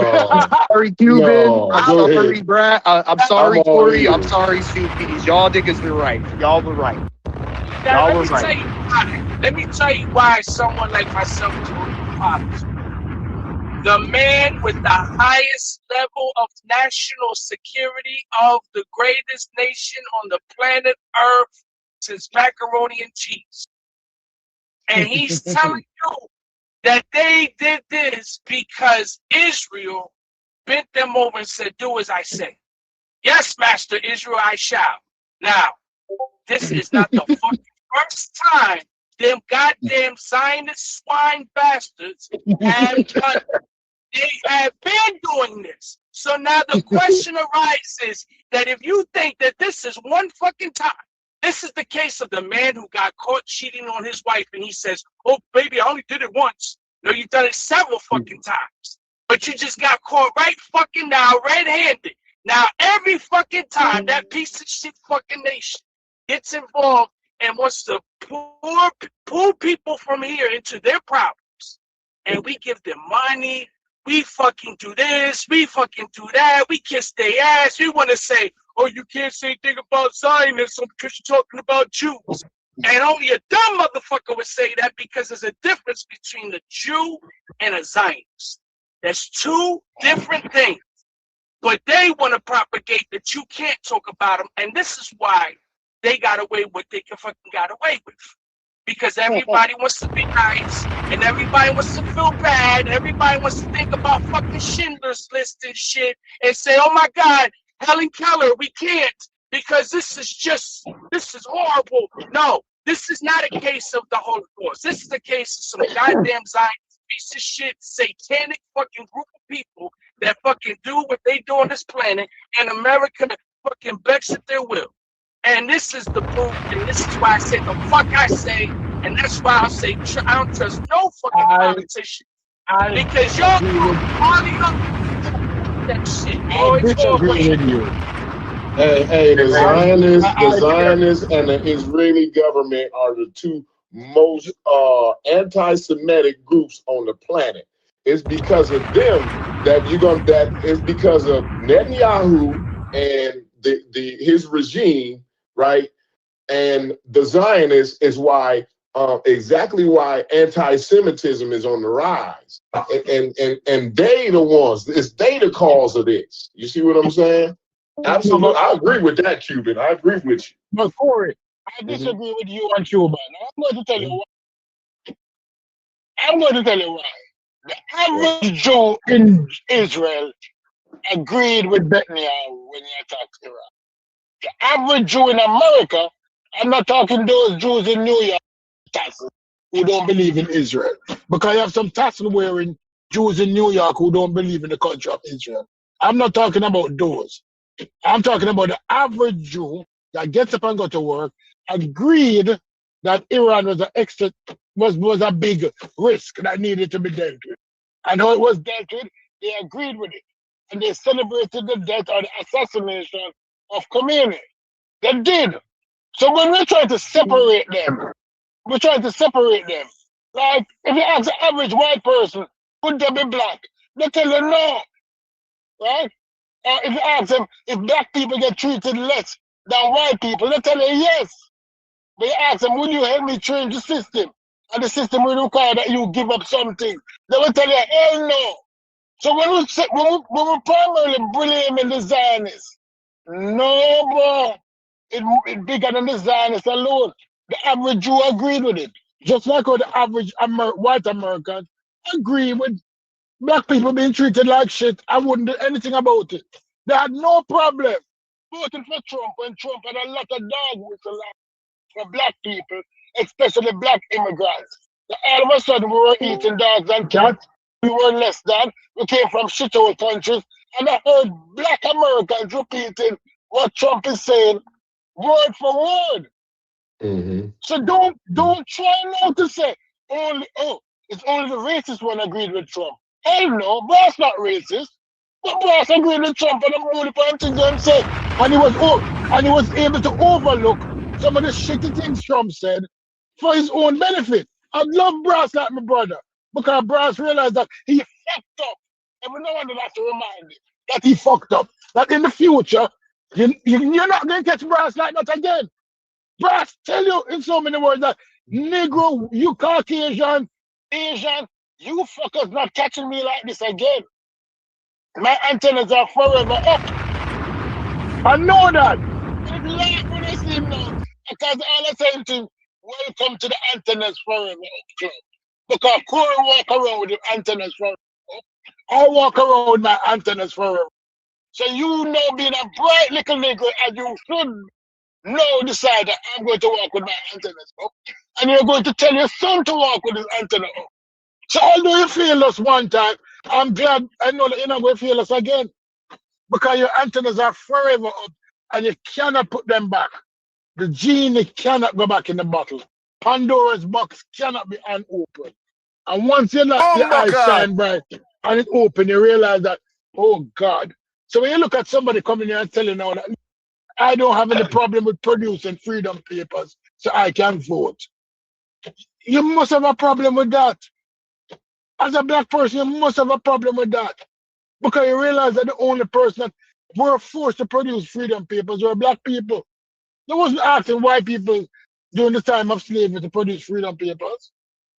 No. And then after that, they wasn't asking, they wasn't charging white people for vagrancies, calling them vagrant and lock them up in the big house for slave labor. No. But people here are acting like they don't understand how laws are interpreted. Separate but equal sound good on paper, don't? That, oh, we're going to have separate school for black children and for white children. But when you look at the infrastructure of the school for black children, it was fucked up. It was fucked up. But people agreeing with it. Showing them the freedom papers, separate but equal is good. All of that is good. Because the law is going to be interpreted as it is written. But I'm going to shut the fuck up now. And leave all of you nice looking Negroes, all of you Negropeans, to say the law, the Supreme Court is going to protect. Yeah, no, I concur with everything he said because the bill proposed is only going to ask black people to provide proof of citizenship. It's definitely not going to ask other races of people to provide it either. So, yeah, I completely get his sentiment. That was the funniest sarcastic shit I've heard in weeks. And not only that, again, the stop and frisk bill. Nobody said in the stop and frisk bill that it was going to only affect 90% of niggas was going to be the ones getting 90% of the ones getting stopped and frisked was going to be niggas. Like the bill didn't say that. You know what I'm saying? They never write the bills that way, right? But Braz introduced the legal word. What is I forgot it. Something implementation. God damn it. You know what I mean? Interpretation. Interpretation / implementation is what you have to discuss when it's a bill. That's why they're debated before they start pulling shit out of the bill and seeing what's legal. They vote to see if the shit's even worth discussing. That's the interpretation part. But the discussion is most times if somebody has a problem with a bill, Corey, it's always, I know what you niggas wrote on this paper. Right. I'm saying by the time it gets to where we got to implement this shit, I think y'all trying to do this. Yes. And that's what they fight on, even though it doesn't exist yet. It's the implementation. And now, Corey, I hear what you're saying, Corey, but think of it. Hold on, Truist. Let me say this. Now, earlier you explained to me that you fully understood that point. You fully understood that. But now your sarcasm that you come with kind of says to me that you don't actually agree with. You understand, but you just don't agree that that's the way that's what's going on here. I didn't agree. I gave my sarcasm because of the sarcasm I heard it was Stupes said. Stupes made a statement along the lines of only black people are going to be asked to show their freedom papers, quote unquote. And I'm saying no. This bill, they're willing to force fellow white Americans to provide citizenship papers just so they can try to hurt black people. They're not only going to act just black people. No, they're willing to party dom themselves. The most is black people. That's like, but Corey, it's going to harm some white people, but who is going to affect the most is black people. But Corey, I get that. But what I'm saying is the difference between this and stop and frisk is with stop and frisk, right? It was up to the discretion of the officer. With this, the person that's verifying citizenship, they can't say, "Oh, I'm not going to verify this white person." No. Yeah. We're not going to put it on the officer. Wait a second. Wait a second. Let them finish, Stu, and then you can take it over. Let them finish. They're not going to be able to say, "Oh, I don't have to check this person's citizenship because they're white." No. They understand most white people aren't going to have the same issues as us. So they're willing to force white people to even prove it just to hurt us. I fully understand that. But that's a lot different than saying they're only going to ask us, which is what I heard him say. which is what received my sarcastic response. Because that's silly. Go ahead. Go ahead, Stu, and then Let me just say this. Let me say this. Let's look at rates. Do people understand when people say rates? If I say 50% of black people smoke marijuana, and I say 50% of white people also smoke marijuana, right? When we look at the population, there's 40 million black people in America. So there's 20 million black people who smoke marijuana, right? But there is 160 million white people. So there's 80 million white people who smoke marijuana. Because the rates tell you that black people smoke marijuana at the same rate as white people. But when we look at the arrest for marijuana, or when police stop people in a vehicle and say the smell, they recognize the smell of marijuana, that occurs most in black traffic stops. Now, somebody's going to say that only happened because of the discretion of the officer. And that's not true. It happened because the system is part of the system. It's a systematic approach to addressing black people.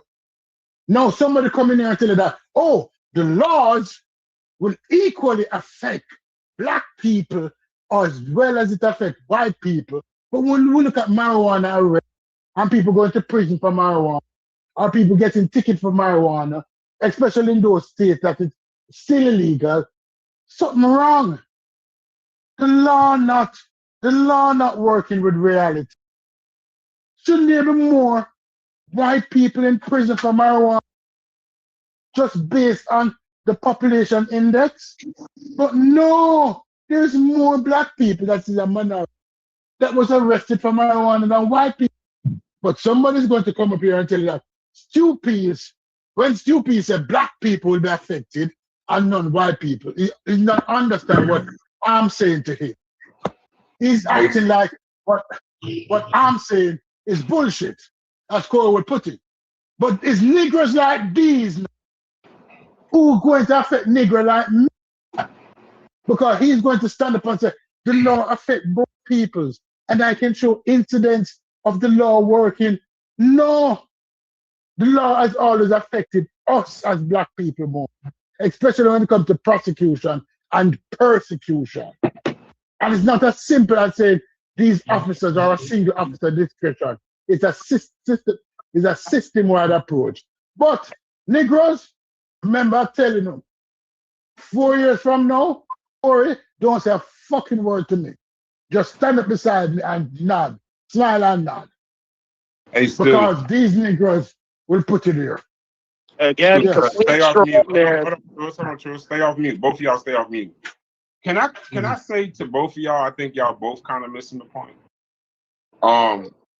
The actual argument with the SAVE Act, we're talking as though if it gets passed, and what it's gonna do in the midterms and this, that, and the other.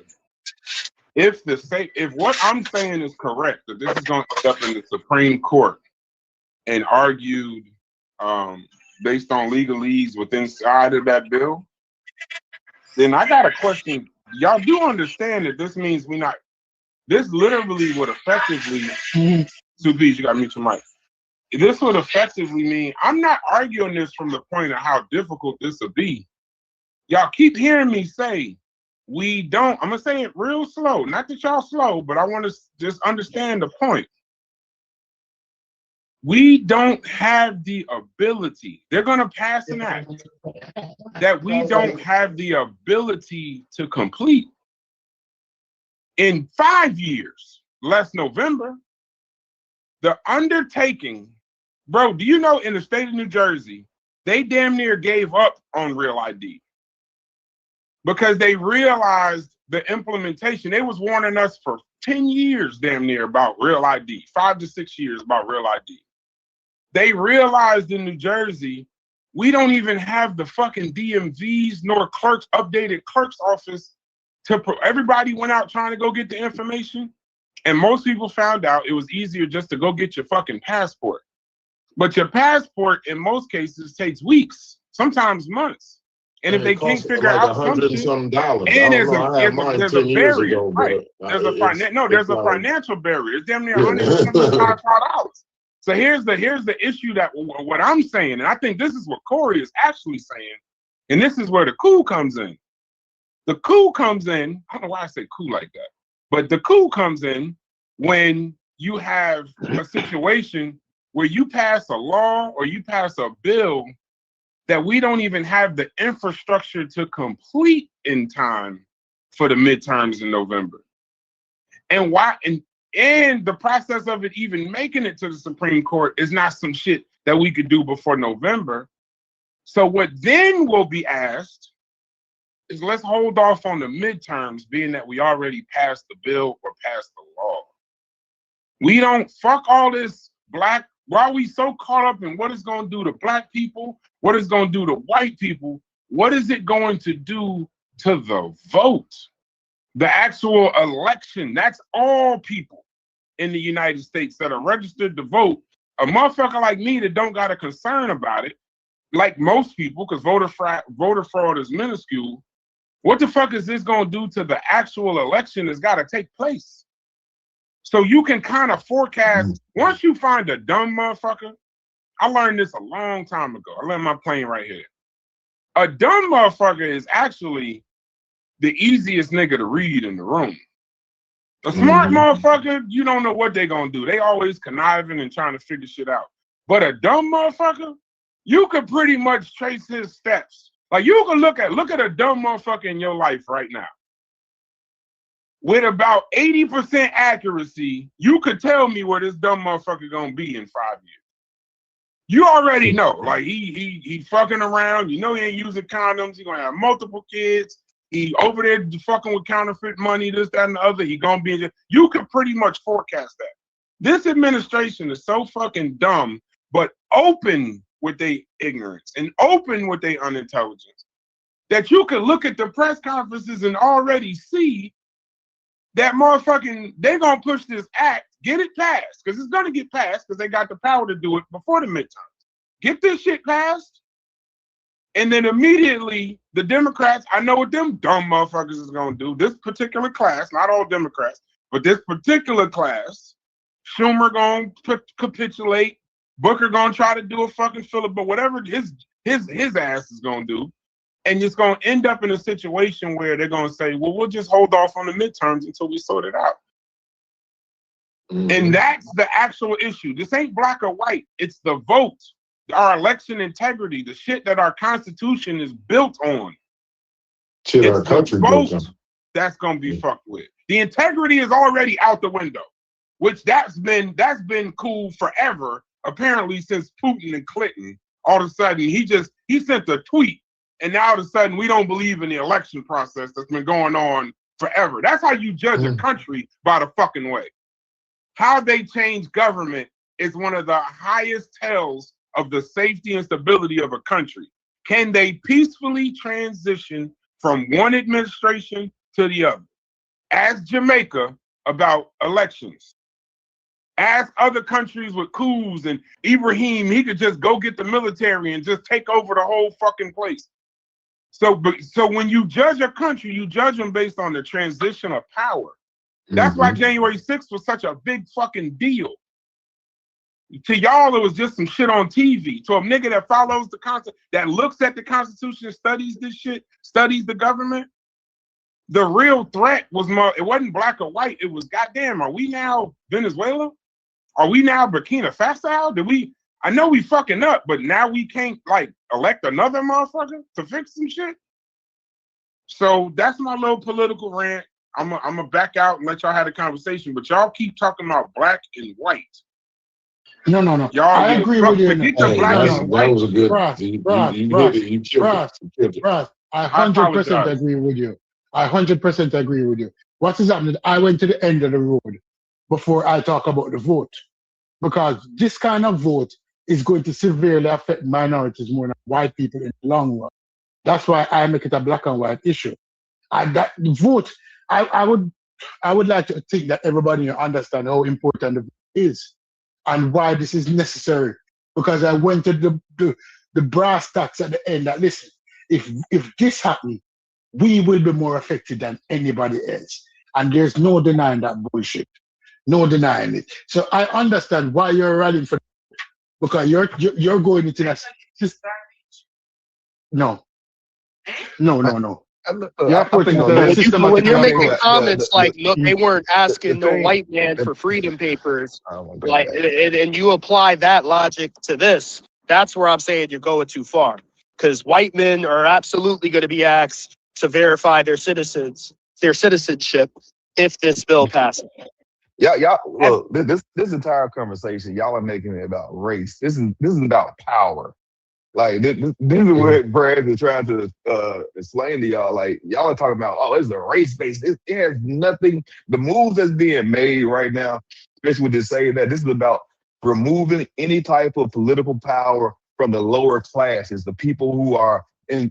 Now they may have more likelihood to be in a Democrat, but it's removing all the power from the broke motherfuckers, bro. This is exactly what this is. Like if y'all can't understand that, then you can't even understand how to fight against it. You know what I'm saying? And like I don't know, I'm gonna go back on mute.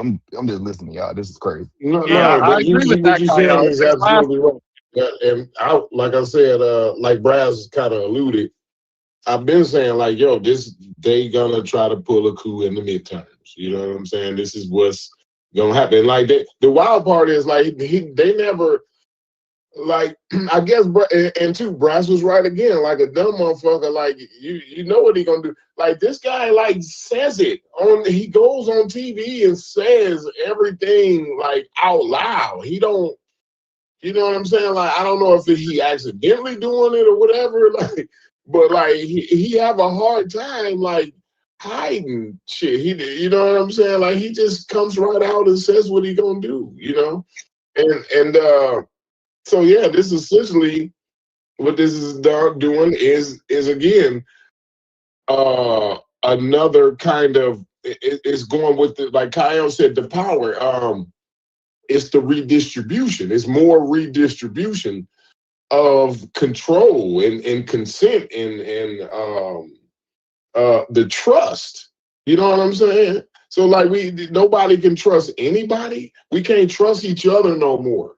You know what I'm saying? Like citizens can't trust citizens anymore because of what this administration is trying to implement as far as the distrust in amongst our democratic and even with our bureaus and kind of our bureaucracy, all the deep state and all of the rest of the kind of wild shit that you kind of walk up to where you at now. You don't get where we at now in one step. Like he done walked his way here. You know what I'm saying? And the little bits that we accept, the little norms that he break leads up to more and more, it accumulates. So yeah, I definitely understand. Like, yeah, we definitely got to know what we're looking at here.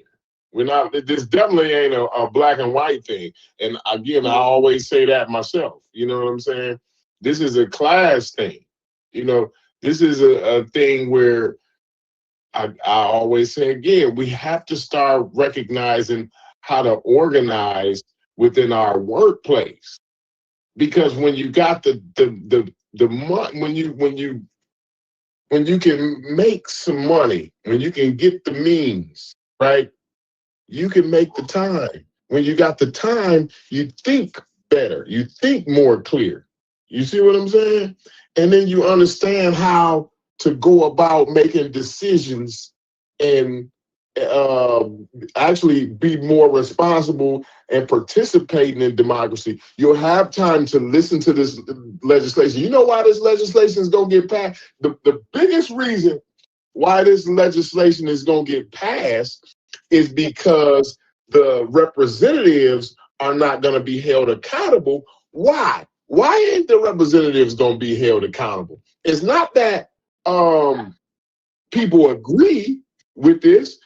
It's the simple fact that they don't have the time and the means to understand what this bill is saying, right? To understand the implication of this bill. That's why. That's why the bill is going to pass, because people don't have the time and the means to sit up and hear this debate that's going on today. Most people don't even understand this debate is going on. Most people don't even understand that this bill is even on the table. So we absolutely right. It definitely is a class thing. Absolutely. And the thing is, a lot of articles have exactly who voted for what. You can see it was past 51-48. I could even see there was one Republican. She represents Alaska. She voted against it.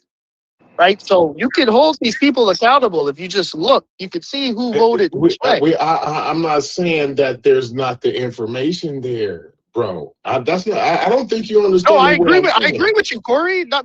I think you think I'm disagreeing. I'm saying I agree with you. I'm saying most people won't even look at that to vote them out. Because they don't even know this bill. They don't even know that this bill even exists, bro. Let alone look at it to see who voted which way.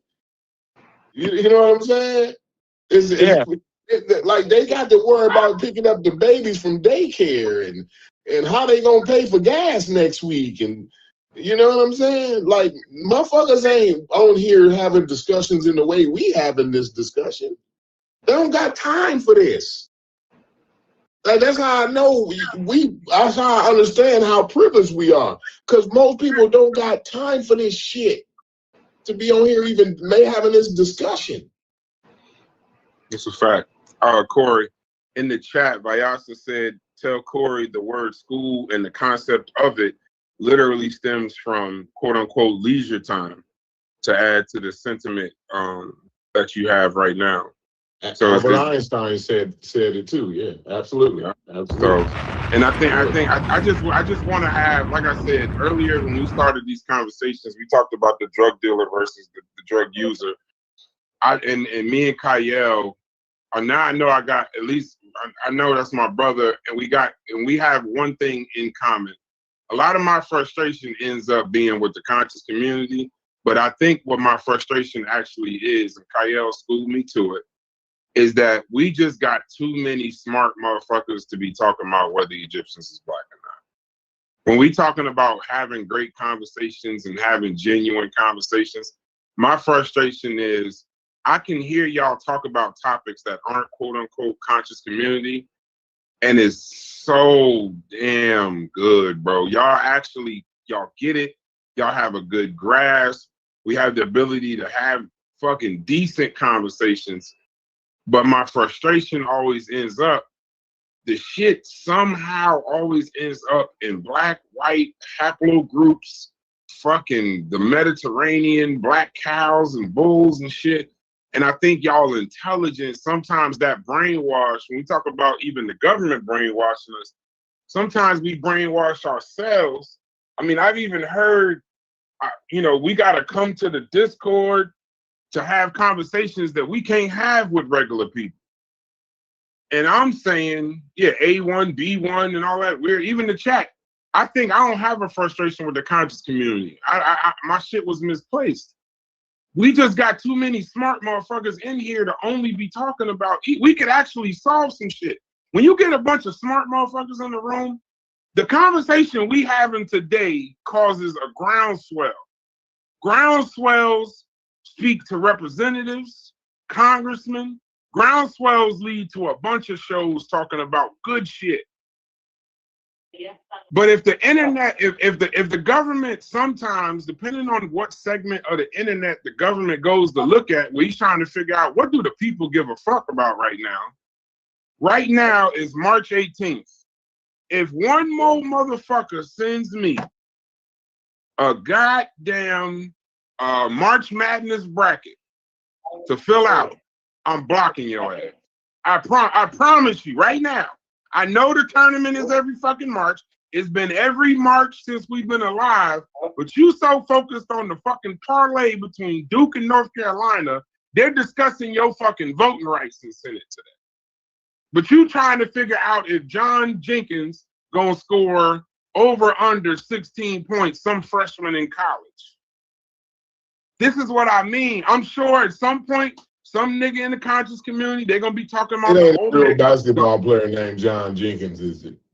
It is. No, I don't know. I just say that is wow. That's wild. I'm pretty sure it is. I'm pretty sure I hit a good enough last name and first name to where somebody put them shits together 19 years ago, and they played for Carolina or some shit like that.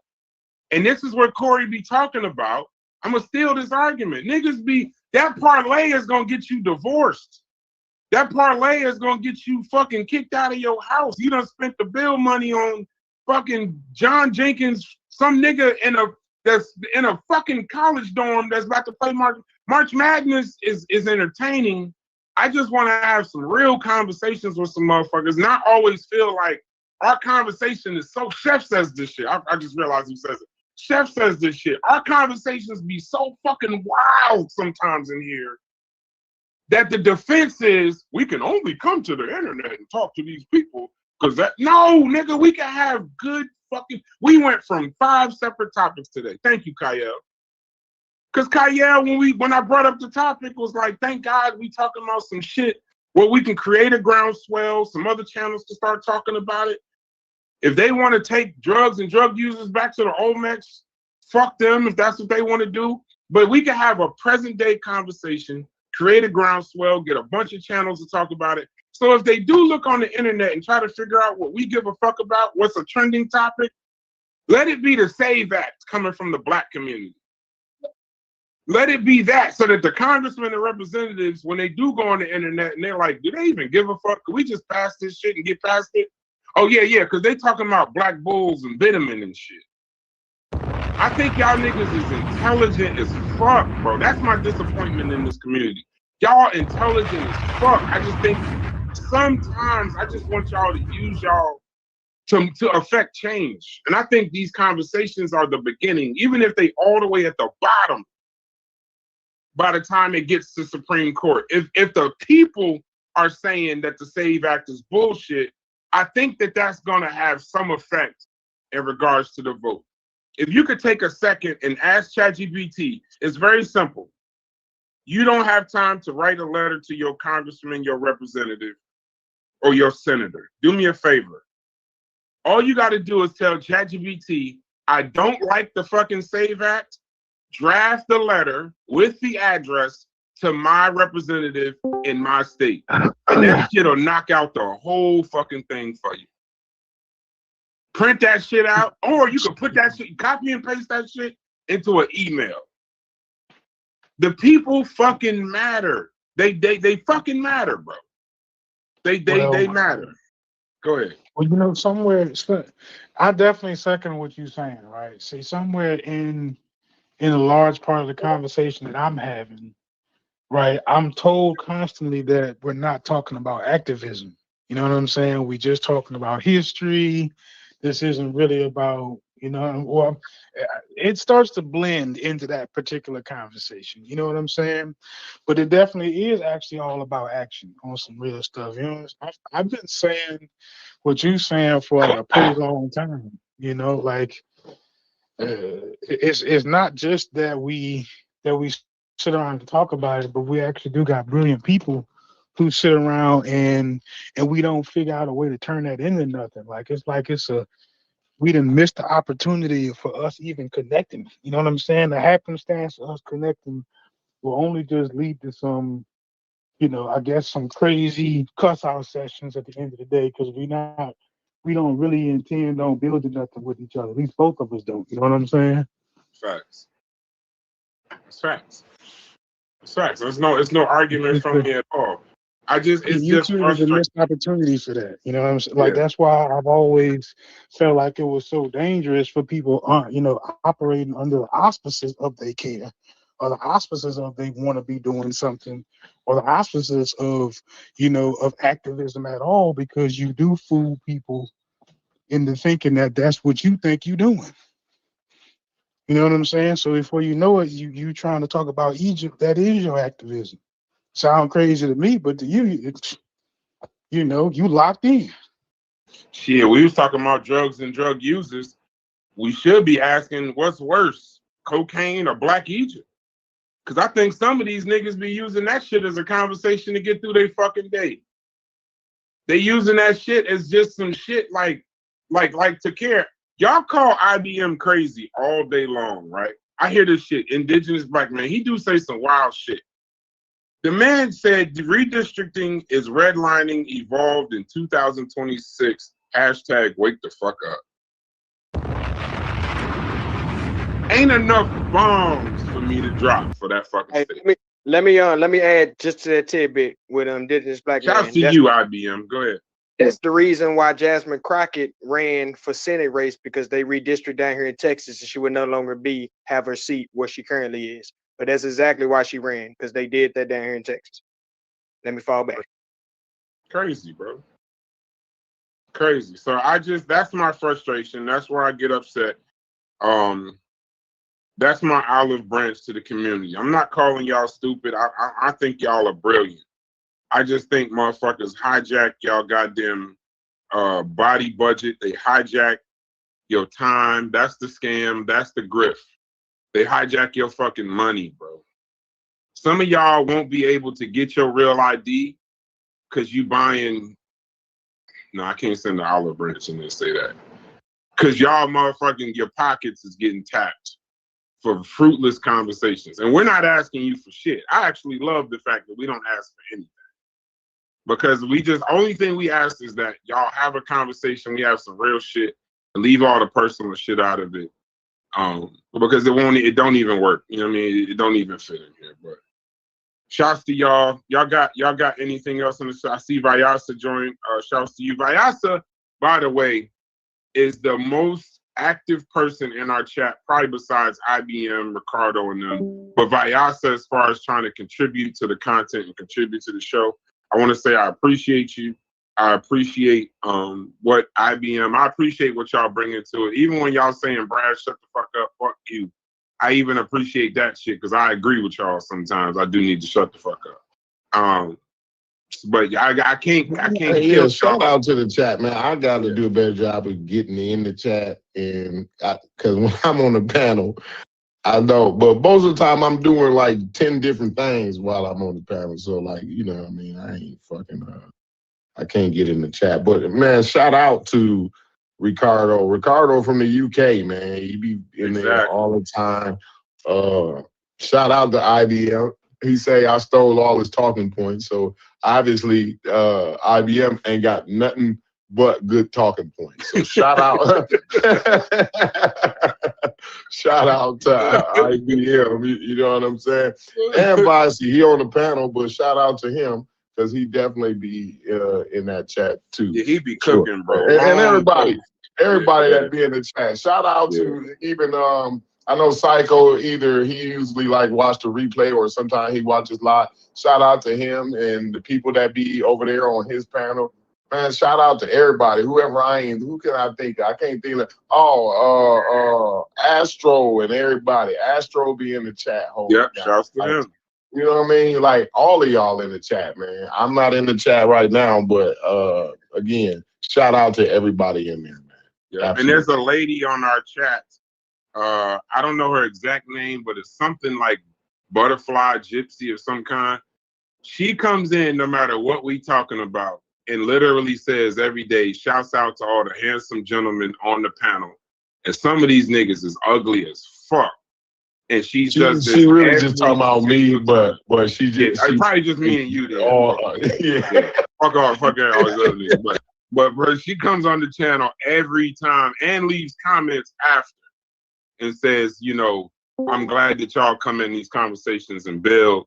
And I appreciate this shit. It's more than just passing time. Because I don't think we're passing off crazy ideas. I just think that we end up in this crazy shit because that's just, you know, what was happening before. But if we just keep doing what we did before, we're gonna find ourselves right back in fucking in chains or on the train, like Stu P says. Hey, Brad. Before y'all get too far, if you don't mind. Go ahead, boss. A huge part of the problem, and it's not even primarily the Black community. It's an American culture thing beginning roughly around the Great Depression. you start to see a spike in literature escapism. Think dime novels and tabloid media. And this is your working class, your poor. They know the reality that they face, but instead of figuring out ways to move ahead, the machine, if you want to call it that, creates these tabloids, false narrative stories, and it becomes part of the cultural norms to where now media is nothing more than, for most people, a form of escapism. So while your audience is tuning in, or this online conscious community may have people that's desiring to advocate higher thoughts, majority of the audience is here to escape their day-to-day reality. So Egypt becomes their virtual escape, if you get what I'm saying. Or even the race banking or gender banking, it becomes an escape versus a tool to figure out your next step. That kind of goes along with what Corey was saying. The average person doesn't have the leisure to do in-depth study, but are we properly managing that time? If you get what I'm saying, because it could be a tool for those who don't have the leisure of going to academic settings and getting the in-depth education. But instead, we're taught, whether it's directly or indirectly, to use this as a form of escapism. That's why you see so much bad behavior, because there's no consequences for saying something to a piece of glass in the privacy of your own home or car. Hold on, man. Lord Jesus. No, I fully agree. I fully agree with what you're saying. That sentiment is very important, because I understood earlier where he was going with that social media drug part, but I know, bro, like, man, I ain't trying to get sentimental, but man, I know life is hard, bro. I know everybody's everyday life, rich, poor, otherwise, is fucking hard. I know it ain't easy. I know your kids is bothering you. You worried about your fucking retirement. Even people you're worried about if your retirement's still gonna be there. I know motherfuckers that there's a large segment of our population, Vayasa, that gets they fucking check on the 3rd or the 4th. Shit hurt my heart. I was watching the Senate hearings today, and one of them brought it up. That motherfucking, there's a large segment of our population that when they get their check, if they pay all of their fucking bills, they got like $80 and 3 kids to try to figure that shit out for the week. There's a large segment of our population that's elderly that when they get their Social Security on the 3rd and the 4th, they got $80 to $100 for the rest of the month. Both are egregious. We call this the greatest country in the world, but we can't figure that out. When you see them senior citizens in the cat food and dog food aisle, I want you to understand that a lot of them don't have pets. That they're trying to choose between their medication and food. If you don't mind. Go ahead. If you don't mind, to add emphasis on that, this is the greatest country. A lot of those, if we want to call them benefits, cross-cancel each other out. So if you're getting Social Security, you can't get the food stamps you need. Yeah. And the Social Security may be, and sometimes it's not even enough to cover, we'll just call it the overhead of life itself, rent, utilities, etc. So that leads to, okay, how do you get through it? Like, we don't want to think of it. And then once again, that goes into this online escapism where ego becomes the drug of choice. You can take that conversation and apply it to the media. These content creators are the drug dealers and the viewers are the users. If you get where I'm going. Damn.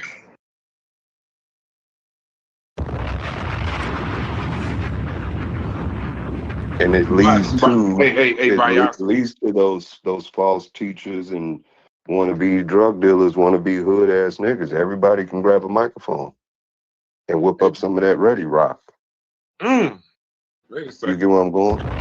I know exactly what you're doing. Hey, Corey. Now, but Corey, I just need a sentence. Are Corey, we? See, I just this need is. one sentence. Go Corey, I ahead. need Go one. ahead. Representative, and now I'm gonna give you her name. Representative Anna Paulina Luna says the House is putting a full blockade on Senate legislation until the Save America Act is passed. Mm-hmm. That's an opening salvo that she left that meeting and had the audacity to go on CNN and tell them we are not going to pass any other Senate legislation until this gets passed. So you can tell this is they don't do that. You can't even legally go on TV and say that. Well, Brass, I mean, when Here we go. When the government shutdown happened. Where's Stu Peas at? Where's Stu Peas? I got to get Stu Peas for you right now because I got to dip off. Hey, Stu Peas, just unmute what he does. Go ahead, True. Yeah, no, Brass, I just want to ask you. Go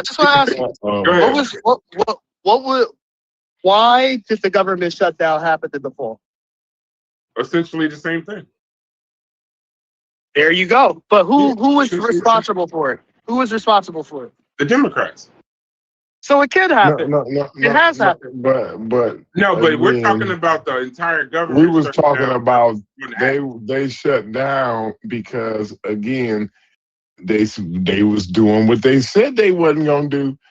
Take millions of Americans off of food stamps and Medicaid and other government assistance, right? You know, I'm not saying they were wrong, Corey. I'm not saying they were wrong, but I'm saying they did it, and they did it because they said until we negotiate this bill we're proposing, we are going to stonewall. So what I'm saying is there's a precedent for this on both sides. I'm not saying comparing the government. Hold on, you're comparing the entire government shutting down to passing the Save America Act. No, I'm saying one of the political parties, well, both political parties have a history of stopping bills from being passed or presented in both the House and the Senate because they wanted to stonewall on a particular bill or issue they wanted addressed or passed. I'm saying both sides of the aisle. Okay, if that's your sentiment, I have no argument with that. I have no argument. IBM says I got a high school. Danger. Go ahead. Hold on, I'm gonna read this and I'm gonna give you the floor, Corey, because I gotta leave. I got a high school. IBM says I got a high school education, and the academic folks still steal my teachings. Thank you, God. This pandemic since 2020 got all of humanity on the brink of collapse by design to make humanity more reliant on the government.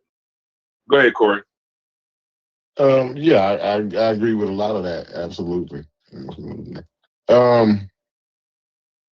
I don't even remember what I was about to say. If you I apologize. Can somebody else moderate? Because I really gotta go pick up my son for football practice, but I don't want to end the show, or we could just end the show. But somebody else can moderate, or we can end the show. Anybody else can moderate? I can do it for a little bit, I guess. Okay, give me like 45 minutes. I'll be back. 45 minutes. I got you. Now go ahead. Corey, I was going to say, I agree with Brass. Shows how important and urgent this is to the GOP. Like this is fucking all or nothing for them right now. Like that is undeniable. I agree with that sentiment. This is all or nothing for them right now. They're going to try and force this to happen. Absolutely. And I think they're willing to go as far as, I don't think there's no limit to how far they will go to get this legislation passed. I don't even think the legislation's gonna have to be passed for them to start to implement some of the things that are in the legislation. You know what I mean? I think they'll go ahead and start to implement some things without the legislation being passed, because that's just the way this administration moves.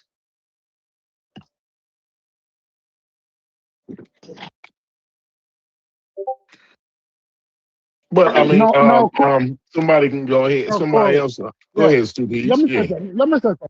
Now, Corey, I Mhm. know that it's poor people that will be affected. I know that because they're going back to a system like the 1400s, right? Where poor people, no matter them color or them race. But honestly, and let me say this truthfully, and I don't know who going to take. I don't give a fuck about because they've never given a fuck about. Poor white people have always sided on the side of the rich. Always. Mhm. Always siding Mhm. on the right of the rich. And when I say rich, white people. But if it's a rich in America, So look, Corey, just make it plain, bro. We gonna get rid of this administration. Anything short of white them people. having to Am I put right or Donald am Trump I in wrong? handcuffs.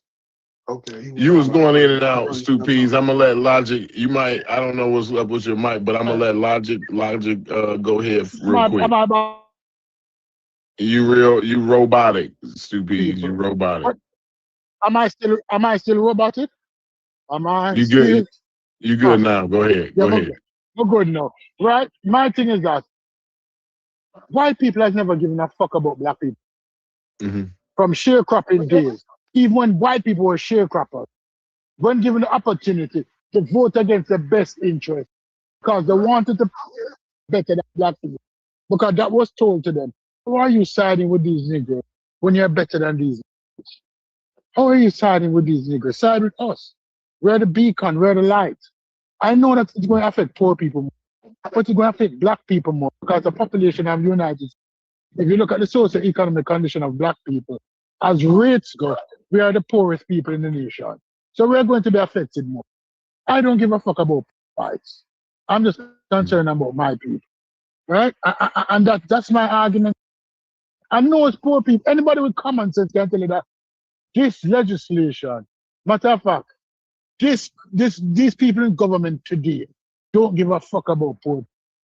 If they did, education would be far better, healthcare would be. Where's the healthcare plan? Where's the healthcare plan that people voted for? Concept of Hmm. a plan. Where's the plan? Right? Yeah. Where's the Well, education system there? I'm gonna let Logic get in there real quick. Yeah. Stu Peas. Go He in there, he logic. been trying to get in. Absolutely. But I agree with everything you're saying. I do. I think black people is always gonna be affected more by anything that the government implements.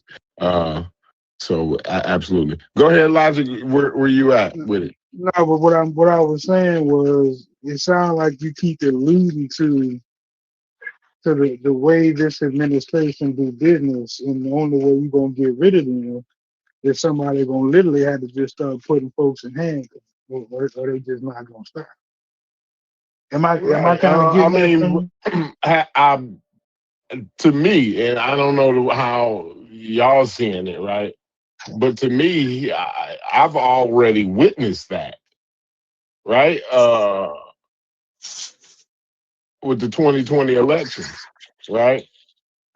I already witnessed that. Yo, dude, he ain't. He ain't doing that like that. He can't even accept it. He still to this day bring it up. He brings it up pretty much every day, right?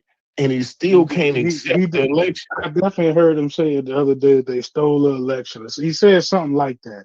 He He said every definitely said day. something about yes. He That is the definitely did. basis for this bill. And that's what I'm saying, Corey. I get it. That 2020 is their basis for Mhm. their argument for this bill. I understand that fully. Yeah. And so, like, for us to think that he's gonna go with, plus, again, y'all don't understand that there's crimes that's been committed here, and when the power switch, then there's got to be some accountability. See, that I think now even the corporate Democrats realize that if it ain't no accountability this time, that's it for our democracy. So not No, that's only not true. does the power have to That's not switch, true. They cannot. Once they gain power, if they gain power, I don't think the power is going to switch, peacefully. I'm just going to say that. But let's say the power switches, right? If they don't do some accountability, right, that's the end of our democracy right there. It's over. The Corey, I amount of disagree with you. crimes that's been done, right, and we allow that to go on, right, and with no accountability, yeah, that's it. Because somebody coming Yeah. right behind them, and this one ain't gonna be stupid. The next Hey, one ain't gonna be Corey, stupid. I'm gonna tell what do y'all you, that right now. That's the message that I want to give America. This guy here is stupid. The next one like him is gonna be very, very intelligent. I'm gonna tell y'all that right now. And y'all don't want that. Y'all do not want to see a motherfucker like him, but intelligent. But go ahead, y'all. Y'all keep going. Yeah, but Let me Corey, see. yeah, I Somebody wanted to wanted to ask speak. I don't disagree with that. go ahead, brother. Go ahead, Go Logic. ahead. No, I mean that's all. That's all I was gonna say. Because I mean, I just wanted to hear him come out and say it plain. Like I don't want him to dress it up, and he feel like that there's a real imminent problem right there. And I ain't heard him say it just like that. I wanted to hear him say it. Mm-hmm. Yeah, I've been saying that. You understand, Logic. I don't know if you heard me say weeks ago, probably a month ago, maybe. I said that they're gonna pull a coup in 2026. They're gonna attempt a coup. But the first time you said it was all calm and shit, right? And then I think it Mm-hmm. was like a week or two ago, you was like, man, you was saying something about all the crimes that they had committed, and if that blue wave actually do hit, the accountability gonna hit too. You know what I'm saying? So Mm-hmm. it's kind of desperate for them to not let that shit, because them niggas might end up in jail. You know what desperate people Yo, do? They act I was out. gonna ask about that blue wave. If it happens, if we get a blue house and we get a blue Senate, right? Don't you, I can see that causing a civil war quicker than if it remains yeah, red. Because he's gonna completely ignore everything. You think he's doing executive actions to a crazy extent now? Oh, let the House turn blue. Let the Senate turn blue. Let the mm-hmm. Supreme Court turn I'm not majority. too sure about the Senate. I think their majority will become slimmer. If there is now, this is if I'm They have like lending only a credence that we actually gonna have a two-seat midterm, right? advantage A in the true House. midterm, right? But I think they would take the House, but the Senate, I think they would just maybe um give the Republicans less of a majority, a slimmer majority. You know what I mean? Yeah, but Mhm. if he's in a situation where he has a congressional branch that, for the most part, is antagonistic to what he wants to do, I think he's going to become even more erratic with his executive orders and stuff. Oh, Because he's going to feel absolutely. like, Because well, otherwise he'd be a lame duck. You know what yeah, I mean? Once the Democrats take over, he pretty much a lame duck president. Um, yeah, will he be doing a bunch of executive? He gonna get more erratic, obviously, because his clothes will have to be off then, right? Um, he had to take because he'll be desperate at that point, and I think it'll be dangerous for him to be desperate. You know what I'm saying? The world is not in good hands with somebody like him being desperate. But does question, somebody want Corey. to add something different to that, or Yeah, or or let me something, ask or something. touch on a Let, different aspect? Go ahead. yeah, let me ask something.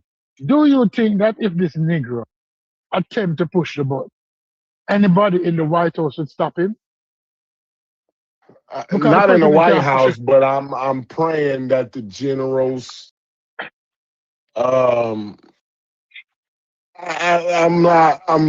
I don't have a lot of confidence when it comes to that I'm hopeful, and I'll I'm say leaning. I'm in the very hopeful. executive branch, no. In the congressional branch, yes.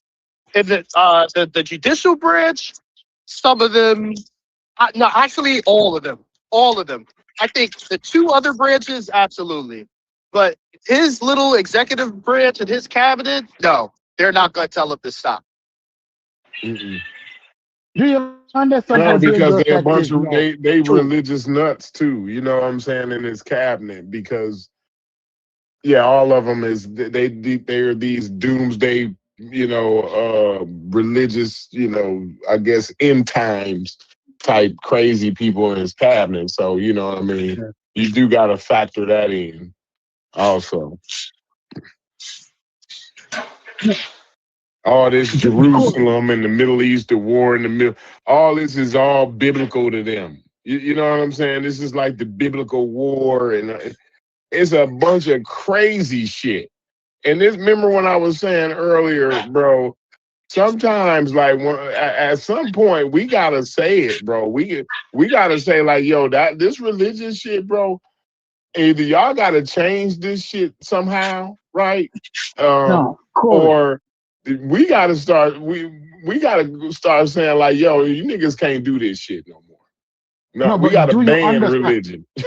No, do you I understand? don't No, no, like no, that though, no. Do man. you I just understand? think people Do they you don't see it understand for what it is. the They ramification? like the fairy tale of it. Ramification of the question that I have. I don't mean to The call it no fairy ramification is tale. that That's not what's up.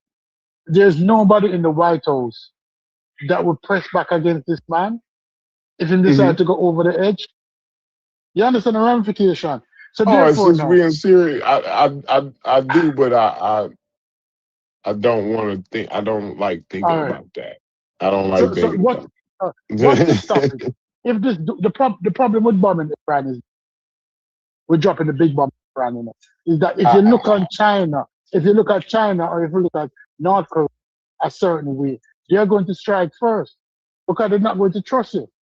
Because if you use the bomb in Iran, if you look at aggressively at any other country, they're going to hit you first. Because they're going to say this person show that they will do bullshit. So I'll do it to Mhm. them before they do it to me. That's the danger to know that That's after why you he got to get out of there. They got to go get him. Somebody got to go get him today. You know what I'm saying? Like somebody, like I ain't gonna lie, man. Somebody got to go get this nigga. This nigga wild as fuck, and then he running around with old boy Netanyahu. This whole is a bunch of fucking crazy people, and we running it. We done let them do this shit, bro. have you ever heard Stephen Miller talk? Anybody here ever listen to Oh man, that's Trump right hand man, Stephen Miller. That's a that's a oh that nigga something else. lunatic. I brought him up months ago. Months ago, this nigga is a lunatic, crazy ass nigga. His this is his top advisor. Like he the last one in the room every time is Stephen Miller. Yeah, he gets the last in Yeah, everything, and is a stark ranging lunatic. that's the one that was talking about the plenary power and all this old wild shit. You know what I'm saying? Like that nigga wild, bro. That Stephen Miller motherfucker. He's something else, man. It's a bunch of crazy. All of them crazy for different in their own crazy way. The whole cabinet is a bunch of loony people that need to be in a fucking loony bin. That's who's running the country. A gang of motherfuckers who need to be in a damn loony bin. And there's just pure yes man. No, if I know that this was this dude character, I would have begged him not to resign, the head of the counterintelligence. Because if the same people in the room are leaving the room, you're leaving the lunatics to run the asylum. Well, he want to clean his hands now. But no, I listen, No, because you've been all the way up with one. once you know, see the thing is when a motherfucker like that jump ship, it's pretty. We in a fucked up situation and we don't even realize it yet, right? He jumping ship to let y'all know. Look, I ain't had nothing to do. It wasn't me. I was the good guy. You know what I'm saying? Hey Corey, I got a question. Do you think part of the thing? Do they want to have federal elections again? Do you think? I'm just I asking. don't know. I know. I can tell you right now, they ain't worrying about that right now. They worrying about the accountability that's coming here. You see what I'm saying? The stopping to this crazy shit. They worrying about that right now, and so they ain't worrying about no presidential election, no general election or nothing like that. They worry about this damn midterms. You see what I'm saying? This is the most I'm saying, do you important think that vote. was part of? I'm saying, do you think that's part of the long term? Like, say if the midterms don't go the way that some people want, and it goes past that. Say we in kind of the same position, or like you say, a little more seats for Democrats or whatever. Do you think coming in 2028, then say if things don't change drastically, do you think that is part of the plan? Trump I said if think you vote this I time, think I you're don't gonna think I have to don't vote think again. I think Trump will be pretty crazy by then. You know what I'm saying? Like he'll have had got us into a point where we used to it now. You know what I'm saying? In 4 years, we gonna be to the point where we in a bad situation, and like it's gonna we ain't even gonna be thinking about no fucking general election. I don't know. I don't know where we gonna be at if he trying to. Once we put boots on the ground, which is seemingly, I think we already damn near got the boots on the ground, or I know it's pretty inevitable, right? At this point, it's inevitable. But yeah, we're gonna be in a bad situation. I don't know if about any general That election. far I in the can't see future, that. yeah. I can't see that far. You know what I'm saying? I don't know about that. I couldn't even get you. I can't even get you that far yet. That like that's so far along. We to a point where like day to day, would equal. It's so much action on a day to day that would equal like 6 months. You know what I'm saying? It's just crazy. So thinking about how shit gonna be in 4 years, you know what I'm saying? That's just you can't even think about it right now. You can't even think about it. It was actually only You're two and gonna a be half, like Corey. general So election. What the hell is that? You don't see what the hell I'm dealing with right now? Yeah. I mean, For 2.5 a and primary? 2028. You know what I mean? Yeah. A primary? What the hell is a primary? You see what the fuck going on right now? when And you don't said forget boots the on the fact, ground, oh, go ahead, brother. I yeah, cut you off. don't forget the fact the last election, they done shot at him 2 or 3 times. Like, who knows what's gonna happen over the next 4 years? So they Who say I knows? only believe one of those things. I don't know about. I don't know, man. That shit seemed a little funny to me. I don't know. I think that could have been a Trump play. I'm just saying. I don't know. That shit seemed a little weird, man. Maybe it was. Maybe that was part of a greater plan to be like, look, they want me out of here. I gotta stay in here. It's possible. Yeah. I don't know Seemed a little about that. weird. I think the guy. I don't know. I think they shot at him. But I don't know. I can't get into certain shit. Like you know what I mean. If you can't get to the bottom of it, you know what I mean. It's okay not to know. I just don't know about that, right?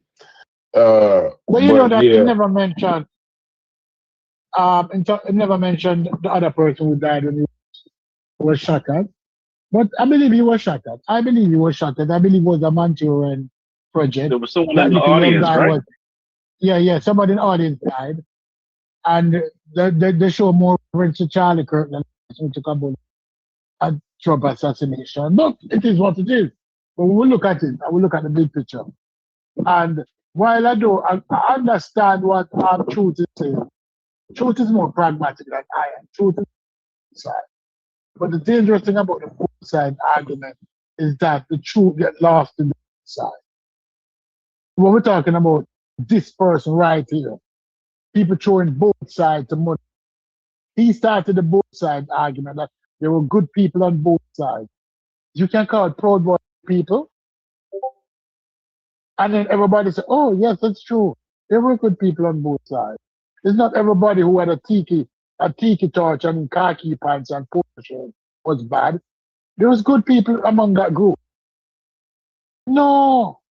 The instant he decided to put on a khaki pants and a polo shirt and grab a tiki torch and said, blood and soil, right? Start having Nazi chant in English. There's no longer any both sides argument here. And that's the dangerous thing. That when I hear people say both sides, it cringy. Because both sides is an effort to muddy the truth. That argument is always an effort to muddy the truth. Dealing with this issue now. When that time comes to deal with that issue, we'll deal with that issue. Let's deal with this issue now. Let's not take into consideration what was in the past. Because this is present, this is today. Understand that fucker up yesterday or that person did fuck. But there's no excuse for your fuckery. So let's address your fuckery. That's the problem I have with the both side. I understand that there's both sides. So with the both sides thing that Trump was the rhetoric is based on stakeholders.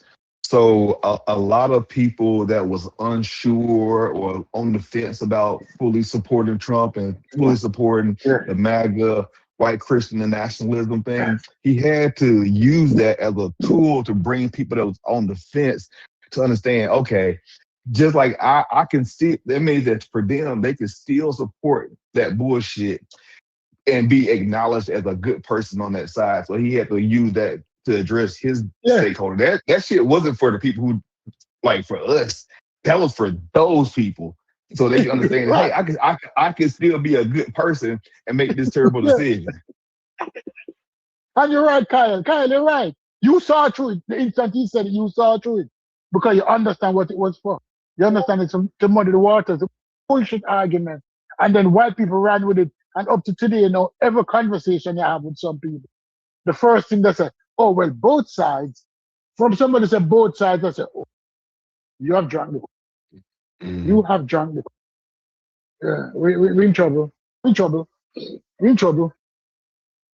We're in trouble. Yeah, because both sides is mitigates the accountability. You know what I mean? Because like the thing is like it was wrong either way, right? But right now, this is wrong. Right now. Well, you know what I'm saying? Yeah, but instead He moved the goalpost. It's a debate tactic. You move the goalpost and then you argue about something to bring clarity to something that's not even the real point. The real point is the people supporting this regime, the people who are part of white nationalism, the people who are a part of MAGA. Those people are antithesis of society, of humanity. You know what I'm saying? And like that's where he confused the argument. And that's our fault. We let him do like I'm saying our like citizens, Americans. We allowed that to happen because we didn't see or understand what was going on. I do that shit all the time when I'm talking to customers. I'll make a fucking point and make them agree with my fucking point, and then moving forward in the conversation about what I really want to talk, what we really want to do. Yeah, yeah. But Kyle, would you agree that the amount of votes Trump got in 2020 would have won every election apart from that election? He would have beaten Obama. The amount of people who voted for him, it was crazy numbers voted for him. That's why he could run again. The numbers in 2020 was mad. When you see the amount of persons who vote, in regardless of all the shit he does. That's why I know that this midterm, although I'm going to go out there and vote, it don't mean shit in Florida. Because all of these Cubans, cousins getting deported, aunts getting deported, who grandmothers getting deported, still going to go out there and vote for it. They're still going to, it don't make no difference. And those who would have voted for him is going to make sure that you're going to have a real ID. What is a real ID? When I heard that a driver's license wasn't a real ID, I said, what? Oh, a driver's license not a real ID. What is a real ID then? Yeah, out here I had to go out. I had to go out and get me a real ID, man. And that mother sucker, like 100. I can't remember the price, 80 to 100 something. But I think I got it for like 8 years or 11 years or something. It's a long Yeah, time. that's a poll tax. Yeah, yeah. That's basically now a poll tax. All it is. I forgot the actual cost. I think it's over 100. I think it depends on how long you get it, how many years you get it for. The price goes up. But I think it went from 80 to 100 and something bucks, man. So I just wanted to put that out there for you. And if you don't have that and you don't have a passport, good luck getting on planes, voting. Good luck. Just say that. And it's messed up with how they do it. Yeah. Yeah. So now to vote, I have to walk with my passport. This is, it don't make any sense. It don't make any sense. Right? Because when they're running for gun rights, they're saying that you don't need all of this bullshit to own a gun. Or nobody should put regulation or stipulation on you. But to vote, you need all of this bullshit? Thanks, Corey. Appreciate it. Absolutely. Just so You y'all came know, back just in the nick of time. The Real ID Act, right? The Real ID Act didn't come from Donald Trump. I heard somebody say that. The Real ID Act came from George Bush.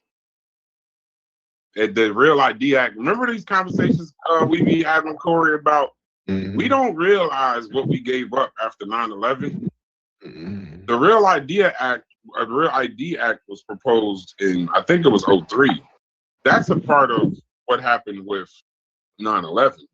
And even then, they were saying that it was some form of a national ID system in disguise. And they were already saying that it was federal overreach. Trump is just the person, and this is what happens a lot of times in politics. Things get passed nonchalantly, and it just, they call it sits on the books. And until you and then somebody reading the books is a scholar on the books, i.e. the Heritage Foundation. See all these terms that keep coming back up now? The Heritage, people like these think tanks, this might not have even come from this administration. No, think this about how is many better administrations from a there's been Reagan. since 2005. Yeah. So now you talking about, it done skipped Obama, Biden, Trump, Obama twice. So now you're in a situation where somebody looked, wait a minute, we could take some shit and do two things. This is what politics, this is what the fears, three things actually. Where you take something that's supposed to be passed as a law or a bill or an act, whatever you want to call it, a measure, some people use it, and you do one of three things or all three at the same time. You weaponize, racialize, and politicize something that was innocuous from almost 21 years ago. And now you're in a situation where it just takes one person to interpret some shit. The language is important. We get bogged down in the language and it's not exciting, but the language is important. And then now you find the right person with new technology, a whole new situation that now in 2026, we can use this as a poll tax. Oh, most certainly we can. They've been trying to implement Real ID in New Jersey for the longest time. They realize we are essentially what you call a passport state. that means roughly more than half of us basically operate with passports. So real ID is actually something that they don't think is very necessary. Even in our airports, they proposed you could just pay $45 and get past that fucking real ID. So that shows you how important the real ID, quote unquote, is or isn't. They're already offering $40 or something like that. You can look it up to just be able to get past it at airports. So trust me, my antennas is up. My fucking just belief that somehow the Constitution is gonna win out. I still believe it, but I'm believing it with a gun in my hand. So I'll believe what I believe. Yeah, that's what it is. And I'm gonna have a gun on the table, so you know that if that's what it ain't, a motherfucker like me is not somebody you would want on the other side of your party. So you saying de facto you believe in the people less than the Constitution? Is that what I've always believed in the people because the Constitution is a living document. The Constitution is us. The only time it changes is when we feel it needs to change, and then they just get it done. Our government is for the people, by the people. Supposedly. Supposedly. So when I say I have a belief in the Constitution, understand that that's what it is. But remember, as a black man, having a belief in the Constitution apparently is coon behavior. Or having a belief in the Constitution when people bring up, well, you weren't always human in the Constitution. I hear you, but I do live in the United States of America. That my uncles and grandfathers and great-grandfathers fought for and bled for. And we also shed blood on cotton and weren't getting paid. Isn't it the people's idea to hold the representatives constitutionally responsible? And what I mean by that, when you have an attentive people, but if you can create apathy and create distraction, then no. Right. So what I'm saying is that's why I asked that question. Do you believe in you believe in the Constitution? It sounds to me like you believe in the Constitution more than the people that's gonna stand up and make the Constitution, make these people abide by the Constitution. This particular set of people believe political protest is Twitter, Instagram, and Facebook. So I believe that they're upset. I believe that they're angry. I just don't believe. It's kind of like the relationship. You got two people. I got you. I know where you're going. No, I'm gonna give an example to the chat too. An example of like a couple. Maybe y'all know a couple for the grown folks, where all your friends is either married or they got lifelong partners and shit. Y'all know them couples that just complain the whole fucking time, and they've been leaving each other for 30 years, 20 years, 15 years, 10 years. Every time you talk to them, they seem like they're the most unhappy motherfuckers. But they still go home, get in the same bed, and pay the same bills and file the same taxes. I'm talking about those people. I think it ain't gonna get real until it's too late. Because we got all these stupid ass fucking distractions. Corey, like me and Corey go at it all the time, but we are 90+% in lockstep. Corey don't like the fucking Democrats or the Republicans. He ain't in that like y'all think because he disagree with me, he hate them niggas too. Corey's point when we have these conversations is the apathy and the fucking distractions. If you listen to him talk, all he talks about is distractions. Niggas parlays and shit. Right now, trending across the world, Howard, is the parlays for March Madness tomorrow morning. And the Powerball. So which one you think is more important? Your goddamn voting rights and whether we have midterm elections, or if John Jenkins, the freshman from UC San Diego, upsets fucking Purdue tomorrow. The fuck do that shouldn't even matter? And this is, like I said earlier, this is where my a lot of important stuff going on in the world right now. What the fuck do that matter? I don't even, like, I'm making up topics. I wanted to end on this topic because, if I start with politics, nobody watches the shit. So let's start talking about drugs and drug users and fucking Suge getting cussed out by Kenyon Martin and fired and all this other shit. We can have those conversations, but this is the conversation. This is the one. I challenge anybody else by the sound of my voice that has a YouTube channel. Discuss this. Curate your fucking crowd. I love it when somebody say, well, y'all got 20 people or 30 people or 40 people watching you. A lot of shit can happen with 40 people.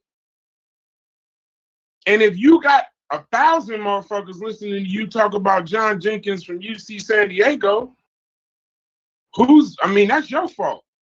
Congratulations. You literally distracting every goddamn thing. Stupid shit is fun to talk about sometimes.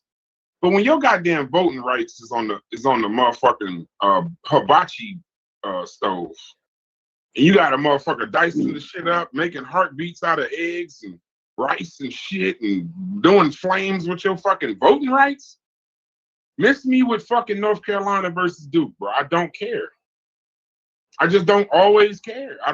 Niggas is waiting on Grand Theft Auto 6 or 5, whichever the next one is. I hear more shit about that than anything else. I play games too, bro, but sometimes we gotta pause this shit, slow down, cause I gotta make sure I gotta keep Corey and Stu Peas off my motherfucking ass. Pause when these trains start rolling. Cause these motherfuckers might be like, you know what, collaborator, you cool and all, but you get off my train, not my train. I'm sure Stu Peas might be like, I love you like a play cousin, but get off my train, bro. Just because I might have realized I might have made a mistake with my vote, I also don't think black people is even the reason why Trump is in office. You can tell that by his act. If you think our 12% is the reason why, them swing states, that was some white shit. That was some Hispanic shit. It was some black people voting, don't get me wrong, but we don't determine the presidency. 90% of people voted for 90% of black people voted for Donald Trump. I mean, for who? Kamala Harris. Oh. 90% voted for Kamala Harris. It was clear what who us as the people wanted us in office. It was niggas like me that said, I don't even know who she is. Well, Brass, can I ask something real quick? As long as it doesn't.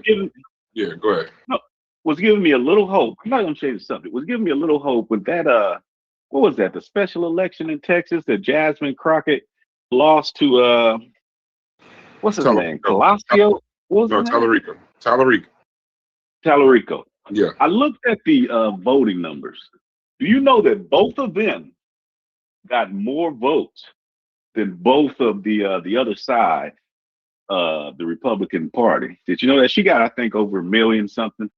The winner got over 1 million something on the Republican side. I think both of them were like 800, 700,000 or something like that. So when I looked at that the other week, that's giving me a little hope. He's going to get wiped the fuck out.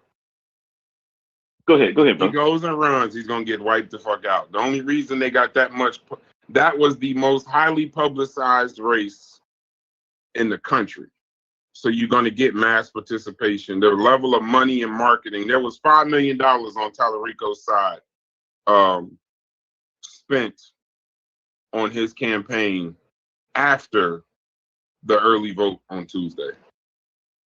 So I would assume the whole world was watching that shit because that was involving Stephen Colbert and Jasmine Crockett. So the whole world was watching it. That's the reason for the participation. Trust and believe when he runs, he's going to get his head knocked off by the Republican down there. They didn't want Jasmine Crockett to win. Are you trying to take my little bit of hope away from me? No, hopefully I did. Listen, I'm trying to be as real. When it comes to politics and simple 2+2 shit, I try to keep it as simple as possible because false hope is worse than hope. There were people that really believed that she was going to wipe him the fuck out. I knew from the beginning they wasn't going to let that happen. That's Texas, bro. It's not Baltimore. We're not talking about, there's other counties in Texas where that might have happened. There's other counties in Texas where Republicans don't even run because the Democrats are so entrenched. But I knew in that race, the Republican Party cannot afford for a certain number of Democrats. Corey knows who they are. Truist knows who they are. Stu Peas knows who they are. There's a certain couple of Democrats in politics that the Republican Party is actually afraid of. Jasmine Crockett is one of them. Ilhan is one of them. AOC is one of them. Because they can't be bought, they can't be paid for. Yes, they might do some shit on the other side, but they're able to weaponize, they're able to politicize, and get a lot of attention on social media. And when they talk, their shit gets millions of views. And if you pay attention, those are also the ones that they put a lot of the scandals on too. They've effectively fucked up Ilhan, whatever she wants to do, because of that Somali shit in Minnesota. When in effect, she had not a lot to do with it. They fucked up Jasmine Crockett with this Jewish money shit. They just can't get nothing on AOC. That's why I hope that she's the next president of the United States. If I had to choose the next president of the United States, I choose her. I choose her. Because for some reason, she's been able to stay above board. I'm done with Gavin Newsom. Gavin Newsom is more. I can't trust that hairdo. Anybody like he got a salesman. He got a salesman hairdo, right? Like I don't like salesmen, bro. He just look that smile. Everything about him says a used car salesman. Even not even a politician. Corey, like he looked like a used car salesman. Corey, walk with me on this. I got a better interpretation. That motherfucker look like Homelander the more he talked. And I don't know if y'all know he who do look Homelander kind of is. like Homelander. He do. I think if he gets some power, I think all that whatever the fuck he talking about gonna go out the door, and we just gonna have a Democratic crazy motherfucker in office. Because in California, he is. I don't like my politics. You know, I like my eggs runny, right? I don't like my politicians on TV all the goddamn time. No, not with that smile either. Yeah, bro, you telling me something. You grifting. You talking to me too, goddamn. That's what I used to say about Jasmine Crockett. Why the fuck is you on TV so much? People don't realize with AOC, they put a lot of her shit on TV. AOC is on the ground doing the work. She be talking in rooms with 10 people, bro. She go to rooms that got 10 motherfuckers in them. 10. I don't think she don't need that. It don't need to to be 1,000 cameras and a big ass rally and shit. That's what I used to like about Bernie Sanders. Yeah, Bernie Sanders used to sit in coffee shops. She in the footsteps of Bernie Sanders. Yeah. Well, Bernie Sanders is my guy. Bernie Sanders used to sit in. Bro, I met Bernie Sanders. He'll talk to anybody. He don't give a damn. That motherfucker trying to watch him talk. In politics, they have this thing where they do the walkthroughs in neighborhoods. I was in a neighborhood in Philadelphia, and I recognized it because he was going in the store, shaking a hand, taking a picture, walking out, going to the next door. That's what they do. That's like a runway or whatever, perk walk, whatever you want to call it. And motherfucking Bernie Sanders will talk to 6 people, bro. Like he'll sit and talk with one person for like an hour or two. He really thinks it's like, yo, just change one nigga's mind. You don't know who he's a real one. He's a real genuine. I think he's a genuine person from what I've seen. Yeah, and I'm sure he gets money and this, that, and the other. J. Cal says we tripping. Tell us why we tripping. And Didi says not AOC. Tell us why. I actually agree with Didi. I don't think AOC can win a national. I didn't say election. win. I didn't say win. I see that's in politics. You said you want her to be. Yeah, exactly. I didn't say win. I said win. Gotcha. I think she could win? Sad to say, call me whatever, He-Man, Women's Haters Club, whatever y'all call it.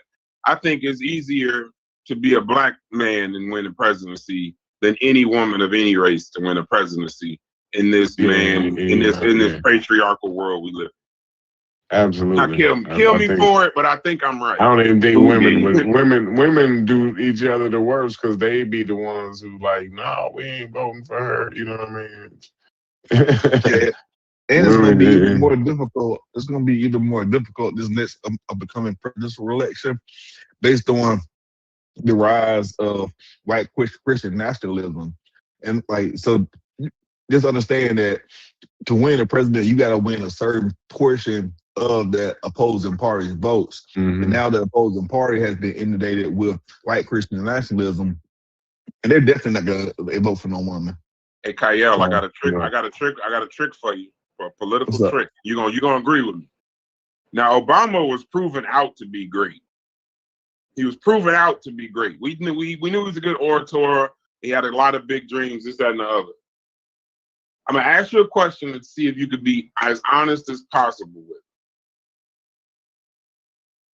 What was the biggest reason? It's one word and it's a name. What was the biggest reason we got Obama as president of these United States? Jeez. First thing come to my mind is Oprah. Okay, Oprah. Okay. Damn That's right, a good start. Oprah. Anybody You're else? right. Anybody? You're right. Okay, Oprah. Oprah. Anybody Oprah. else? Anybody? That ain't the name I'm looking for, but I can accept that answer. Anybody else? It's a name. Anybody else? I'll get an answer, but I'll hear y'all out. Nobody? Well, I'm with Kyle. I can only think of Oprah. You saying Oprah? Like, Okay, you saying Oprah? Anybody else? I'm with Kyle on that one. Okay, Oprah. We got 2 for Oprah. Any other names? Three for Oprah. Three for Oprah. God Oprah. damn it. 1 going twice, 1, 2, going 3, going 4, going 5, going 3 for Oprah. Nigga. Go ahead. Yeah, she had the ears of white women. Okay. Oprah had the ears of white women. That's why. Yep. The main reason we got Barack Obama as president of the United States, besides his brilliance and his one name, Bush. Oh, because Bush was such a bad One president. president can fuck up so bad that no Republican can win. Come back. The weapons of mass destruction, the Patriot Act, that shit went so bad. No Republican could come behind and get elected George Bush. You know why? Because they all supported everything that nigga did in lockstep. The hope would be that we run into a situation, and I'm not saying I'm going 100% Democrat. Maybe it's a Republican, it's anti, whatever the fuck is going on right now. But the hope would be when the presidential election rolls back around, there won't be one Republican that we can look at and look at his voting record, look at his actions, look at his quotes, look at his statement, look at his work, and say, you gonna come up here and run for president of the United States to try to separate yourself from all of that shit you voted for, and then you put whoever the fuck you want on the other side. That side's going win. Now, Obama won the second time because we realized, oh, this nigga's brilliant. That's probably best we ever seen. But the best time in the world for us to get a black president was after, I would say, Nixon's resignation and George Bush with them fucking weapons of mass destruction. And y'all can keep on trusting Oprah all you want. Ask Hawaii how they feel about Oprah. Oprah might be a motherfucking wolf in sheep's clothing, brother. I'm watching some of her fucking actions, not her words. We didn't say we trusted her. We didn't say we trusted her. She's a dangerous motherfucker, bro. Go back. I want y'all to look up them flyers in Hawaii and how much land she owned in Hawaii and the land grab she's doing and what she forced them motherfuckers to do when the goddamn island was about to burn down. How she shuttered off all her fucking land. How she forced them motherfuckers. It's death behind the shit she was doing in Hawaii. Well, let me ask you this, Brass. I know it's early. We haven't even got the midterms yet. Nobody even put Bush up against. Y'all don't agree, or are y'all still saying Oprah? We was at a point. I want to know if y'all. No, I agree. I agree with that. I agree with that. Combination of both. Saying, yeah, but I agree with the point where you're coming from with that the predecessor is so damn bad that it kind of you done with the party. Yeah. Pretty much done with them motherfuckers. Like you're like, what, for real? Who is it, Romney? For real? You believe you didn't agree to weapons? You didn't agree with that shit? You was okay. I'll vote for that guy over there. And Oprah, and here's the thing, Oprah had a bigger push behind Kamala Harris, and Kamala Harris. No, she didn't. Yeah, but she didn't have the power that she had She didn't have the power that she had during Obama. She was on top of the world then, right? Because white women. The thing about it is that white women hate white women, and the only other woman they hate more than white women is black women, apart from Oprah, right? Apart from Oprah, because Oprah brought them out with you in a car. You get a For car. Christmas You holiday get a special. car. Yeah, and then You get a book. Oprah favorite thing. Remember when Oprah did her favorite? It's that Yeah, her time of favorite year things list is again. still popping. Yeah, it is. I agree. It's Does that she time still of have a year show? again. Does she still do No, a show? no, Okay. no.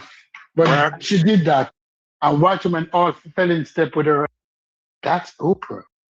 Oprah is a They didn't. goddess. Hey, they ignored her ass. Well, apparently they ignored her ass this time. Yeah. She knows her power. She's a bee. And she only She's weighed not the like same. 80 pounds now. She lost a lot of Yeah, weight. yeah. Oh, I She's saw not a the picture same. of her the other day. I was like, dang, that's Yeah, Oprah. No, Ozempic. She's not the same. I think she weighed the same White as women, if she was like 12. yeah. White women love those men, and she's not man anymore. But That's the hopefully we problem. get somebody like an AOC. And now here's the thing. I understand the people that say she's too Green Party and socialist. But for some of the shit that's going to get passed, y'all just looking at the shit. For some of the shit that's going to get passed, bro, we might have to go hard left to solve some of this shit. Get it back to the center. just to get the shit back to center. Yeah. We might have to go. We might have it might. You think, bro? You think it's exciting now with the right and what's going on. In order to reverse some of these policies, man. Yeah, but I hope you can figure out a way to feed your family in this administration, and I hope you can figure out a way to feed your family in the next administration, because the administration can't never be an excuse. Never. Because what's going to happen now? What's going to happen now? People not talking about, but the price of food.